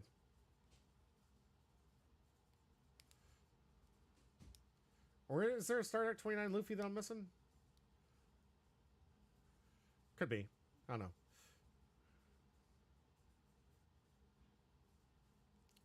All right, looks like Shanks did the minus 2,000 on the swing here. Oh, it's the yellow Luffy. Oh, that's right. I forgot about that. The one with 6 life. Yes. The annoying yellow deck that's got all the life and just has all the life gain. Devs, I can see why you lost to that. I can definitely see how you lost to that. That's pretty gross. All right, and just as predicted, Marshall D. Teach is the play here for Xander. Gets choice of the top 3 to put in life. Looks like we got a beautiful Gecko Moria that we can easily put in life. I don't think we're going to put the block. Yes, that's the choice, obvious choice here. The other one's really not going to be that great for the trigger here. And obviously, Gecko Moria is going to get a free body from life. Hazelnut says, Yellow Luffy and Nami are nightmares. They really are, Hazel. The yellow today is just absolutely disgusting. It's got so much life gain, so much damage. They keep giving yellow power-ups every single set. It just, it's disgusting. And Curly says, also think I've gotten a decent build out of my Starter Deck 30 after losing last night. I spent all night racking my brain trying to make it better in the sim. All right, well, good. I'm glad you're not giving up. Seriously, Curly, it's players like you that make the game good. Never give up just because you struggled once. Like, keep going. I know you started with a turtle deck for the longest time in the green-red, and then finally got to this just really consistent, good build. And then someone took it to a tournament and won with it. Hazelnut says, Yellow Koala is good, though. Yellow Koala is very good. Curly, I'm thinking of making up the Usops all Luffy builds. The OOPS, making all the OOPS all Luffy builds. What am I missing? What's the word here that I'm missing here? Are you just trying to say that you're making all your decks Luffy builds? All right, AK swing. Looking like we might take oops, not oops. Oh, oops, all Luffy. Oh, I like it. I like it. Like oops, all lands, oops, all Luffy. Ah, got it. Thank you. Is that an interesting way to... Is that a typo or is that how it's spelt now? Am I missing the new lingo? Oops is spelt that way. Debigo, what's a turtle deck? Red, green, Luffy. We call it the turtle deck because it has great defense. It's a very slow deck that it plays one card a turn and defends itself. It defends itself. Okay, Curly, it's a typo. Okay, thank you. I thought I was taking, like, I'm looking at this like, maybe it's new lingo. I'm not getting that one. But oops, all Luffy. I like it. All right, still 10 down available to River here. No blockers to speak of, so going in for a Goldie Roger, not a great option. And River probably looking at like the life going, how are you still at 3 life and have this many people on board? Like, how is this possible? Got the swing in, got the Perona freezing the monkey Luffy. Just constant nonsense here. Debigo says, oops, all Luffy or oops, all berries, like Captain Crunch. I like the reference. It's funny. All right, leader coming in for a massive swing here. Looks like we are going to be on the take again. Looks like it's a Kikanojo, and I don't think he cares to remove any of his bodies, so he might just take this in the hand. Yep, does. So Kikanojo into hand. And another play from Marco that we can give Rush. This is good. Here comes 8 in the body. Are we finally going to get some damage in here? No counter in hand here for Xander, so it looks like he might have to take it. And finally putting into the back foot, but that means Xander's going to be on an offense next turn, trying to close the game out against River.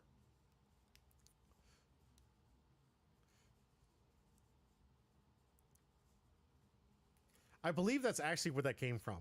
I might be wrong, but Oops All Spells was is a common vernacular for Magic the Gathering players. They would play lands that were spells in the background, and the deck was called Oops All Spells. And now we're kind of like using the vernacular in our games, like Oops All Luffy. But maybe it came from the I don't know. Do you guys know where do you guys think the origin of Oops All came from? What came first, the chicken or the egg?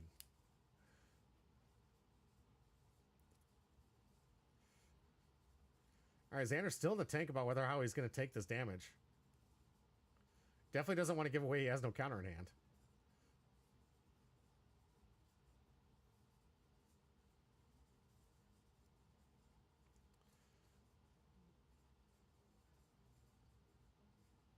Or are those Borsalinos 1Ks? The Borsalinos, I think, are 1Ks. So you might be able to get out of this with discarding and Borsalino. That'd be a hefty discard. 3 cards just get on one swing. And it might be worth it. Curly says, I was referencing Oops All Berries. So maybe the magic term is a reference to the Captain Crunch cereal? Oh, all right. Well, it's good to know where you got that. I thought you got that from Magic, but then again, it makes sense. Curly, have you ever played Magic the Gathering? I know I'm gonna get you and Hazel into it when we get to the Hobbit set, but have you ever played? Wonder if you're like one of those legacy players that quit a long time ago and just decided to come back playing this game. All right, gonna discard the Kikinojo for the plus 2K, and likely gonna. Oh man, I can't believe we're gonna discard 3 cards for this. All right, discarding 3 cards. 2 Borsalinos.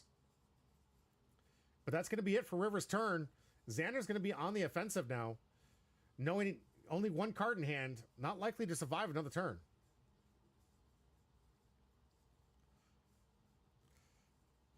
So Curly says he's a little bit familiar with it and he really wants to play. The only ever played very casually with old friends. Okay.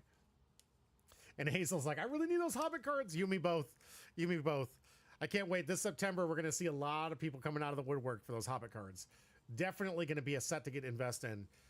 Those that might have missed the train with what was it? Not the Hobbit, but the Lord of the Rings series that they came out last year or 2 years ago. So it was a while ago, but that Lord of the Rings set, bang busters. Bang busters. Great set to invest in. And the Hobbit is a great callback.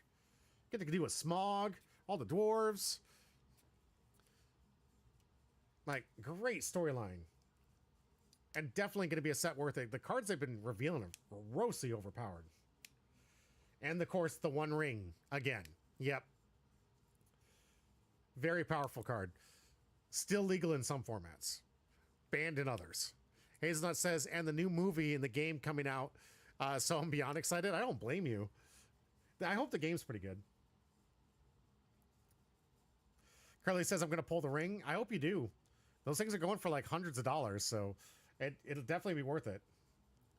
And it's surprising me, considering how easy it was to get it back in the day. But then again, I didn't count how limited the print got made. So the One Ring was just selling for ridiculous money, even though it was guaranteed in one of the bundles. All right, 7K swing is our first swing into our second swing into River. We do have the Monkey Luffy to make our leader 7, but are going to have to give up 2. And we do have the Shanks counter. But I feel Xander's trying to just go for game here. Hazel says the people who made Kingdom Come Deliverance 2 is making the new... Oh, did they really?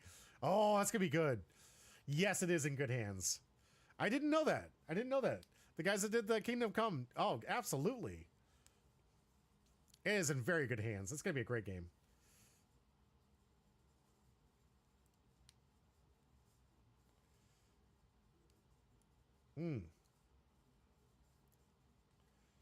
Looking like we got a block and a counter here for Shanks, but using Shanks' ability here. Here comes 7. Massive attack still to come here. I don't know if River can overwhelm. I can get past this onslaught. 5 open Dawn. We still have a Nico Robin swing.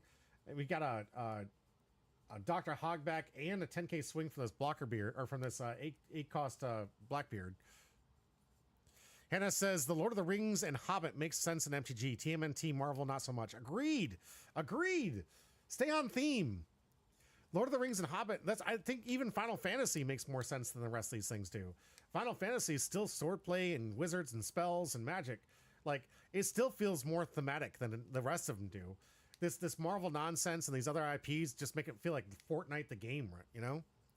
And Cody says, if there's even do half as good as a job as they did in Kingdom Come 2 Deliverance, we might be looking at a game of the century. Agreed.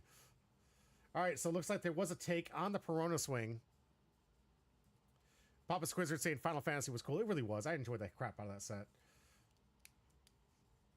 Really, it was, honestly, it did not surprise me. I think it surprised everybody else how good that set did. But it doesn't, it's, like we said, thematic. It's thematic, guys. All right, 7k swing. That's going to be it. Xander, the dragon, taken down. I didn't think River could stomach that many swings, and I was absolutely correct. All right, and that's going to do it. Okay, so we're in an awkward situation. Kind of awkward situation. We are 30 minutes before going live for the, it's almost time, Papa. It is. It is almost time. I still have one game to cover. But I want to tell you guys right now, if you're not logged in, let me get set up. Where is it? If you're not logged into Premium Bondi, not to spin the wheel, not to spin the wheel. You guys know what time it is. And I'm trying to find the browser I have it under. Where'd I put it? This one? This one? That one? This one? Where'd I put it? There it is. All right.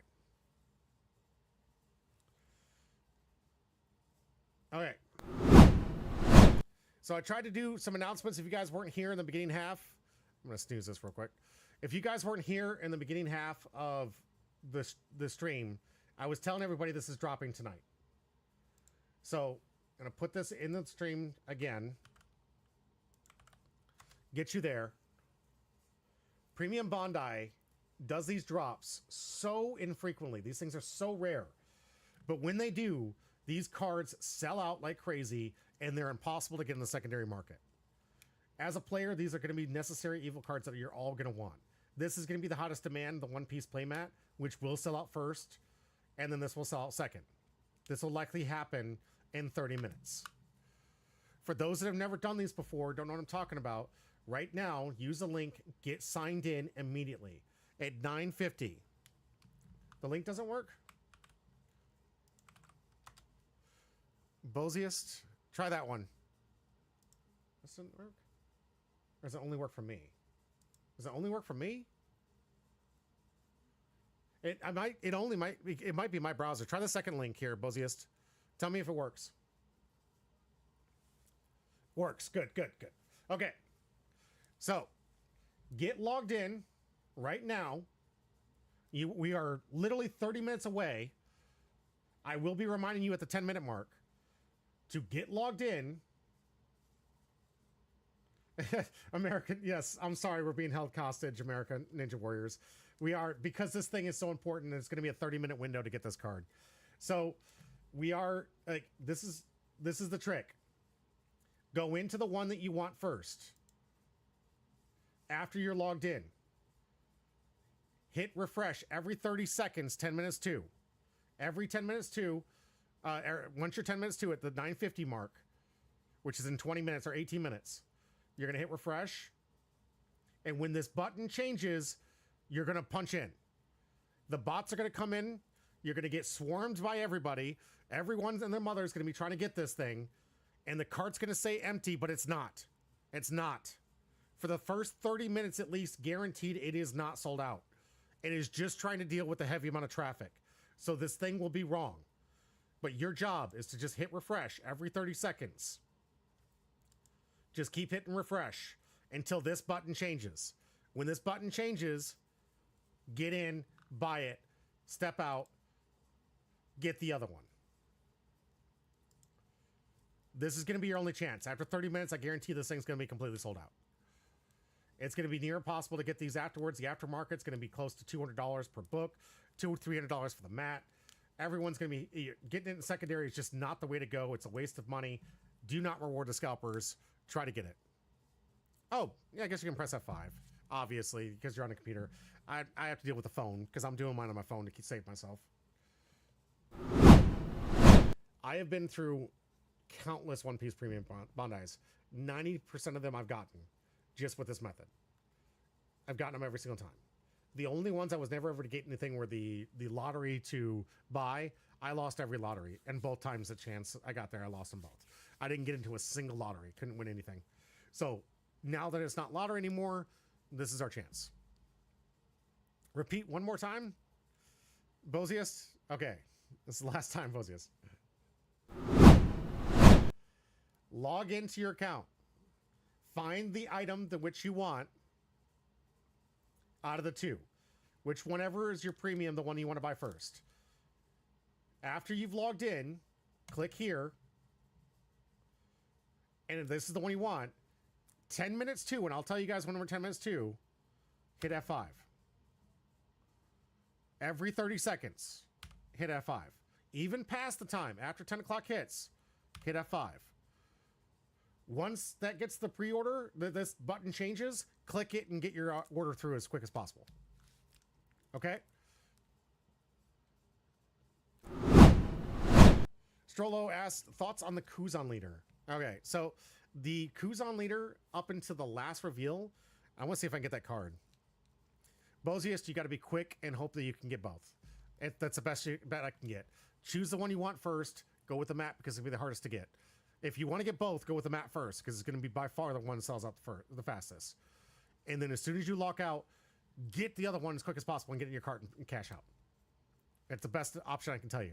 As soon as that button hits, hit the order, go into the other item, try to get in there, go out, check out, go. You'll have maybe 5 minutes to check out though. So if you do this method and you go out and try to get both at the same time, you have a 5-minute window before they take the thing out of your cart. Because they're trying to get rid of bots who are trying to hold them in the cart to prevent other people from buying it. That's the best chance you're going to get both. But Strollo, as for the Kuzan, let me pull up the card. There was the one I just released here recently. Gave me hope that the deck might actually be decent. The Sakazuki, when attacking, you may trash one card from your hand. Your opponent has 6 or more cards in hand. Your opponent trashes one card from hand. On KO, you can play the Navy. That's not bad. That's not what I was looking for. Monkey D. Garp, on play if your leader's a Navy type. Play okay, yeah. So, Monkey D. Garp that they released from here, the 6-cost SR. On play if your leader's a Navy type. Play up to 1 Navy type character with 8,000 power or less, other than Monkey D. Garp from your hand. That might be the card that puts it over and makes it good. That might be. But right now, it is by far what feels to be the most lower-tiered deck. Now, I said the same thing about Red Portgas the Ace, and I was wrong. So, am I 100% accurate? No. But as I look at this deck, it needed power, and this is the first card they've introduced that actually introduced some power to Kuzan. So, it might make it good. So, how to cut the 30 seconds, it's more important to do the 30 seconds before the 10 minutes and less relevant after. But if you do it too much, you might get kicked because they'll look at you as a bot because you're spamming the site. The reason you could do it faster than 30 seconds, but I like 30 seconds because it doesn't look like you're trying to spam or DDS the site. And if the site feels like you're trying to DDS them, they're going to just ban you outright and make it hard for you to buy the stuff. So that's why I recommend 30 seconds. I play a decent bit of Kuzan. He should be solid. All right. Papa Squizzard would be good advice. Stroll, I'm thinking about Kuzan for the regionals. I'm just waiting for the starter deck to come out. It's a good shot, Stroll. I don't think a lot of people are going to be prepared against it. It draws a lot of cards. So maybe without putting in the format, it might actually be even better. The new Garp is pretty good. 8-cost Garp. No, it's a 6 cost. A 6 cost card. It plays any cost 8,000 power or less from hand.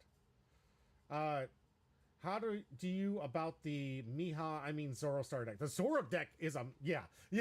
Knight, actually, you just said it. Knight, you just said it. It's a Mihawk deck. It is a Mihawk deck.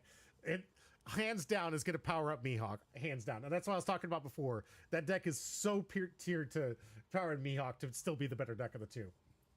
Hannah says, and I was wondering, was some sort of protection from the overpinging them? Yes, the 30 seconds was protection from that. You could do it from 15, but, oh, thank you so much, Bozius. Appreciate the follow. You could do it every 15 seconds, but please don't spam. Don't F5, don't do that. You will get booted. The new Borsa looks pretty good. Yeah, Stroll, that's a pretty crazy card. Bozius, you mean the Mihawk starter? Yeah. To the Mihawk deck, it's going to make the Mihawk so good, right? So it's technically, Strollo, thanks for the follow. I appreciate that. Don't forget, exclamation point join if you want a free pack at the end of the stream.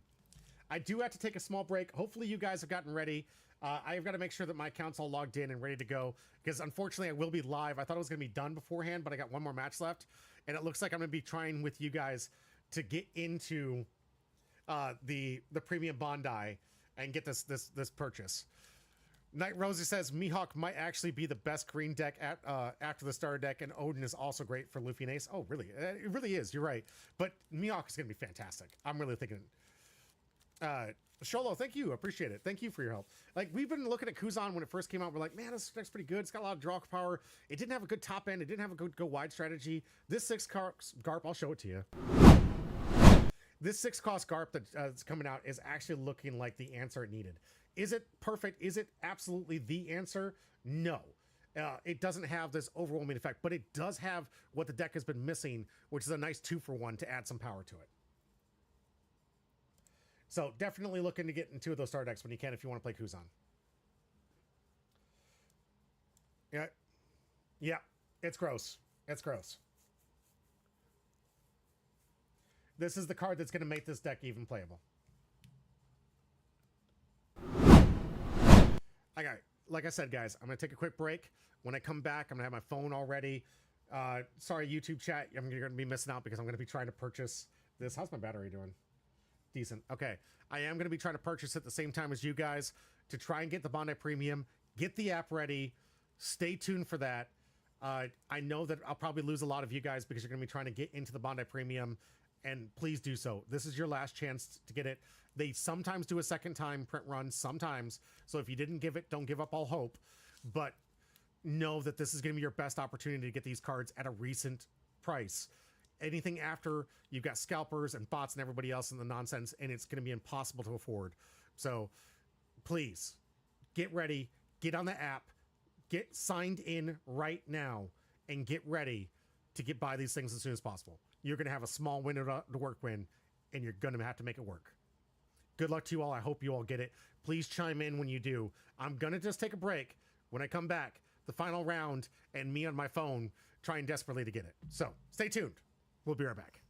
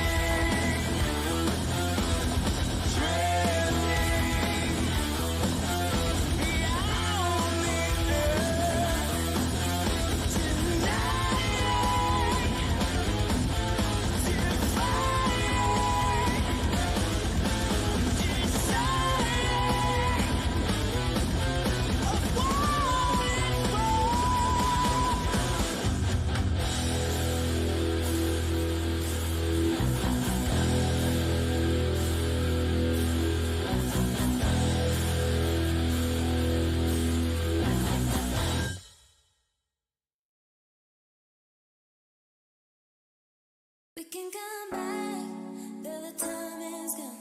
I'm running to escape from your love. Don't lie, 'cause I know your heart. Don't try looking for someone to forget. 'Cause I gave you my whole life, and instead you gave me nothing. And you left me here lonely. Hey, hey. I was lost on my own way. I will never be the same girl. But someone told me never lose faith. We can come back, though the time is gone. I'm running to escape from your love. Don't lie, 'cause I know your heart. And try looking for someone to forget. Back, though the time is gone. I'm running to escape from your love. Don't lie, 'cause I know your heart. And try looking for someone to forget.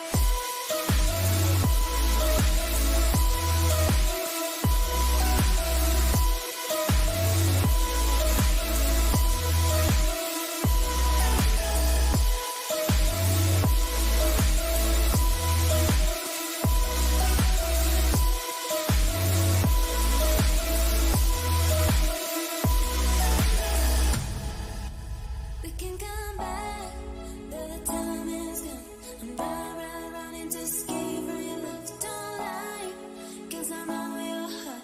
Don't try looking for someone to forget. 'Cause I gave you my whole life, and instead you gave me nothing. And you left me here lonely.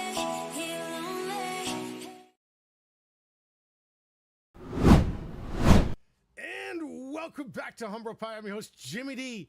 And here it is time. It is the 10-minute countdown before the premium Bondi release. I was intended to finish up the game well before this time started, but we were talking so much about the different marketplaces and some stuff happening in the TCG, and all the games are going a little bit longer than expected. So unfortunately, I wasn't able to end my stream before now. So now in the stream, I'm going to actually have to take this time to kind of sidetrack with all of you who hopefully are logged into the premium Bondi right now. It is 10 minutes before.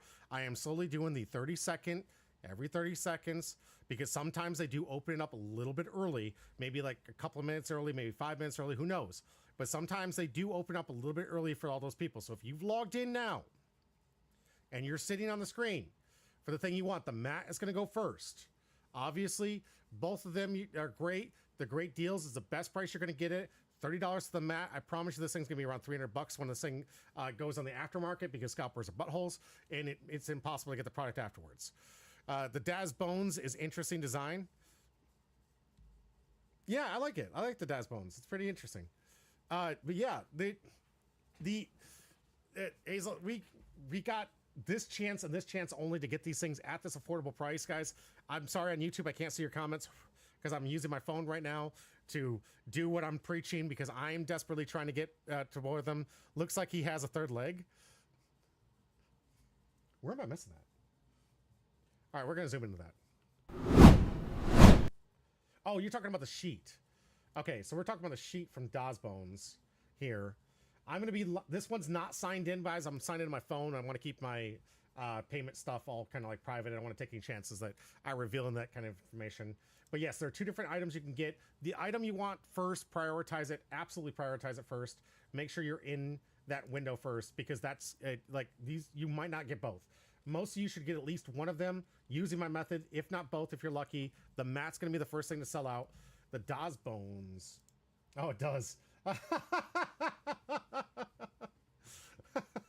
That's so good. When you zoom in, it's hilarious. Oh gosh, can I zoom in anymore? Can I zoom in? No. No, well, let me zoom in. Well, let me zoom. Is there like a button here? All right. I can do it on my phone, but I can't seem to do it on my computer. I love that they're designing these two cards. We don't even know what these two cards are going to be yet, and we're already trying to buy this thing. I keep getting page not available. Boziest. Are you in a different country, Boziest?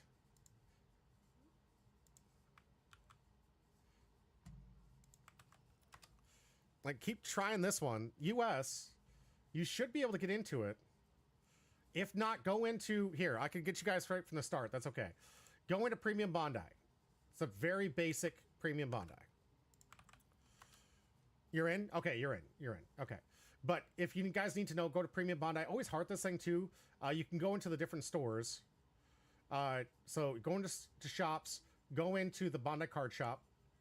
The Bondi Card Shop is the one that has all these amazing deals. Gundam's huge. All these things have great resale value. I think there's a Digimon one that's still available, which really surprised me. Yeah, this one's still available for $220. I just don't think anybody thinks that this thing's going to go up in value, so they're not buying it. This thing's been on the market for quite a while.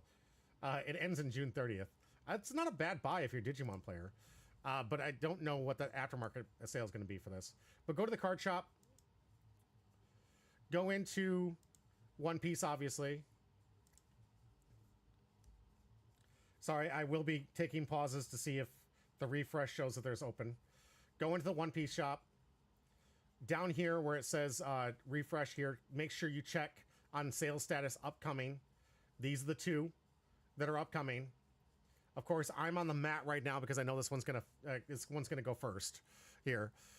But when I pick the item and the page is not working, you can't check out if you're trying to do that. It's not available yet. We're just trying to get everything in there.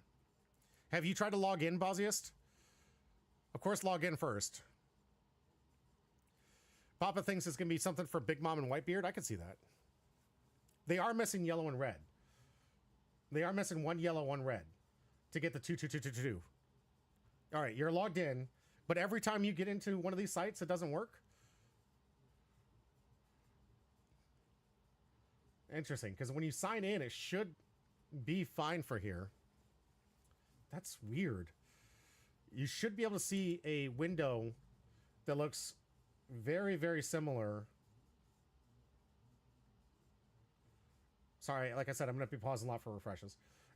You should see a window here that says like pre-order soon. And you're not seeing that, Bosziest? It's weird. And I do apologize. The page there is not what's working. What's not working? Oh, the page that's here is not working. That's weird. And I'll give you the link to it again. Hopefully it works. Do you have the refresh page when times hits the buy button change? So yes, PBLC me. Do you have the so I hit every 30 seconds before the 10-minute mark to prevent my account from being recognized as a DDoS attack, because they will ban those. They will absolutely knock those things out of the queue. They're trying their best to get rid of bots, so do not spam the refresh button. I do it every 30 seconds going into the 10-minute mark. We're 4 minutes away. And then I try to do it every 15 seconds after the 10 o'clock meeting. But do count. Do count. Smidgemon, Smidgemonsters. Okay. You aren't running a VPN. Hannah, definitely don't turn off the VPN if you're using one. VPNs may confuse it. Bondi is doing a lot of work to try to get against the bots. So they're doing the best to try to figure out like what bots might be using and tools they'll be using to block those bots. You have to do whatever you can to not look like a bot while trying to order these things, because they will boot you and they will make it impossible for you to order. So I'm on every 30-second mark. I'm refreshing. Boszius isn't a bot. If a bot could reply like Boszius is replying, oh, we're in danger. We're in danger. But I'm hitting refresh, of course, because I want to see if the pre-orders come up for you guys. This count on the screen is not logged in again. It's on my phone. And I'm trying to see when this thing comes up there, because sometimes they do open it up a couple of minutes before the 10 o'clock. Works on the Edge, but not on Google Chrome. All right, well, it works on Edge. You found a way to make it work. That's good. Log into Edge. Make sure you're logged in. Sometimes it's a browser thing. I work for the government, and sometimes like when you like certain pages don't work for certain things. It's always a thing like when I have to do some like IT help and IT correction, I'm like, use a different browser. And like, oh, it works. I'm like, there you go.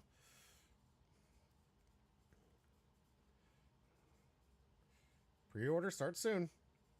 Still here. I am going to get started with the game once we get here. I am apologizing to anybody here for the content, for the gameplay. We will get the championship match. I promise you it's a great one.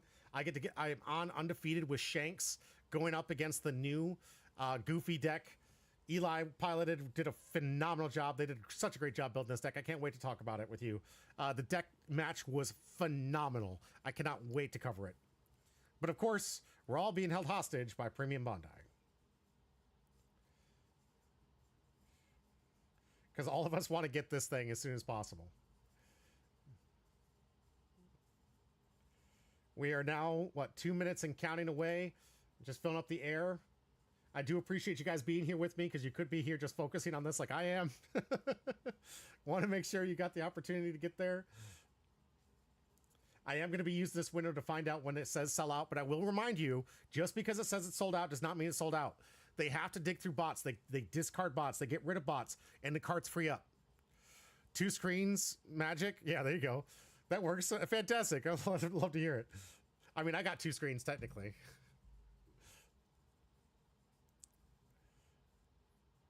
Oh, it's being slower.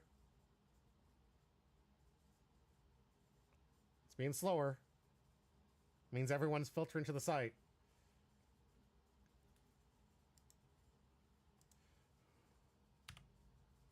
Hit the refresh. It's being slower. This is where everyone's coming in. The bot's coming on crazy. Please be patient a few minutes before trying again. We apologize about the inconvenience. Yes, when you get the... we are currently experiencing network congestion. When you get these screens, guys, do be patient. Wait the minute. Wait it. Don't immediately spam again. They're waiting to see which one of the bots are trying to spam through.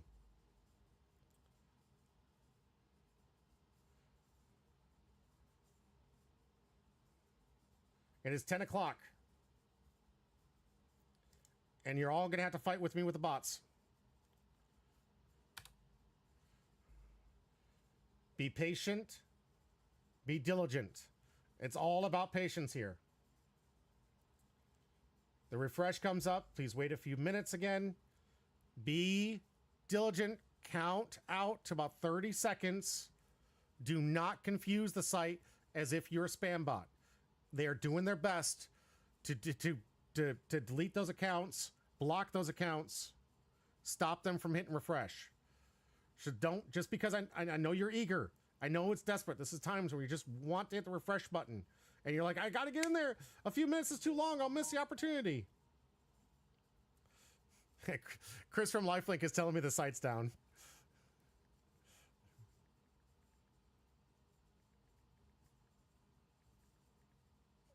So we're going to have to...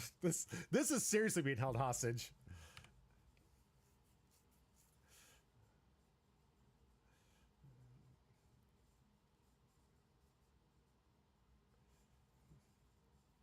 No es submissions actualmente una congestion de They had to know this is going to happen. This is absolutely insane. 10:01. We have to be patient, everyone. This is how this works. The bots will try to discourage you. Everyone will try to discourage you. The site's going to be down. We got to wait for them to fix it. Everything's coming out in mass, and Bondi is doing the best they can right now to delete all the bot accounts. So anything spamming them, anything like going through and hitting refresh multiple times, all those bot accounts out there, they're looking to swat them away like flies. So do not look like you are a bot. Just wait the 30 seconds. Give it ample time. Hitting refresh like me? Yeah. Are you like spamming Little Pound Cake? Are you spamming the refresh button?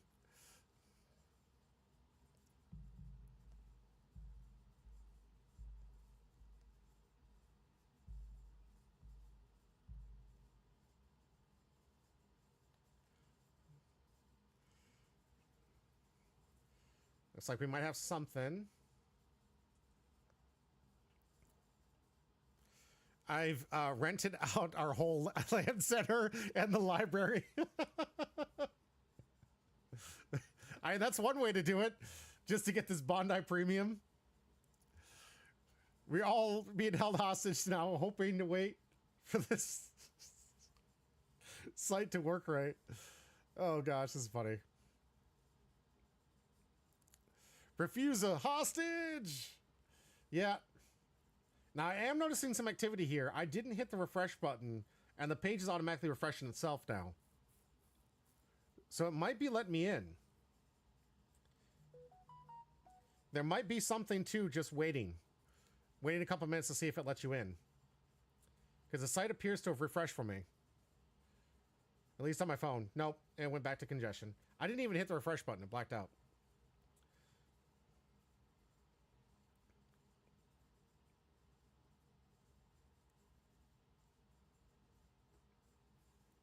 So, still giving it the time.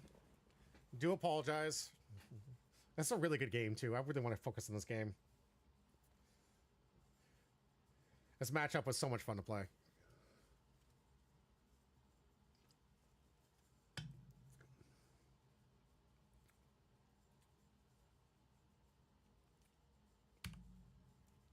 Should put like a 15 or 30-second timer on this thing.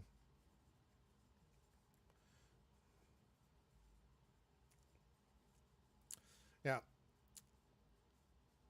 Was at the shopping... You were at the shopping cart? You made me feel like I'm locked out of heaven. I've never can get through. And I got congestion? So you were at the shopping cart and then you got congestion? Did you actually get to the point where you could make the purchase? Papa?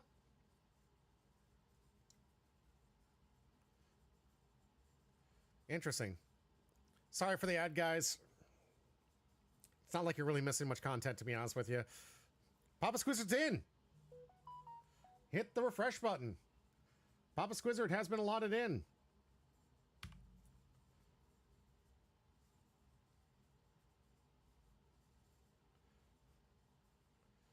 Remember to be patient. Don't spam. Now, Papa, did you actually hit the refresh button to get in? Or did you get in just by waiting? And just staring at the screen? But congrats on getting in. I hope you get it. Good luck on getting the mat. Yeah, it doesn't help. I asked two different things. I hit... Oh, you hit it for refresh. Okay, you're refreshed. Okay. Thank you. I saw the yeah, and I was like, I asked you a multiple choice question. Don't give me a... Yeah?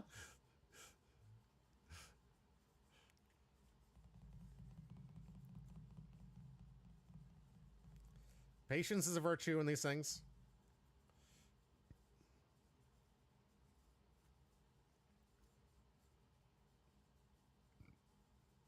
And it'd be so funny if like this thing I'm not even logged into ends up like being the first one to get access to it. Debigo says, sorry, out of stock. Please bubble A or B. Choose a C. Right, devs? Debigo. Oh, you got the map, Papa. Congrats.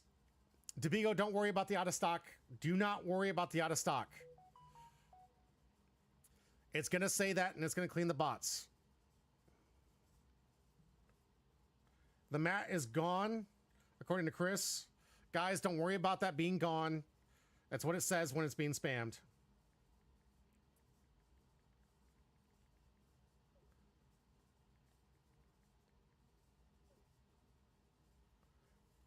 According to Chris, the mat is already telling him when he hit the refresh button that the mat was already sold out.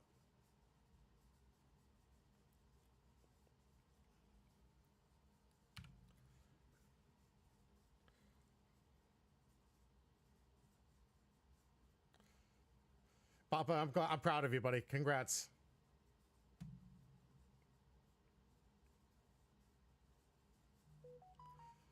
Remember, it always says sold out, but it's really just the bots that have the cart in there.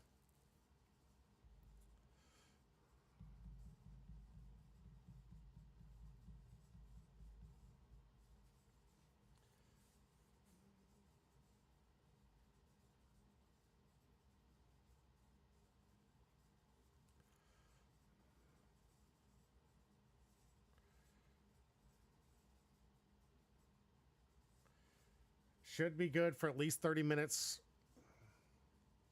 Hoping they get the site back up here. just got to be patient. You will see signs when you finally get to it. It will say, oh, it's sold out. I promise you. I've seen that window so many times and still been able to buy it.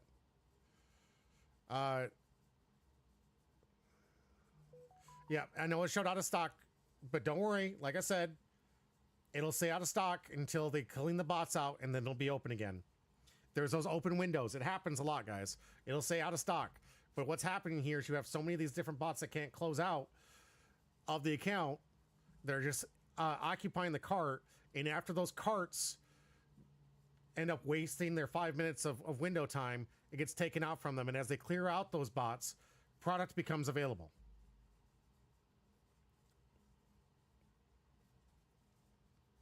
Yeah, I can get to the pre-order page and I can see the mat is removed. When I click on the card set, it goes congestion error. Okay, so those that weren't on the mat might not even see it anymore. According to Chris from Lifelink, he can't even see it in the pre-order window. Still not logged in. I can probably test that here. I still have it.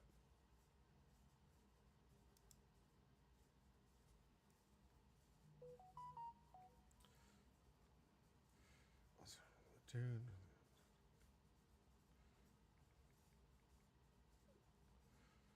Okay. I still see it. Bosnius got the mat. Congratulations, Bosnius. Let's hope the rest of us get there. Yeah, I backed out on my main account and the mat is not available on my phone.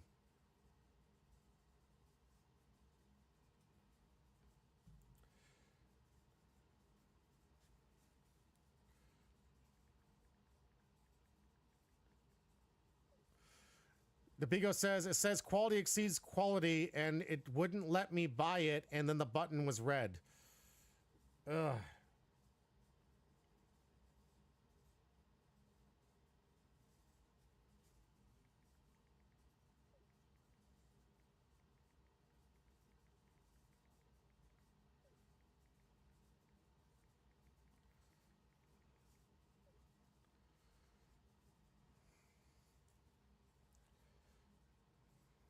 It's interesting. When I went into this account that I'm not signed into, it still showed the mat.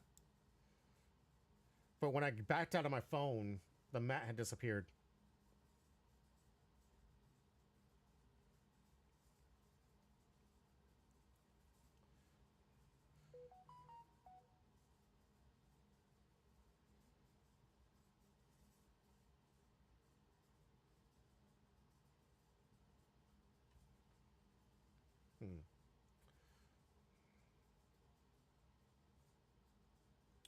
Hope to get that refresh button. Come on, baby.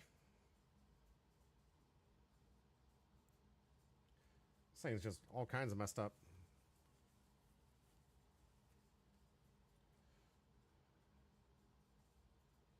I definitely want the sheet too. And I'm trying to get both, but I don't know if I'm going to be able to get both, to be honest with you here. Yep, now it's on this side. It's completely gone. So they knew they already been spammed with that. I wouldn't be too surprised if it would come back. Be patient with it.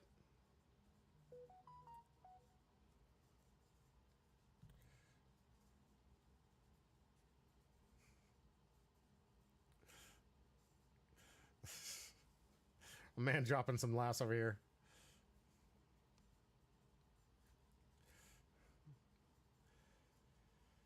Yep, still sitting in the network congestion.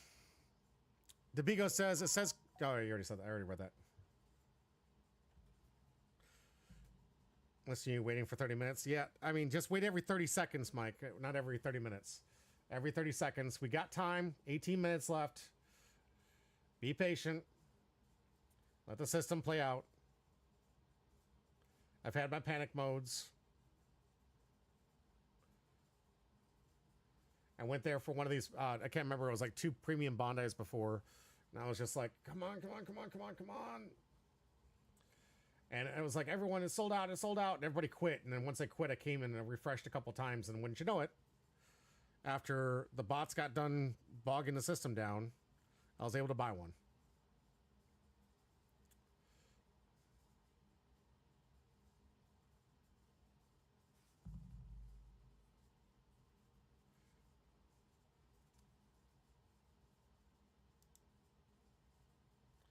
I'm going to take this off real quick and see if I can log in.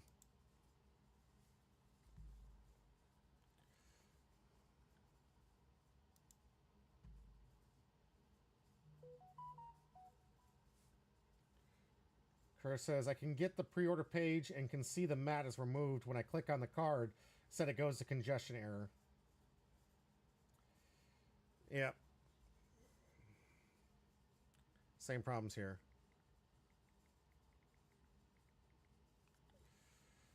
All of us just dealing with the congestion.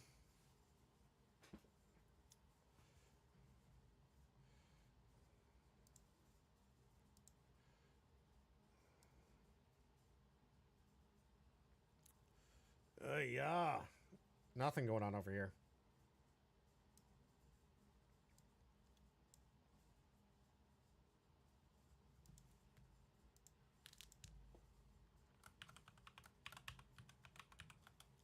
I got the collection card sheet. Nice. Good to hear. People will see me. Congrats.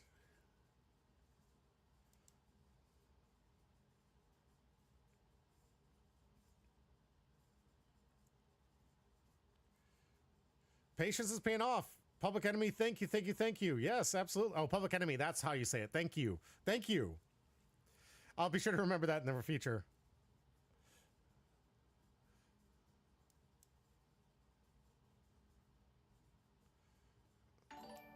Oh, and the... What was that? Was that a... Oh, and the follow. Thank you so much, Public Enemy. Appreciate that.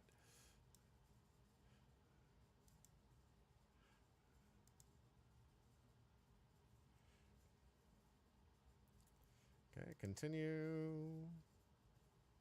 Continue. Duplicate sign-in process. Please wait a moment. Try again. Oh, okay.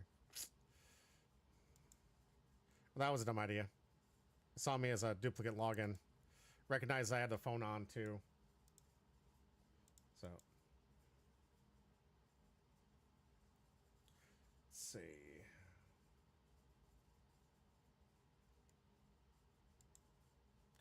Looks like everything else is working. Site seriously crashed down. On a card shop.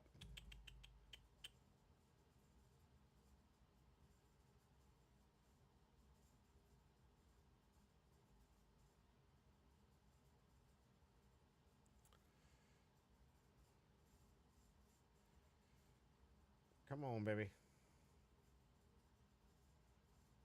Just trying to take a look to see what's out there. Still got the congestion. Digimon. One Piece. Congratulations, those who people are able to get some stuff. I hope most of you get there. I know we're kind of like hitting refresh and held hostage here, wondering what's going to happen.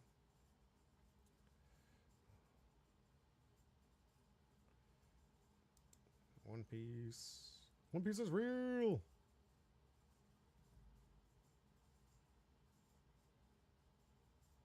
Yep. High Impulse says, sitting there sorting my cards, praying to God for refresh. Don't blame you. High Impulse, I've been doing the same thing. And this is what I had to do last time. It's not 10:30 yet. Don't worry. Got to fight through the bots. Not surprised the mat went first. I told you guys the mat was going to go first. Always does. Still available for pre-order here. If you can get past the congestion. Yeah. Anna says, fantastic reminder of why I don't bother with the hassle of limited edition stuff. I'm in too deep now. It is very infuriating. I hate that they can't do print to demand. I hate that they, like, honestly, a lot of these things could resolve this. The problem with print to demand is everyone, like, the way that the companies work at it is they don't always sell out because, well, I mean, they don't even know what selling out is. But they look at the numbers and are like, we can't really sell it as this because we didn't put it as, like, we sold out of everything, which is something you love to sell to your board members. We sold out of said something. Like, we completely sold out. That's a good thing. And they use those to report the numbers to help, like, boost the stats of their own company and, of course, use that for their stocks and all the board members and all that nonsense. When you do print to demand, yes, it takes the scalpers away, then the aftermarket looks pretty poor because everybody who got it, who wanted it, was good. And then the aftermarket's like, well, I can't make a fortune on the flip anymore, so why even bother? And it's like, I don't want you in the game anyways. But the company doesn't get to brag about how they sold out.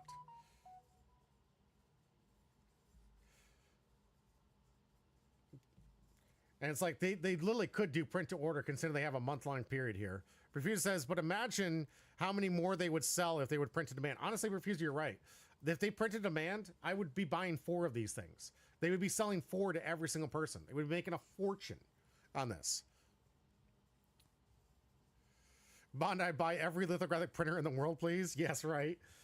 Honestly, I was talking about last stream how I thought if I had the money, I would just buy my own printing press or just like make my own printing press, because the way card games are working now, they're hot demand, they're over capacity. You can make a fortune if you could afford to buy, like, make a printing press. And so long as you could offer the good quality that Bondi premium cards are known for, like, you make a fortune. Get more of these printing presses. They could just print to demand. They could have like hundreds of thousands of these going around. I don't care. I don't care if these things are cheap in the aftermarket. These are awesome playable cards. And anyone who's played card games long enough realizes even the print to demand cards actually go up every once in a while, especially if it's a good playable card. So even if you're an investor, the problem is you don't get the quick turnaround.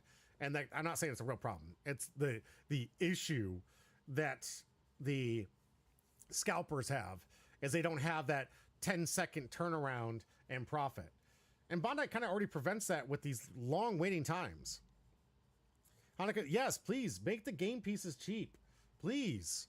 The game pieces should always be cheap. The chase cards can be expensive but never make the chase cards one of the needed playable cards.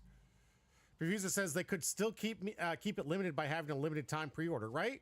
Yeah, you have like a 2-week or like maybe even a week purchase time made to order. Be awesome. Hey, Papa got the binder.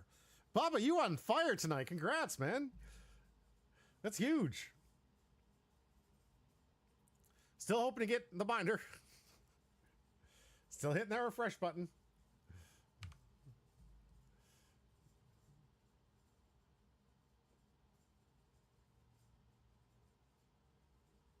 Hannah, yeah, I'm getting congestion too. Don't worry, I'm in the same boat. I got nothing but congestion on both sides here. Nasal and that work. The mat, devs, the mat is considered to be gone. Now, does that mean it's gone? No, they did remove it from the site. They could bring it back. Stay tuned. Remember, like I told you guys, sometimes they take it off because they feel like they're being spammed too much, and then they will bring it back. Also note, one of the things I forgot to tell you guys when doing this, after we're done here, make sure you heart this product because they do a second print run. They oftentimes, especially when they do it this method, even with the lottery was done twice. When they do this like this, there is a second chance offering that they will make available. Well, I'm listening to you. All right, so these people at Bondi need to learn what an auto balancer is. They really do. I'm kind of surprised they wouldn't know. I mean, they make so many good products, so I'm really surprised it's taken this long for the congestion thing to clear up. Just got to the Yamato screen and it said out of stock again. Public Enemy, like I said, just you have access to that page. Don't leave it. Don't leave it. Just keep hitting refresh. Most people can't even access that page. If it does come available again, you'll have the opportunity to buy it because you're one of the few people that actually has access to that page. I'm convinced that the game devs and TCG companies couldn't pass introductory level AWS certification. I don't know if I should have read that out loud. Bonnie's probably watching me right now and they're like, how dare you? Don't insult me. I'll never let you in. Come on, Bondi, let me in. Let me in. Let me in. Let me buy your product, please. I just want to buy your product. Please let me in. I appreciate it, Public Enemy. Yep, I appreciate it. Didn't mean to sound like I was attacking you. I'm proud of you still being on the site, too. Because, I think I showed everybody else. It's not even accessible to anybody anymore. Hannah, I have perfectly good legal tender. Take my money. Just let me in. Aztail says, I got to the binder. I refreshed every 10 seconds. Good luck. Good call, Aztail. Very good call. Great job. This is linked to Yamato. Good. It's been on it 2 times so far, out of stock. Yamato is the first deck I've built, so I'm still holding on to Copium. You and me both. High Impulse, you and me both. I love the deck too. It's one of my favorite decks. I think it needs a little more tweaking. We're trying to find some good cards to make the deck work right.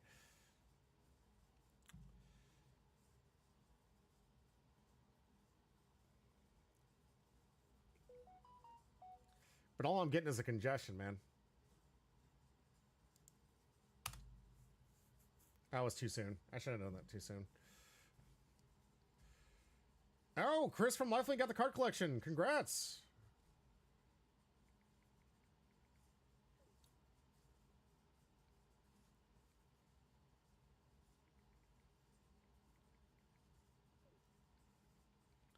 So, people are still getting the card collection.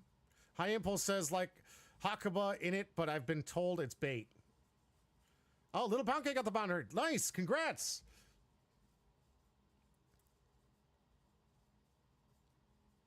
Oh, the High Impulse is talking about High Hakuba. Yes, it is bait. It really is bait. You have to have a lot of the version in that. The Hakuba stayed alive is not likely. I get that you can get more swings into it. I think the biggest problem that the deck has is you can't utilize your Dawn very well.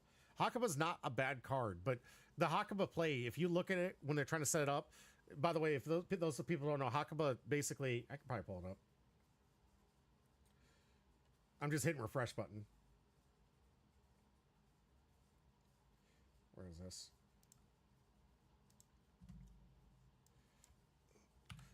You have to keep this thing on the board. It's not easy to keep on the board.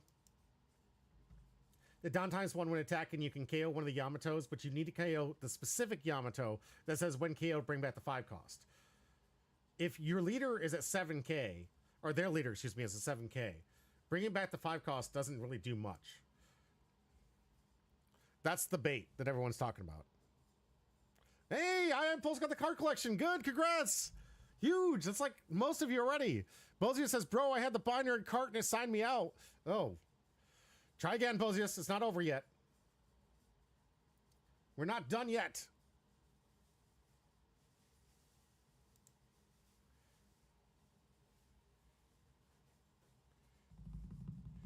Getting something. Making it look like I might get something. Come on, baby.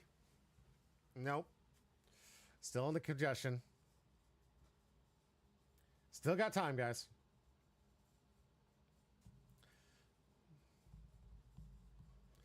Yamato's showing on my phone again. Oh, is it?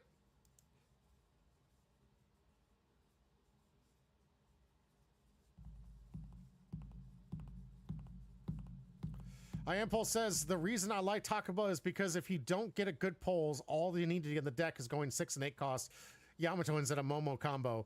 But I can see the argument otherwise. Only a month into the game, so I live and learn. I'm not completely sold it's a bad card. I just don't think like you're gonna get that God 17 card swing that you can do, especially late game, and especially when most decks are gonna be like leaving the leader at 7k.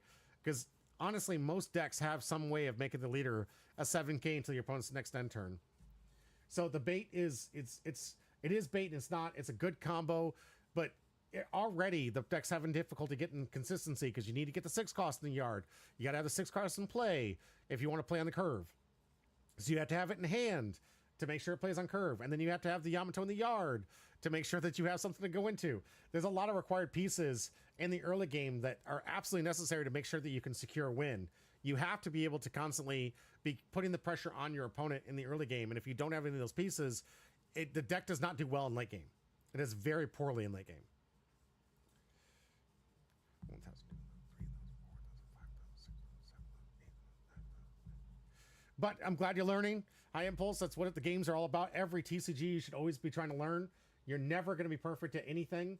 Your only bet is to learn, lose, learn from the loss, get better, rinse, repeat, and then eventually win. That's the best advice I can give you. I've played many, many tournaments. I've lost more tournaments than I've won. And the ones that I've won felt absolutely great. But the only reason I won was I did not give up. I kept trying. Just like I'm trying now. Trying to get in. Come on, baby. Let me get past the congestion. One time. Come on, baby. Let me get through. Let's go. Woo! Yes! Yes! Place the order. I'm in. For the book, anyways. I'm in.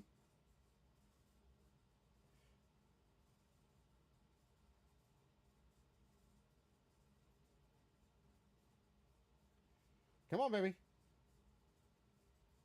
Let me touch the button. Let's go. Come on, baby. Go forward.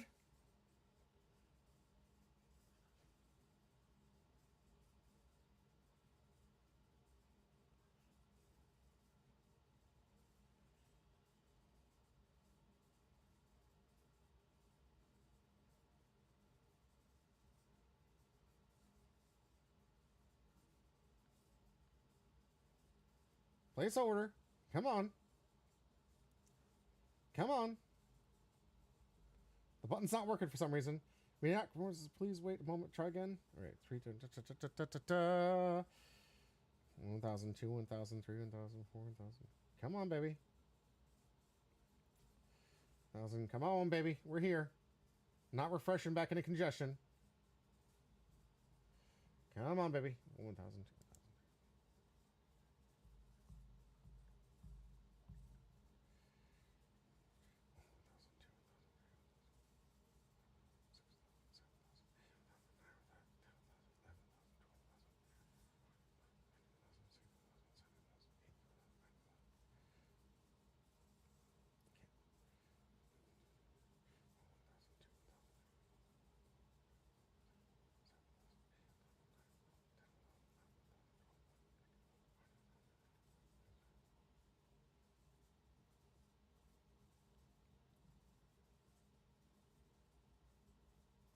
Come on.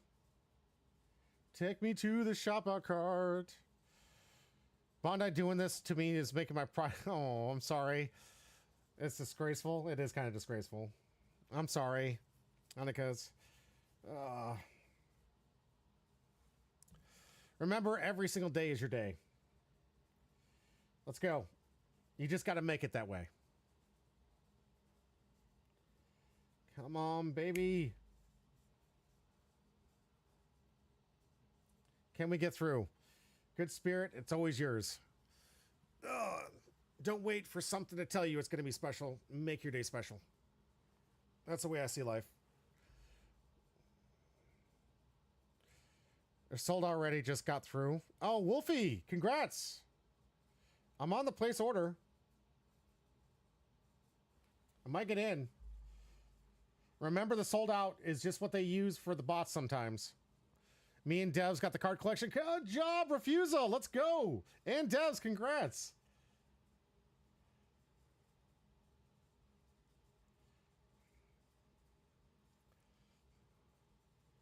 Still trying to get past the place order thing here.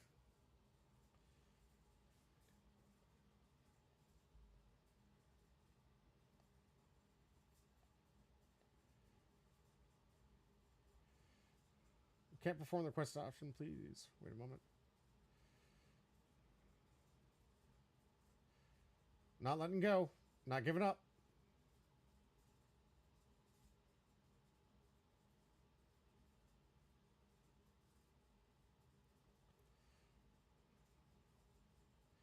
Never surrender.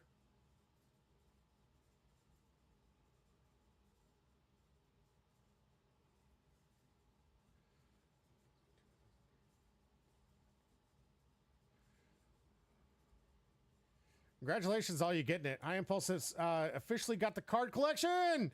Just got to keep bashing your head against the keyboard. Congrats, absolutely.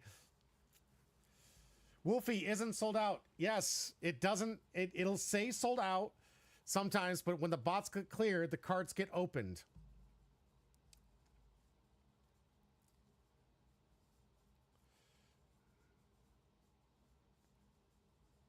So that's, oh, I guess he's asking me the question about what I mean. So I saw this, the last premium Bondi. I saw sold out across the board. Everyone's like, I didn't get it. I didn't get it. And then soon the bots got cleared out. And suddenly it wasn't sold out anymore. Suddenly it was available for purchase. But I stayed to it. I kept waiting. The sold out thing is, it's in all the carts. It's in too many carts. Not enough people. And as soon as those bots can't check out, or they eliminate some of the accounts that can't check out, the order becomes available. So, can everyone who has used a bot for this crap please take a break their toe? Right? Seriously. Oh, I hate bots. I hate bots.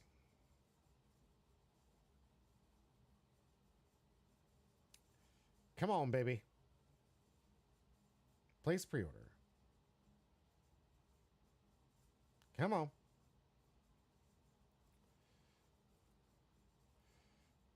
So keep refreshing is what I'm saying, yes. Just keep hitting refresh. It's what got me through last time. I mean, I'm still in the place order window.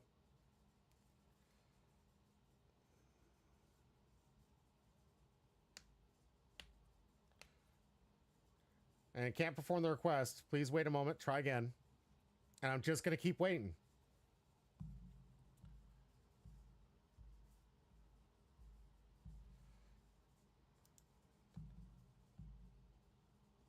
Because the best thing you can do.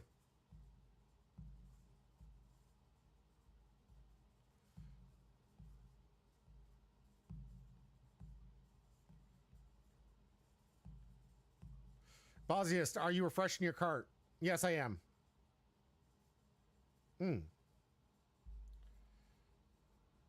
Actually, I haven't gone to cart real quick. I'm going to go to cart. Shopping cart. Still haven't seen the screen other than network congestion. Stick to it.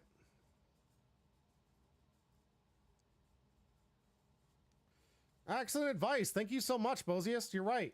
If I went to cart, and now I can go to checkout.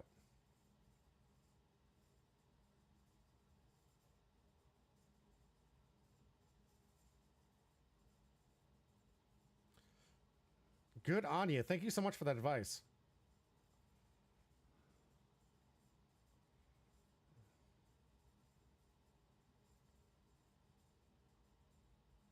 Oh. Shipping. Burn them. Oh, shoot. There it is. What?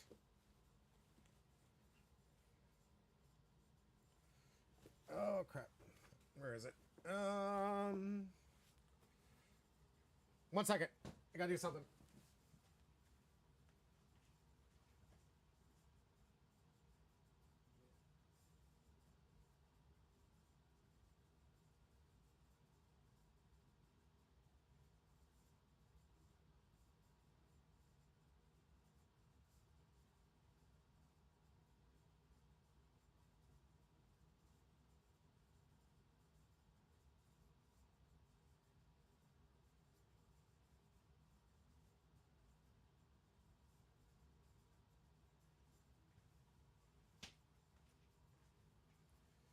All right, sorry about that.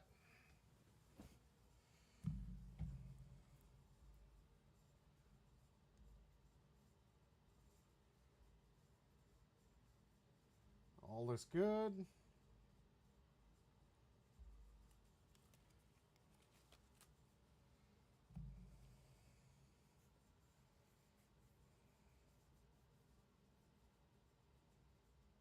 Check out. Thank you for your order. All right, should be good to go. Got my order. That's it. I'm not going to be trying for the mat anymore. I do recommend the rest of you guys. Wow, what thrilling content, Brain. Yeah, thanks. Yeah, I know, right? Wolfie says, what is the limit of the purchase? Is one per person? It is just one per person. I got the sheet. I got the sheet. So yeah, I did get the sheet after all that waiting and patience. I'm hoping you guys get there. I'm not going to try for the mat. There is a link in the chat. I think who brought that? The Public Enemy dropped the link for the mat. If you guys want to keep trying, I would recommend to go for the sheet right now. Don't worry about the mat. Just go for the sheet right now. Yep. Thank you, Public Enemy. Posting again here. Keep hitting the refresh button. Keep me posted as we're going to go through this. We're going to go through the actual deck list here and get our last game, knock that out, and then give away some packs. Did you already spin the wheel? Did I leave earlier? Oh, refuse, I didn't spin the wheel yet. I was actually I had to delay the last game for me to finally get this order and this riveting content, as Porter says. So, yes. All right, Wolfie, thank you so much for the follow. I appreciate it. But yeah, guys, seriously, stay patient. Stick with it. We got one game to go. I'm going to start casting it. We're going to pretend like this is for YouTube here. I can cut all this nonsense of us literally sitting at a riveting screen of experiencing congestion. And we're actually just going to watch a really fun match. We got a great match between myself. Hey, 19XX, thanks for the follow. Appreciate it. Hey, if you, first time, don't forget, !join for your chance to win one of these 2 free packs at the end of the stream. I will be giving it away as soon as I get done casting this match that we got. It's a great one. We got Goofy versus Shanks. 2 undefeateds going head to head. It's an absolute blast. I love this game. It was so much. Of course, I'm part of it. It was a blast to play and a blast to be a part of. So, oh, and the Billy Lee. Thank you so much for the follow. I appreciate it. I'm hoping all of you got in and got something from this experience here. I don't know if I'm going to like try to cut this up later and like, show people that patience, due diligence, getting in there, keep trying, you get there.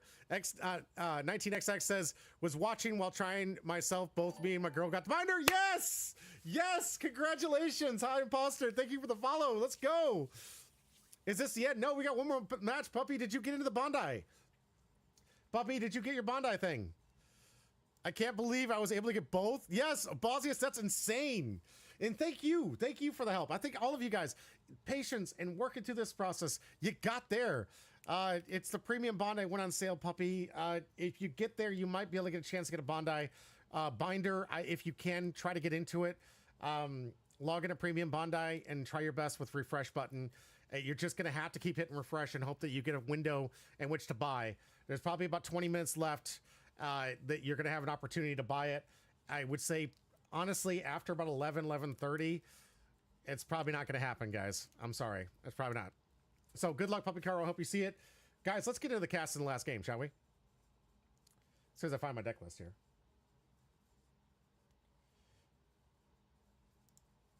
There's somewhere over here. I got it. Let's get to it.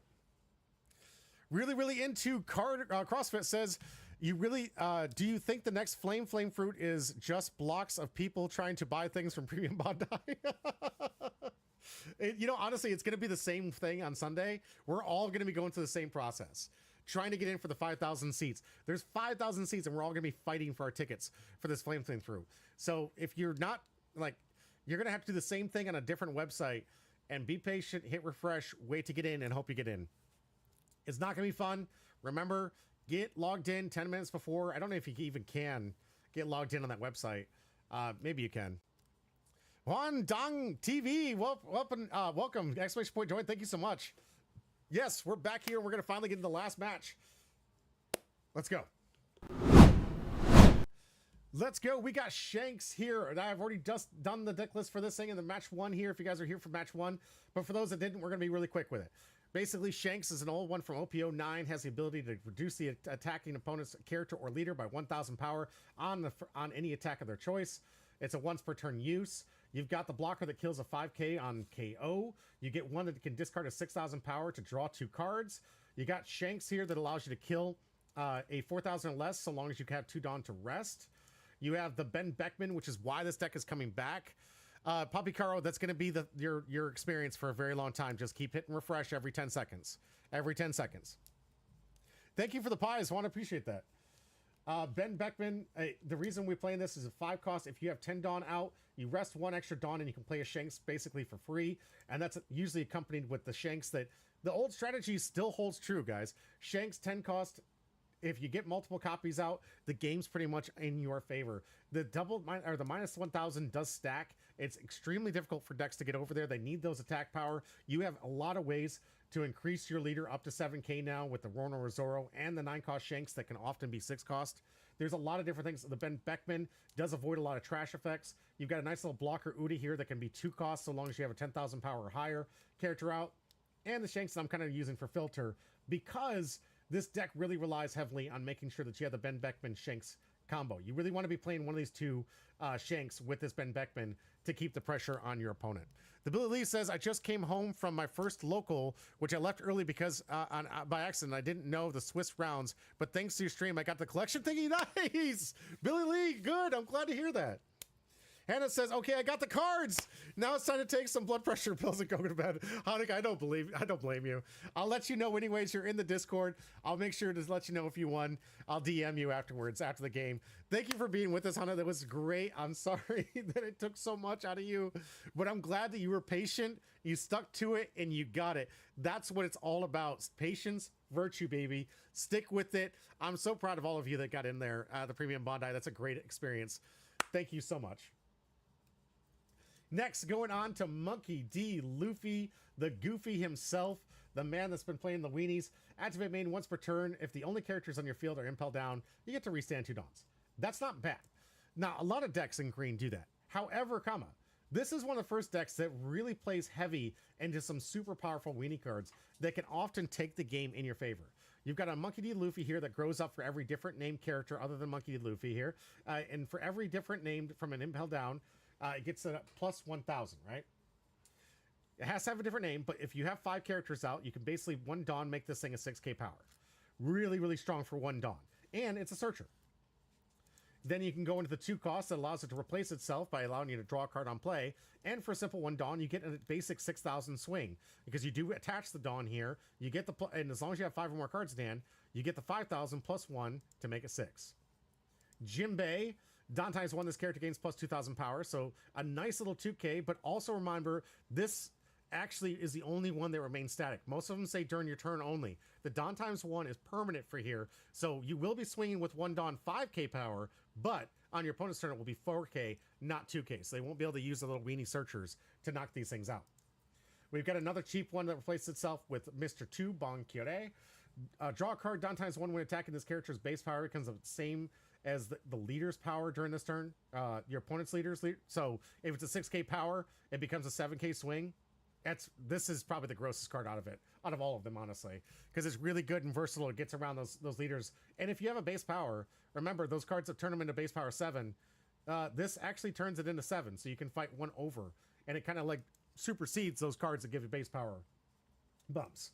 Yeah, Mr. 3 Galdino on play. If your leader has an impel down type, rest up to one of your opponent's characters of 5 costs or less. Always good to rest to get rid of those blockers, get things away, maybe even attack into something. Yeah, the 2 cost, you may rest this character, give 2 of your characters 6,000 base power and 2 rested Dawn each. Super strong 2k counter here. You do have to rest this guy, but seriously, this is a super strong play here, especially at 2 cost. You have the Emporio Vonkov that brings characters out for free. Super good. Look at the top 3 cards of your deck and find an impel down card. Then play up to 1 card with 2 costs or less from your hand, which basically plays like all of these impel down we just covered. You have the Galdino that's being good in all blue decks right now. This thing's super good. Freezing, a new ability for blue. Very strong, and drawing 2 cards on top of that, also strong. Swing 5k, sack this thing, draw 2 cards, and freeze one of their opponent's best characters of 9 costs or less. Then you got Crocodile, it's a blocker. And on play, you may trash 1 character with a cost of 2 or more to its owner's hand. Play up to 1 impel down cost with 2 or less. So, you get to return a card and replay a card. And that means you get to most likely draw a card. It's really, really good. And it protects these weenies from the swing back. So a very good blocker that also has an in-game protection and gives you the ability to draw a card. New Monkey D. Luffy from the start deck 30. On play, you may rest 1 of your Dawn cards. This character gains Rush. So super good. 5 Dawn Rusher here. And then when attacking up, you get to rest up to 1 of your opponent's blocker characters. This is any blocker. There's no other stipulation except for it being blocker. Blocker beard be danged. You got Monkey D. Luffy here that's just going to make sure that things are relevant. So if you're swinging, you're probably swinging this one first. Of course, we have the Buggy that turns the prisoners of Impel down into blockers, and also has the on play of being able to play an Impel Dawn for free from hand. And this is just a really neat card that has, you can have as many of these as you want in the deck, 2k counter, and it gives these things, of course, with Buggy can get blocker. So you just have this nice little 2k counter, 6 cost 6k. The stats aren't that as impressive. It's what's more impressive is for 5 Dawn, you can play 2 cards of 6 power, which is really relevant in this turn, and you can turn them into a blocker if you want to. Of course, you got Brook, which has been good since the Brook deck. On play, rest up to one of your opponent's cards, anything, and you can trash this card to give up a Straw Hat type. If your leader's a Straw Hat type, give up to one of your characters' base of 8 or less active so you can attack again. So after you swing with, of course, the highest one here being Boa, the unblockable, it's really gross. 2 swings with an unblockable stapled on top of it, and it freezes a card for turn. This by far I thought was the strongest green card that they could have possibly put in here, and it's not even leader locked. So you have a great ability of freezing anything other than Monkey D. Luffy and having this constant unblockable power swinging at your opponent. Extremely, extremely solid. Dang, Matt sold out again. I had to buy it, but wouldn't add to cart. Oh, all right. Well, keep trying, devs. Keep trying. Of course, we have the alternate option for the electric Luna here. I know you're strong, so I'll go all out from the very start. Okay. So you get the ability to keep 2 of them basically frozen of 7 costs or less. And of course, the big powerhouse and the multi-swing here. You may risk 6 of your Dawn cards. If you have 5 Impel Down character type cards with with different card names, so you have to have different card names, you get to restand your leader and all of your characters for another swing. Now, the board state's not easy to do. It's why people are kind of cutting these down. But trust me, if you get the opportunity to play this card, you're winning the game. Public Arrow says, I'm giving up on getting the cards since I wanted the mat. All right. Well, good luck getting the mat too. Try. Remember to refresh every 10 seconds. You'll get there. All right. To the gameplay. Oh, this is in the wrong video. Let's get to the third one. We've got Eli and myself, who's gone undefeated up to this point. And I'm thinking my deck has a decent matchup against Weenies, but having a mulligan on this one, and I think I lose the die roll as well. So I'm going to be forced on the play, which is not optimal for this situation. You really want to be going second in this one, the card advantage, and guaranteed like body searches along with hitting my optimal curve with the Ben Beckman is kind of necessary to make sure that I can really punish this deck. Public Carl says, it's okay, I don't want to struggle. I understand the feeling. There's a lot of people like Hannah that was really struggling earlier. All right, we got Mr. 2 as a nice little draw effect here. Nothing really for attacks here, but if I had like the 1 cost that we saw in the Portcost Ace deck that could pop one of these, it'd be really good because this board state's going to get out of control real fast. Even though they're just little weenies now, the late game gets really, really scary. Coming in for 5, Eli on the quick take. I appreciate the dancing, Puppy Carl. That's great. But Eli's they do such a great job, honestly, with this one. They absolutely outstanding build here. And I honestly feel like this fits their playstyle a lot better than the other decks I've seen. Eli was trying P&L before and couldn't quite figure it out. This deck, I think it just fits Eli's playstyle just so much better, personally. They do such an amazing job with this, going through here, counting, seeing the turns, seeing what the optimal play here is. The optimal attacks, we're just going to use leader ability to negate the leader ability, but of course here comes a bigger swing. Down times 2, I'm at 5, so this is going to be a 7k swing. Coming to life, going to require that I give up a 2 and a 1 or take a life. Taking life, good option at this point. Going to take the hand, pass back. 5 Dawn turn here, so I'm going to be looking for a Yasop if possible. Don't want to play the Ben Beckmans, obviously. Those things you want to save for the late game. Even though it's a blocker, you just don't want to waste that because the combo for this deck is playing multiple 10 cost Shanks or getting the top end of Shanks and getting multiple copies of those cards out as much as possible because that is what's going to win the game with Shanks. If you can't do it, it's going to be a bad day. And it's really never really changed for what this deck kind of did back in the day. So if you're out there and you know what I'm talking about, like the old legacy Shanks players know exactly what I'm talking about. Once you got to a multiple 10 costs, it was disgusting, hard to get past, but you had to get there. And if you didn't have it, then you kind of flailed around and you weren't really doing much. We even saw in the Worlds video where someone was trying to play out the Shanks, didn't see the appropriate end, saw the low end from Shanks, and ended up losing the game because there was just nothing good at the low end for Shanks, whereas Eli's deck, plenty of good low-end stuff here. All right, going in, attacked into the weenie, trying to get them off the board. Here comes the 4-cost Shanks, really just trying to get a body on the board because I can't optimize the ability to rest 2 Dawn to play anything. But also set there at the situation where I have to get a body out if I don't want to be oversworn by the weenies of this goofy deck. So I need to have something that can swing into these little tiny pieces, something that can put some pressure on so I can start cleaning these things up and making sure that they can't really threaten me too much. But here comes a buggy. Gonna draw a card and look to play an Impel down, which I'm sure they has. Yep, there we go. Prisoners of Impel down, out into play, and blocker mode on my swing. Now, mind you, it is important to know how this works. Just because you have the buggy out, I still have to swing to activate the buggy's effect to turn them into a blocker. And that is important when you're trying to talk about sequencing in this game. It really matters when you swing. So making sure that these things can't be a blocker or something might be one of the options. We have 4 characters here, 2 Dawn, swinging 6k into life here. Or 5k into life here. 1, 2, 3, 4, 5, 6. It should be 6k. I feel like it should be 6k. No, different character names. Sorry, we got 2 of the same name. 2 of the same name. So it was 5k. All right, we're going to get a 6k for a 2k counter, 6k with lead. Now I'm reading Buggy to see how the blocker works because I just want to make sure I know how this works. Obviously, now that I know, I've been telling you guys how this works here. But want to make sure that I'm playing this as clean as possible. Do I waste the 2k on the swing? I do. I get rid of the Uda. Save my life. Want to make sure I keep a little bit of pressure off of my life, given I'm going to be seeing a lot more swings coming from Eli's side here. 7 Dawn turn. Good turn to play my Beckman here.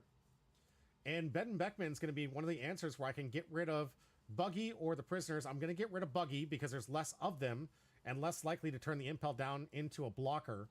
So it's just a better option of the two.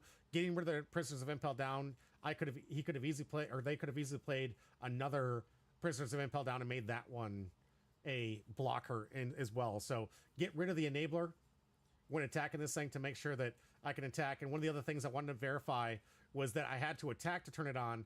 That way, Eli didn't have a chance to turn it into a blocker first before I got my swings on, and that ability would be active likely. So, swinging in the board here, swinging to life, got the 2Ks. Eli still sitting pretty strong here. 2 6K bodies and leaders still alive. Ben Beckman starting to turn the tide now, hoping to get myself into the combo, but because I'm in the play, I still got 2 turns before I can really start playing my powerful Shanks. I do have the capability of playing the 9-cost Shanks that could be reduced, but I don't know how much reduction is going to happen if I don't see a Boa, like that card right there, Boa Hancock. And now the Shanks is live to be reduced. However, I now have to deal with an unblockable Boa that is now freezing my Ben Beckman for turn. So my counter offense is going to be a little bit limited next turn, given I can't give this one rush. And now I'm going to have to fear, do I defend the board here to keep my swings open to continue the pressure on the board? And I think I do right now. Getting a lot of 5K swings. Eli did have to completely tap out for this. Nope, still should have 1 Dawn open. Should still have 1 Dawn open. 5 into 5, looking for 1. Could protect it, but likely then going to have to deal with a 7K attack from the prisoners if I do protect it. So I'm probably going to let this one go. Definitely don't want to waste any more counter on the swing. And here comes a massive big swing here. 10 into, I forgot about the restand 2 for the Dolphy. Of course, so that hit is going to be a guaranteed. High Impulse says, Matt instant loading now, but out of stock still. All right, keep refreshing High Impulse. Again, you still have about maybe 30 minutes at most for the chance that it comes back. The chance. I'm not guaranteeing it. The chance that it comes back. But keep hitting refresh. If the thing comes open, grab it. If not, I'm sorry, I don't have to tell you. I knew the mat would sell it pretty fast. Do you want me to check out the Lifelink One Piece chat real quick? It's pretty fire. Am I allowed to put it on screen? New game mat. Oh, yeah. The mats are coming out here.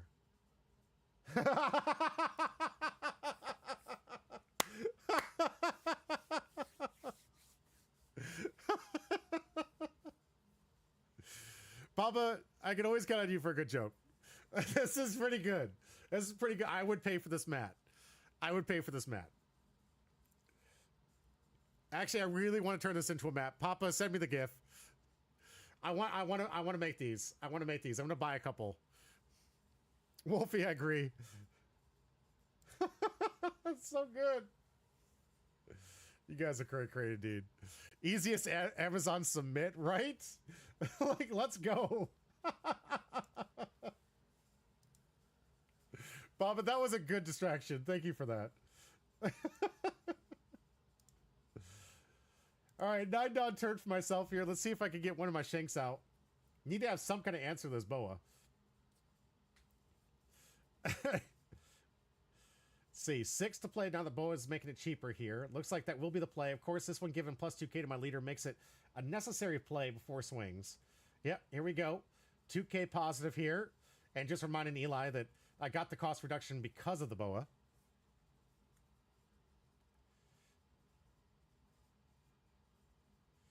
We got 3 Dawn underneath Shanks for 7 power. I could play out something 3k. Could also kind of bluff some counter here. Gonna pay 1. Gotta get a searcher. Yep, the event here. Look at the top 5. Looking for red hats. Getting Ben Beckman.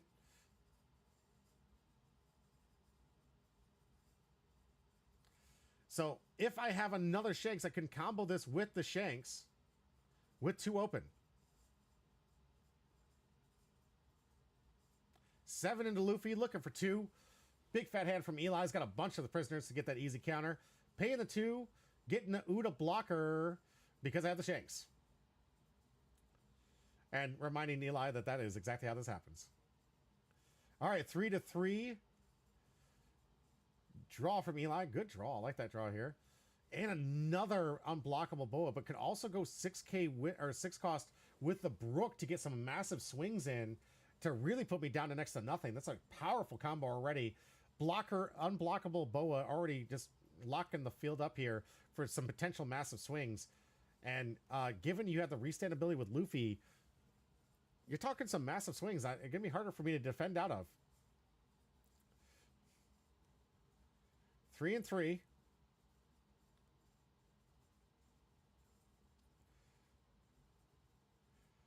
We got 6 cards in hand here. There we go. Brooks the play. Gonna basically rest my Shanks. And I'm a little bit startled by that. I was like, wait, rest what? I was like, oh yeah, it's rest any card. I thought for sure that I had a cost limit. And I was like, no, you can't rest the Shanks. Because now I'm terrified. We got 6 total Dawn to pull it up to a possible 15k swing to swing into my Shanks. And I don't even think with leader ability I can save it with what I have in hand. And Shanks was going to be one of my good comeback cards here. Not to mention we do have the Brook for an additional swing on top of that. So I don't think my Shanks is going to be long for this world. Now we'll reduce the attack. Oh, we're saving some Dawn here.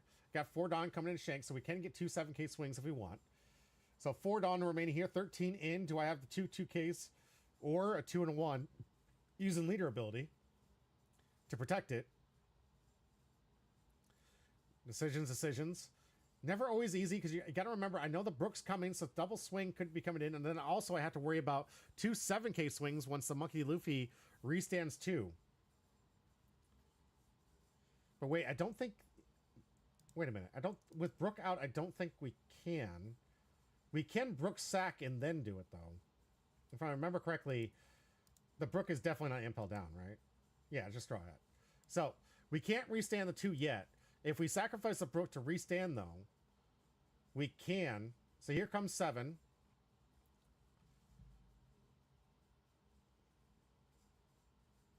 And the Monkey Luffy, of course, resting the blocker on attack here. Then 6 into life here. Going to use leader ability to counter out of that swing. 6k into Uda. Probably going to have to let this one go.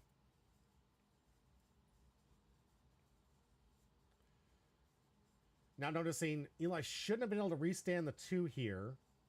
But I think it corrects itself in just a moment. So hold tight.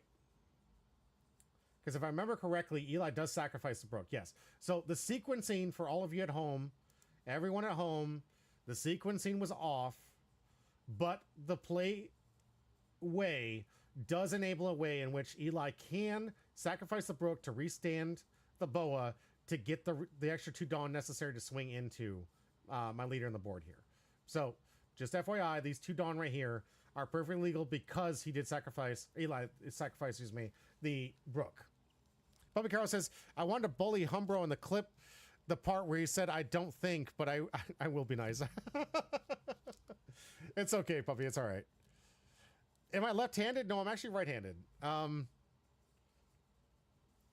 you thinking that because of where I put my life? I'm left eye dominant, if that's why you're thinking that, Papa Squizzard. The reason I put these over here, my left eye dominant makes me treat everything like I'm left-handed dominant, but I'm right-handed. I'm just left eye dominant, and for some reason, according to the doctors, the left eye dominance actually just makes it look like I play right-handed or left-handed. Yeah, the board threw me off. Yeah, because other people will put it over here. It has been a thing since forever that I put the life over here. This works for every game I play. But I think it's just because of left eye dominance. At least that's what doctors say. Ben Beckman combo, resting the 1, gets a 10 cost Shanks already. Now we're cooking with some gas here. -1 to the board here. However, I am at 1 life and need to save myself from something that 1, rests the blockers. 1, is unblockable. And 2, has a chance to wall up against these things. So we're going first, Ben Beckman, into the Monkey D. Luffy. That is right now 5K. Puppy Caro says, what's your left-handed, but you're bullied into believing you're right-handed? You know what? Honestly, Puppy, that would not surprise me. I grew up in the era where you were bullied for being left-handed. And I'm pretty sure. I mean, I remember the lefties got all kinds of ridicule back when I was a kid. So you might be right. You might be onto something, Puppy. All right, Shanks 5 into 5. Maybe I was bullied this whole time.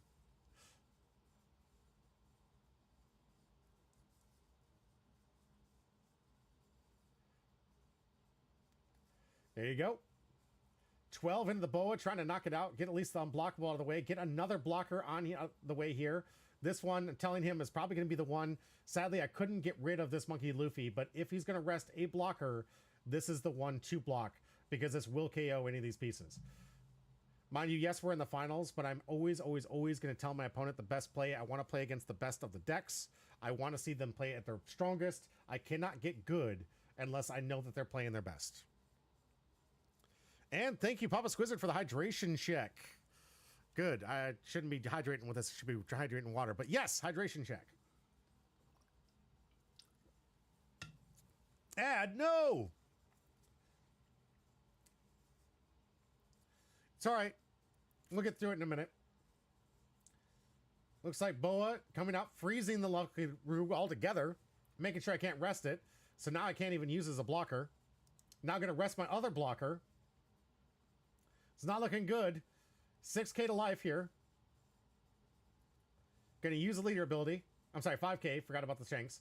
5K to life. Going to use leader ability.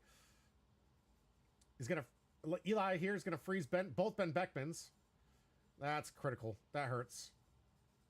But looking to try to play the longer game here. At 3 life, I think Eli is sitting pretty right now. They're looking pretty strong right now. Do have a 5K attack left along with the leader. How much? Have we even used any Dawn yet? Oh, yeah, we did for the Boa. After I had to kill the last one. So, should have 5 Dawn available left here. Going in for 7. Imagine this one's going into life to check my hand here.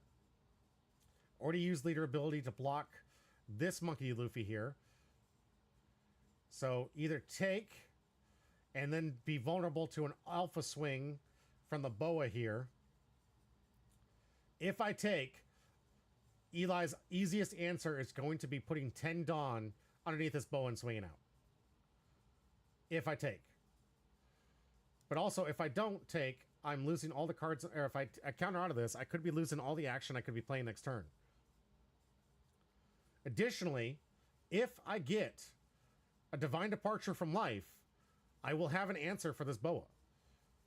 So if I do take, I have the option of getting a Divine Departure from life, Shanks reducing this by 1, making the Boa 8K, and giving me an answer for this Boa, that is surely to end the game, given I'm already being frozen out of using any kind of blockers. And of course, need to get rid of this Monkey D. Luffy next turn. Just to make sure I survive. The debate is questionable. Do I take it? Looking through the trash to see what my options are. What could I possibly have? Gonna go to the take. So I'm on the Divine Departure. If I can see a Divine Departure, looks like Uda was the pull. I can get myself out of this, but I need a Divine Departure to win, to get back in this game. Absolutely, most definitely. Frozen for the bit. Puppy, good to see you and welcome back.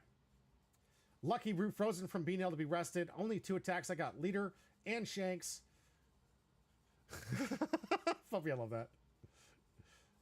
1 rested Dawn. Play out. Uda. So no, I did not get the Divine Departure. Still got 5 characters. Looking for Divine Departure from the top 5. Do I have it? No. Sadly, no Divine Departure. Do I have any way to draw more cards? But do I have ways to draw more cards and not take myself out of Divine Departure? I do need 7 Dawn in order to remove this Boa. So what can I play? Can't get an Uda from an Uda. Is there anything I can do to get rid of this Boa? All comes down to this. Need to find an answer. Only way to stop this right now. Go at 0 life. Need some answer for this Boa. Some freeze. Red doesn't have that, by the way. Some lockdown capability. Some bounce. Red doesn't have that. Red does have KO capability.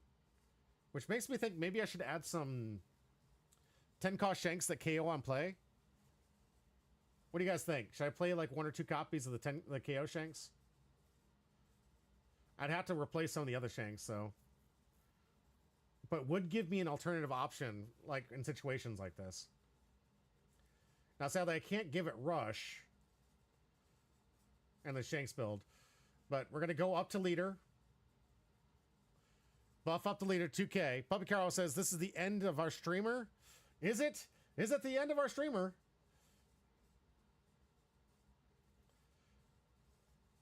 Three open.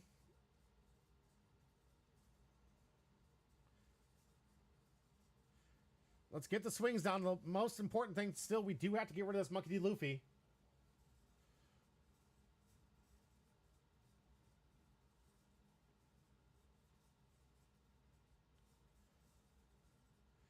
So 7K into this, that Monkey D. Luffy, all right. 1 luck. Here comes 12 into life. Easy take for Eli. 3 open. Can I convince Eli not to go Alpha Swing? Only option here is somehow to convince Eli not to Alpha Swing with this unblockable Boa. 3 Dawn open. Can I convince Eli that I have the Divine Departure now? And no, 10 into the Eli. Gonna reduce to 8. Using the 3, and I'm joking. Here goes 2 to 10, 11, 12, 13 to 19. Eli closing it out with the Alpha Swing from Boa Hancock. Congratulations, Eli. Great performance. Great game. Phenomenal demonstration of how to play that deck. It was a masterclass. Well done. Really proud of it. This is where I'm right now, just sorting through the cards saying, hey, how many turns could you have kept me alive to let me get into my Divine Departure? It would have taken 8 turns for me to get to my next Divine Departure. And I was telling Eli that I was like, the only way I could win this game was to find some way to get to the Divine Departure. And now I'm thinking, maybe I do need to have that other 10-cost Shanks, the Chaos. Is that one? Wait, is that block 1 though? That might be block 1. So maybe I can't even add that. I don't know. We'll look into it. The deck still needs some help. Still needs some deck construction. Still working the kinks out. The copium is real. I think Shanks is a good deck. I've had some good matchups, some good fun with it. I've been putting up some good results, but it is copium at the end of the day. All right, let's get the wheels set. I know a lot of you guys already went to bed. Let's see. We already got American Ninja Warriors, Puppy. Caro, we got a bunch here. The Wolfie, you got a bunch of people came in on this. Perfusa, sleep is for the weak. Yeah, right? Seriously, great job, Eli. Thank you, Puppy Caro. I agree with you. Great job, Eli. You did a great job. the Wolfie, the Billy Lee. Billy Lee, did you exclamation point join to get in for this one? Because I think that was your first time comment. It was your first time comment. So I need the exclamation point join in order to know you're going to be playing for the packs. If I've seen you before, I add you automatically just by seeing your name. But if I haven't seen you before, I need that exclamation point join to know that you're going to be a regular part of this giveaway. Some people just don't want it. Like and I get it. Some people just some people are in different countries, and of course it's really difficult. I do ship to other countries, but you have to pull big for me to do it because the tax on that is insane. But if you get a card like a manga or an Altart or a SP, I'll definitely send it to you. Look at my stream. What am I looking at? YouTube? I'm looking at YouTube. American Ninja Warriors. Did you come in? Did you comment? I'm looking at the YouTube. I don't see it. Papa Squizzer says it looks fine. Puppy, did you... I have been ignored the whole time. Puppy, I'm not seeing comments at all from you. Are you age restricted on YouTube? Or did you create your account during the age restriction time? Because if you're trying, I've had other people before that could not comment on my stream, right? It wasn't coming through. I am a family friendly, but I don't put the other thing like the family friendly thing because it definitely, if I do, it makes it look like they'll only send me 2 kids and it demonetizes my channel. It's a really weird thing. But if your account was ever in that, like you were blocked because of that, you're not gonna be able to comment on my YouTube. 19XX. Okay. I got a lot of people added to this wheel. Refusa. I'm pretty sure I got Refusa. Did I not get Refusa? There you are. Refusa's good. I should have you down there twice, right, Refusa? Yeah, I should have you on there twice. I do. Okay, good. Nah, just a bully bro. All right, if you're talking about Ninja Warriors, he was making a joke because we were all being held hostage to finally get to the stream to continue. I don't blame him for being upset. It would kind of upset me too. Let's go.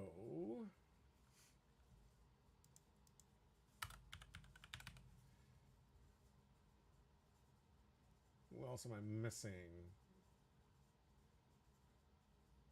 High Impulse, do I have you? And Roy Mustang, thank you for subscription. Appreciate it, Roy. Getting you to it. You've been a long time member, but thank you for the subscription for that. Appreciate that. Public Enemy, did you? Exclamation point join. Reminder, Astral didn't. Astral, if you want it, you're gonna need it now. Public Enemy, did I see one from Public Enemy? High Impulse. Looking for those exclamation point joins to the new commenters, guys. I need that to know you're in, because if I can't get a hold of you, this doesn't mean no good. I just open these packs for you, and I can't get a hold of you. All right, so let this be a reminder to the people that were first-time chatters. Thank you so much for being here. I appreciate the comments on there, but I will need an exclamation point join if it's your first time chatting, because I need to know you want to be a part of it. If I don't see it, I can't know that you want to be a part of the wheel. So on YouTube, it says I am number 3. It doesn't, wait. I got Kenneth as number 3. Do I have you, Debigo? Debigo, I did not have you. Okay, we're going to add you on there. Thank you so much, exclamation point join. Yep. First time chatters, I do need that. I don't see it, puppy. It's not coming up on my screen. Yeah, free stuff, right? I did not block you. I did not block you. I would not block you. I added your name, by the way, because you said you commented. So I'm going to take your word for it, puppy. I added it twice. I'm going to take your word because I have actually seen other people comment with me in the same room, and I can't see the comment. So it's not an uncommon occurrence. All right, we got 2 packs to give away. Let's find out. This is a big wheel. Let's find out what we're giving away today. Come on, baby. Get those rigged in the chat. You know, if you win, if you lose, it's always rigged. First winner is the Bigo One. Congratulations. First time chatter, first time winner. Debigo One, are you in the Discord? Please tell me you're in the Discord. Please tell me you're in the... Yes, with the rigged. This is what happens to your first time chatter. Please tell me you're in there. Open link in a new tab. Tell me in the Discord, because I'm going to need to be able to send this to you. I just need your address. I will not use it for any other reason. I will not use it for anything other than just making sure that I have some way to send this package to you. It's free of charge. I don't charge you anything for this. But I need you in the Discord so I can DM you and get your information so I can send this out. After you send to me one, all right, you're good. You're golden. Debigo, let's see what you won. I love it when first-time chatters get their first pack. That's good. Especially with the wheel. Debigo, the odds were against you on this one. Lots of names on this thing. Lots of duplicates. Humber likes visiting winter for free food on Thanksgiving. I need to start a program like that. I really do, puppy. Every single one of you guys is now on my list if I get to visit you for free food. Gecko Moria, Dracula Mihawk, Rockstar, Mickguy, Maharoba, Ramba, Buggy, Inazuma. This is looking like a very Impel Down pack. Trafalgar Law, and hey, there we go! Alternate Verduke! Come on, Debigo, let's go! How am I pulling so many hits so fast? I'm not even halfway through the box. Puppy, let's go! This is a $40 card. Let's go! Let's go! This is the one I was thinking was going to go up. Rest of the box is cooked. No, Roy, there's one more hit left. Especially with this being an alt. This being an alt, we got a good chance of one more. There's a better chance that this thing is a 4-hit box. I got the beat by that card today, did you? This card's so good. It is a staple in red. Trust me, guys, this is a card I can see going up. Trying to keep your first-time chatters. I mean, always. Let's go. This card, seriously, sit on this card. I actually spec in this thing to go up, guys. This is going to be the Rornor Zoro for red decks going forward, especially if yellow keeps staying as strong, because it's the best answer for yellow decks going forward. By the way, Humber took a screenshot of the general of Puppy spamming YouTube. Oh, I believe you. Refusa, is Puppy spamming it? Seriously? Oh, I got to see that. Put it in the, Refusa, put it in the Discord. I want to see it. I definitely want to see it. There you go. Congratulations. Pikachu hard case coming your way. It's in the general Discord. Thank you so much. Thank you. I appreciate the Refusa. Congratulations. That's huge. Are you going to send? Yes, I am, Debigo. After this chat's done, I'm going to send you a DM. As soon as the stream's over. I'll be sending you a DM. I'll make sure that I get a hold of you. Get your address absolutely for free. This is huge. Congratulations. And seriously, Debigo, hang on to this thing. It's going to go up. And you do what, it's your card. You do what you want to do. But trust me, I really do believe this is going to be a very, very good popular card that's going to go up in value. Mostly because every red deck needs to play it right now. As you already heard from the rest, it's how I got beat. All right. Can only win one, so we're moving the names. Let's go into pack number 2. DK-ish. Let's go. Man, it's always working. It can never catch a stream. Let's go. I'll be making a Discord right now named Debigo One. That's how we keep people. Love it.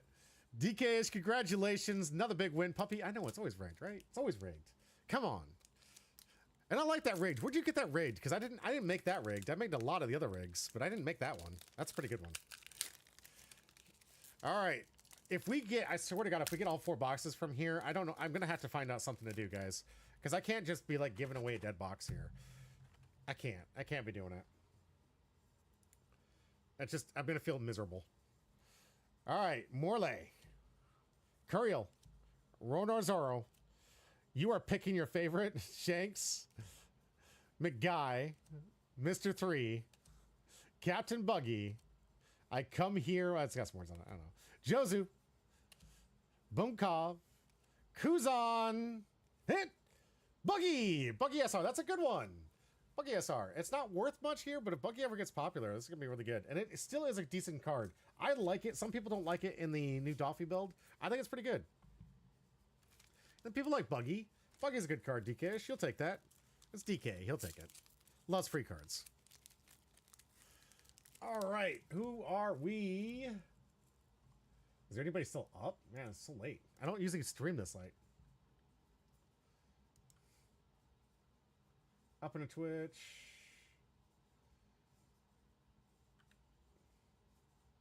Let's go.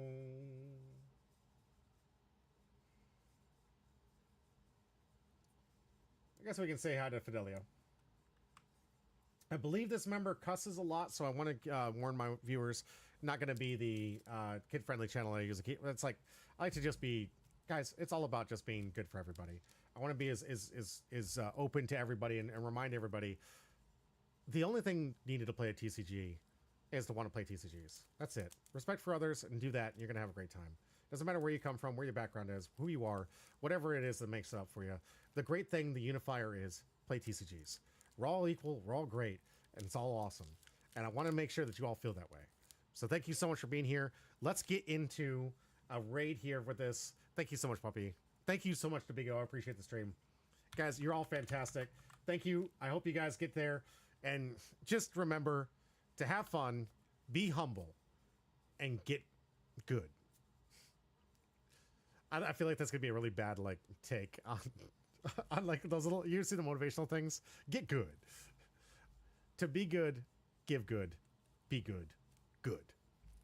To the rest of you, as always, stay hum, bro. Where is it? Be humble and eat a pie. GG's. All right, to everyone on YouTube, take care. Thank you for being here.